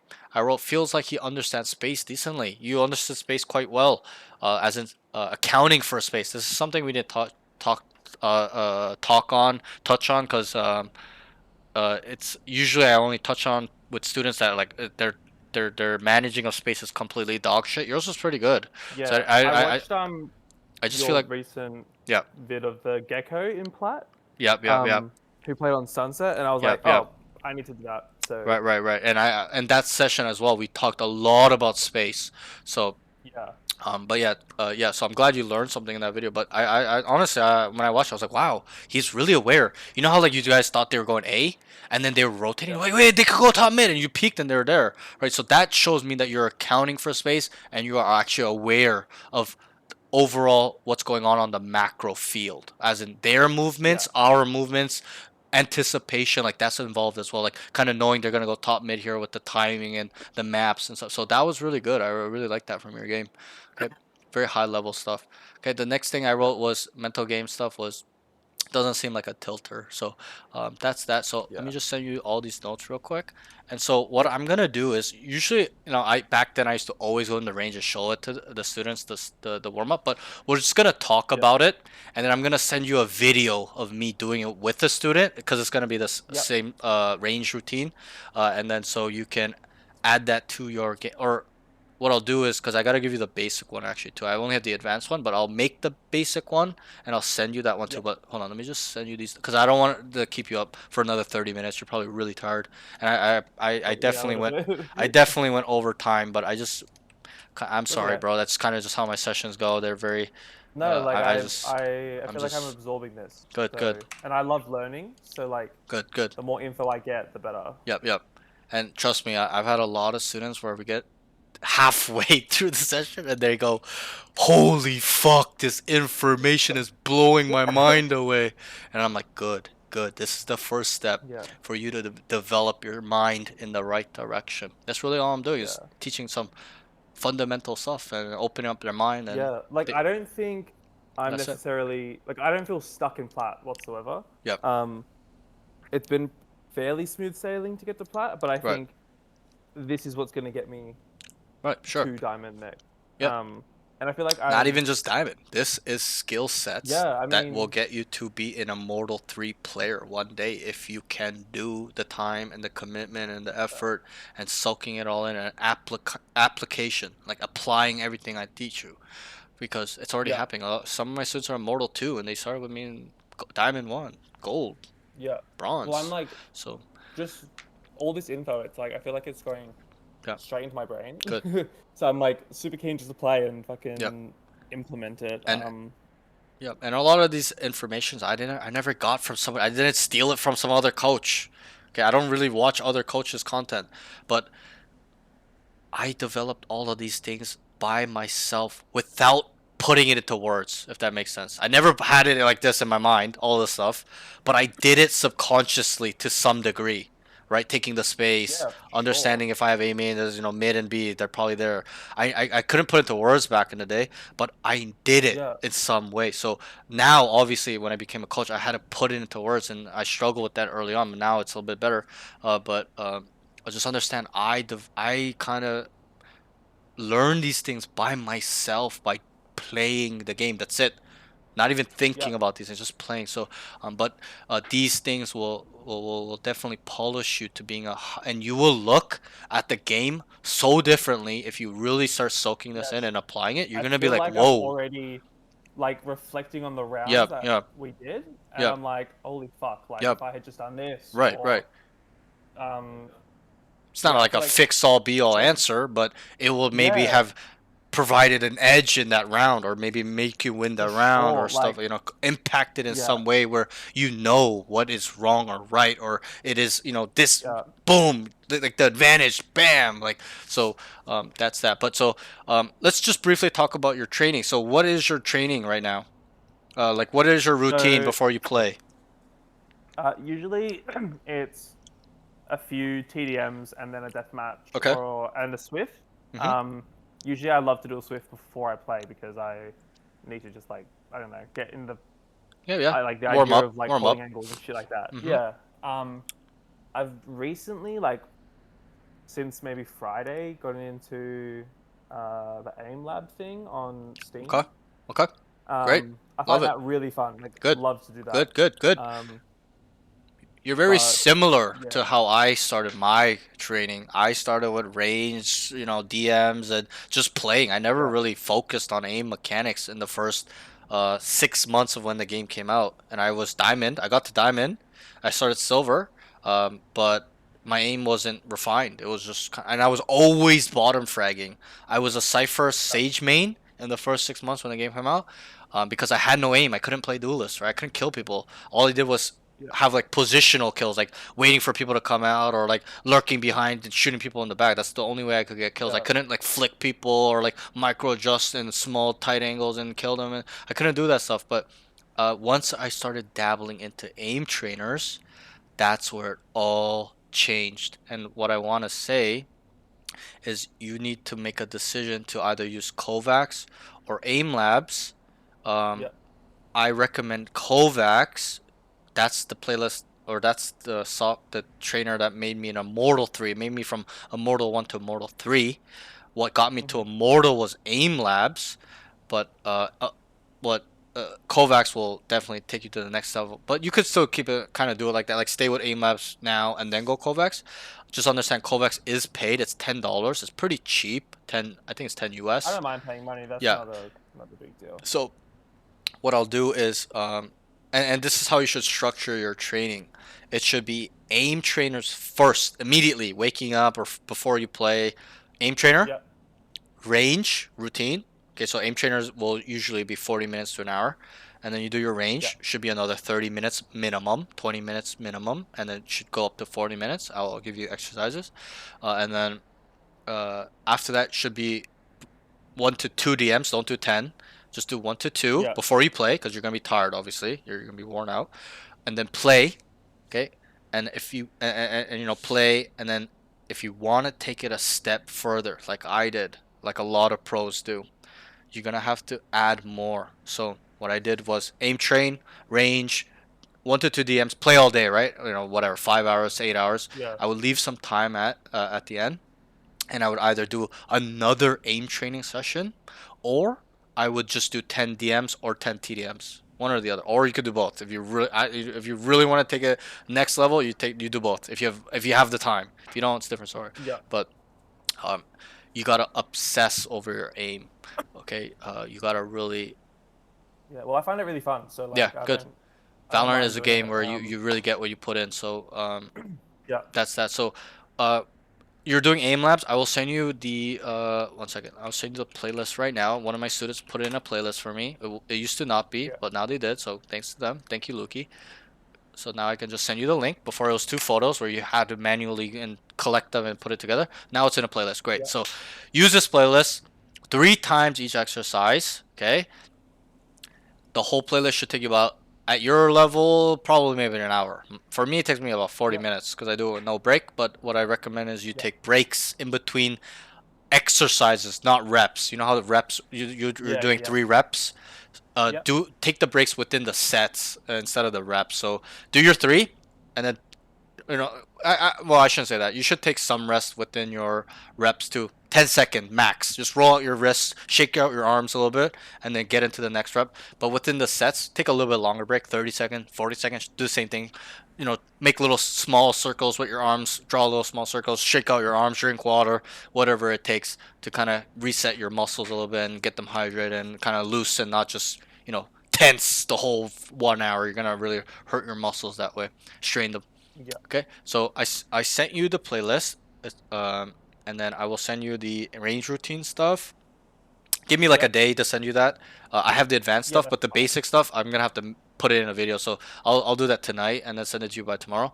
And then yeah, that's pretty much all I want. Oh, also I have videos of me teaching other students on the playlist that I have. I have a Kovac playlist and a aim labs playlist, so I will send you those videos as well.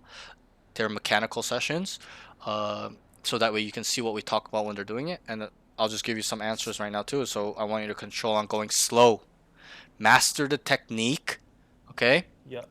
Precision, not accuracy, not just hitting the ball, hitting it where you want it. Dead in the middle, you want it dead. You want it on the side, hit it on the side. You want it here, you hit it there. You want it 5 degrees here, you hit it there. Okay, precision, mouse control. Smoothness, that's an aim mechanic. That means going from point A to point B in a straight line. So work on that. Right now your lines will be all wiggly. Me too. When I first started, they're all wiggly. But now if I aim train, they're straight. My lines are 80% straight, 90% straight. Not perfect straight, but very clean. And that's called smoothness. Work on smoothness. Mouse control, precision, and making sure you don't miss on your first shot.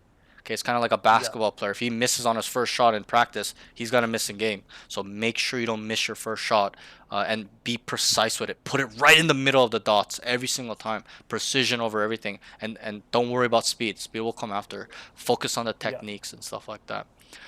Okay, so I'll send you the videos of the mechanical session, and then I sent you the notes, and I sent you the thing. I'll send you the Twitch VOD as soon as possible. Probably give me 2 days.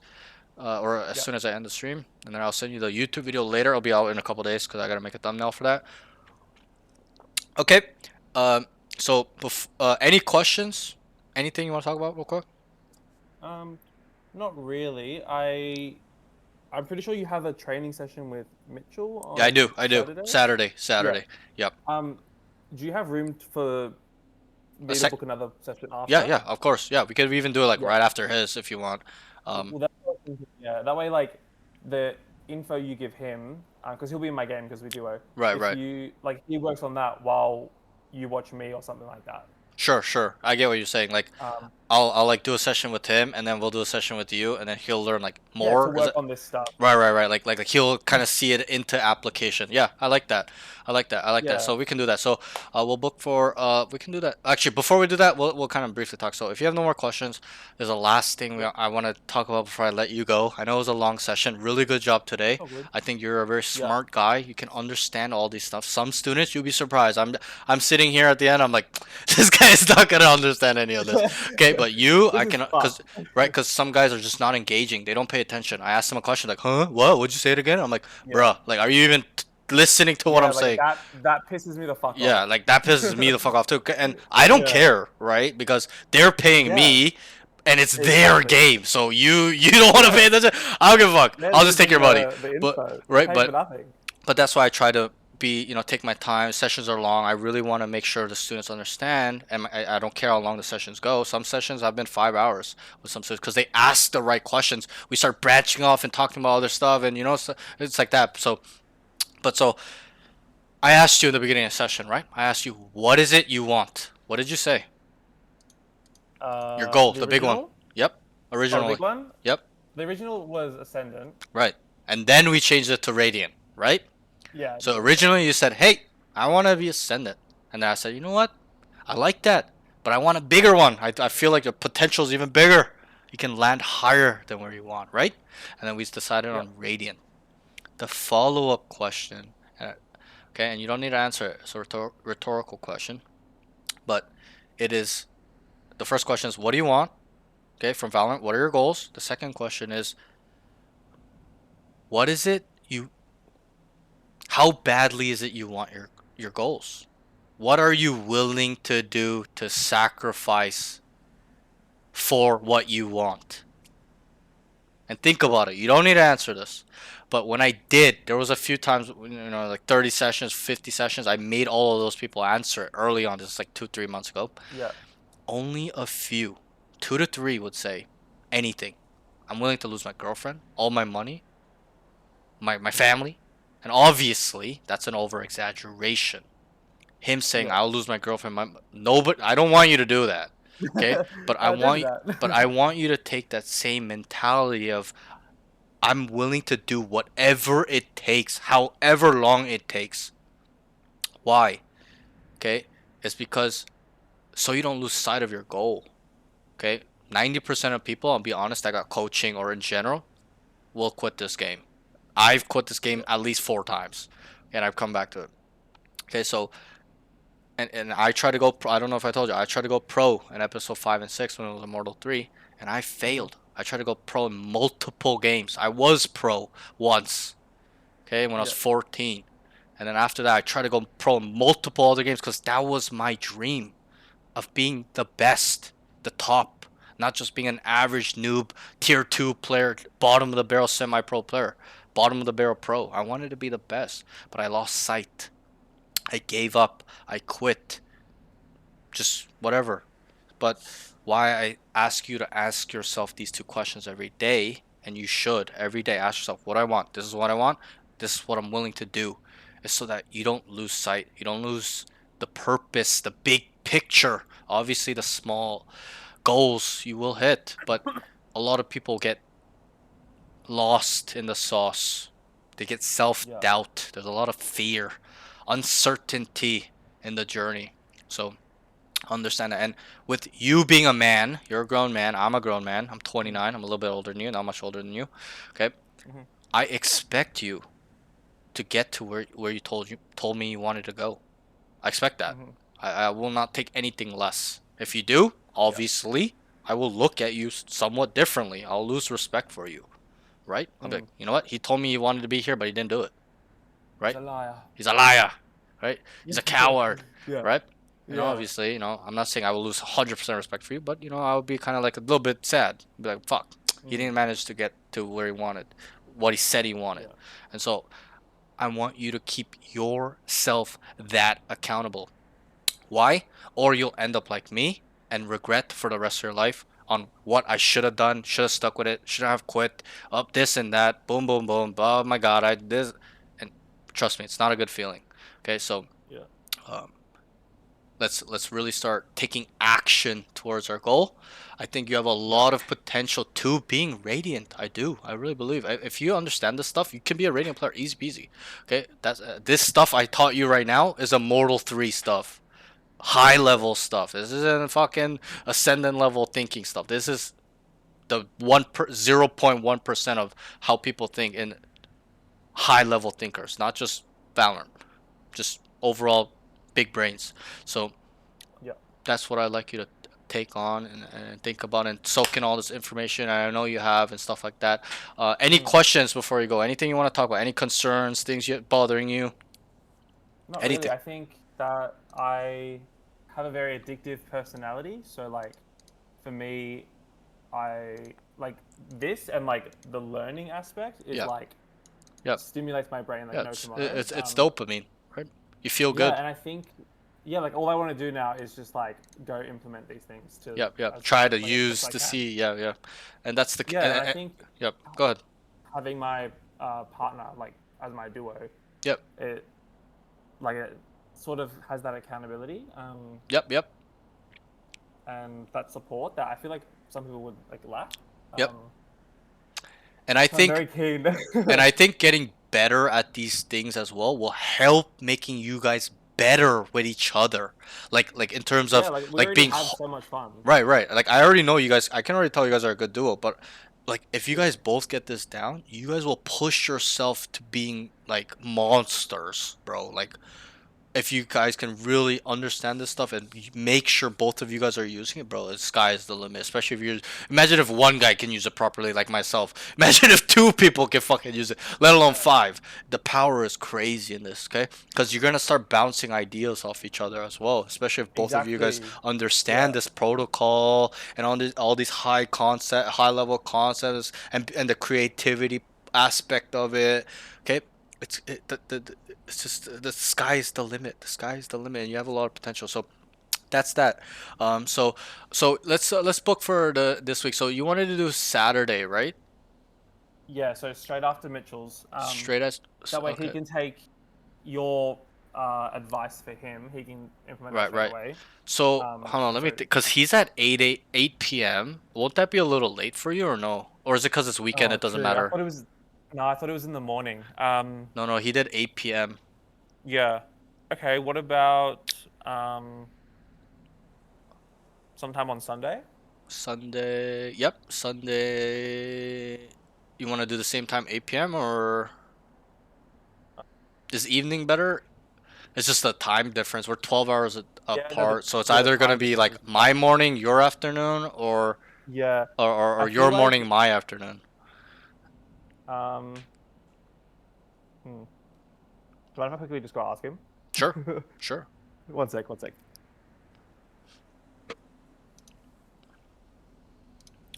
Sup guys? Sup chat? Start asking questions. I'm gonna talk to chat right after this call. PDK Trill, thanks for the follow. I did see you, but I was a little bit busy, so yapping away. TN2456, thanks for the follow. Tay Riverson, thanks for the follow. Appreciate it. Any questions you guys have, ask me. Join my Discord. Those that are new, we have a big community, stuff like that. You can learn identification protocol within each other, within the team. Can you check your Discord when you can? Is this Kit J? Is this Corrosion? Oh, is this you? Is this you, TN? I will respond to this right after. Can we do the morning? Like your Like my guys' morning, so right? your evening. So If it works for you, if not. no, it works for me. It works for me. I don't mind. So 8 a.m. for you guys, right? Or like Yeah. 10 a.m. Does that work? Yeah, I mean 10 is perfect. Because I'll be really honest. I just fixed my sleep schedule, so I don't really stay up Yeah, past 1 a.m. my time. But prior, I was Yeah, no, staying up till like fucking 10 a.m. and I would wake up at 5 p.m. No, Yeah, it was really bad. no, But I I'm fixed in bed it. by 9 kind of guy. Sorry, say that again. I said I'm in bed by 9 9 kind of guy. Yeah. I Yeah. got you. Yeah. I'm so sorry. It's Too much 1 a.m. right now No, for you. it's fine.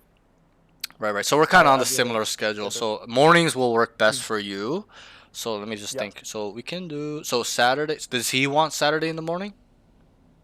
So no, so he's happy to do The the same Saturday time, right? night. That's already booked. Okay, good. Yeah. So then you want to do But the Sunday. Sunday. Yeah, so Sunday, your morning. Yeah, that actually kind of works. It's not so bad. So we'll do like how early are you up?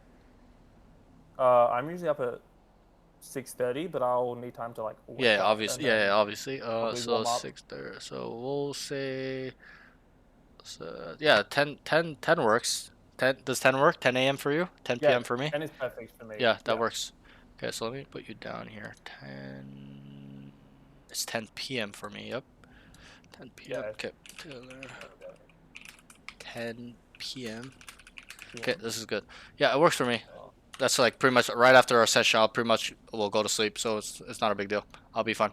Also, how it'll work now. So second session onwards is just $20 now, so it's a little bit cheaper, and then it won't be as lengthy. Not even close. It won't be fucking 4 hours, 3 hours. Okay, what will happen? I'll just give you a little itinerary. It's gonna be where you'll play 2 to 3 games. It really depends on how busy I am. If it's like an open day, I usually let students play 3 games. If it's like 5 students in a day, we only play 2 games. But so it's 2 to 3 games, and what will happen now is you're not going to be silently playing, etc., like that, like today. We will be talking in between every round. I'll ask you, what'd you do wrong? What could you do better? You'll answer it. We'll try to dissect the moment in time. We'll try to pick up on the enemies, and I'll help you pick. Hey, what can we take away from this guy? This guy. Wait, as a whole, how are they playing? We'll work on this whole protocol together. I'll teach you how to use it, stuff like that. And then you'll ask me questions. What do you about this? What do you think about this? Should I have gone here? This. We'll bounce ideas off each other. So I'll help you adjust in real time, and then I'll help you use everything I taught you in real time. That's really why I kind of make it like that. So because it'll be silly if I just tell you this and be like, fuck off, right? But so that's that. And then also I will help you do things that you are not comfortable with. If I see fear, you don't want to take space, I'm like, go do it right now. I don't care if you die, just fucking do it. Walk down, stuff like that. It's very funny actually in the sessions. It's really fun, stuff like that. And you'll see sweating. and you'll see when the times that it does work. Obviously, it's not gonna work every single time, right? But why I force them to do it so that they can get out their comfort zone and experience it for the first time.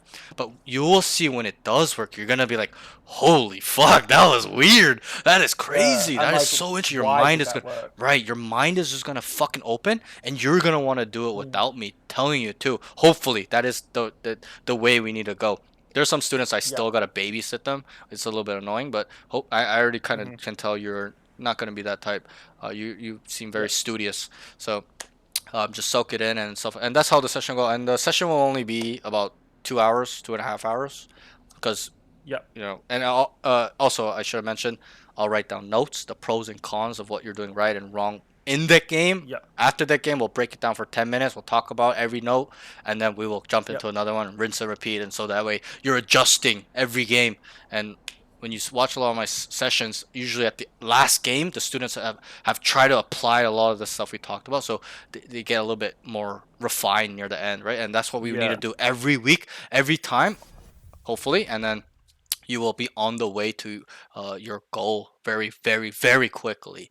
And with this information as well, understand the exponential growth will be huge, because you know how I know that? It happened to me. I was literally diamond, and I got to immortal like 1 week from just kind of thinking about these things by like at that time, not like teaching myself it. But so it will come quick. The most important part is for you to soak in and apply right now. Develop it. Boom, and then it's just gonna be like, bro, you're gonna be like, what the fuck? You're gonna look back and then be like, I can't even believe I was that bad. Okay, so I was ass. Yeah, trust me. A lot of my students are going through that right now, and I went through it myself, so I know. But that's that. That's the end of the session. I know it's really long. I'm so sorry for keeping you up a little bit too late. No, it's fine. But I think it was a little bit I had a necessary. really good time. So Good, that was good. awesome. Okay, And like with because Mitch and I are doing, Yep.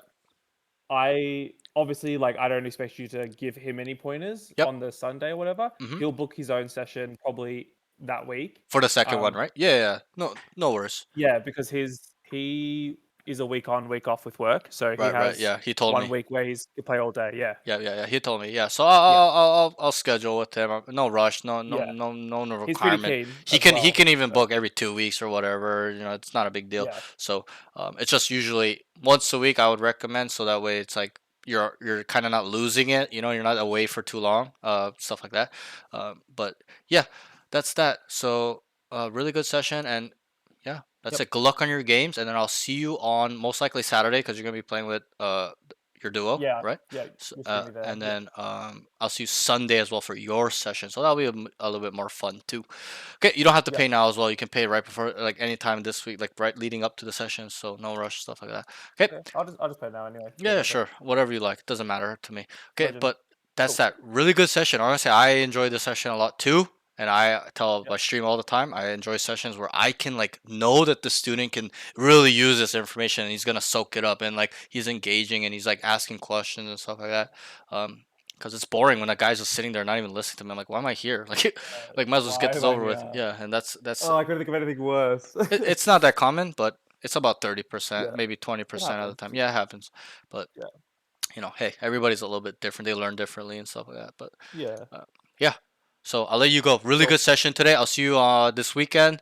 And yeah, good luck on Yep. your games throughout the whole week. Also, this is what I do as well. So reoccurring students, I give them small goals. I told you I'm gonna help you hit your small goals. So right now you are currently plat 2, right? Yeah. You got a little bit less than a week, so I won't be too hard on you. Usually I'm really hard on this, but it's fine. Mhm. Less than a week. Let's try to minimum get to like plat 350 RR minimum. Yeah. That's like a B plus, A plus plus plus. Let's get the diamond. Push yourself.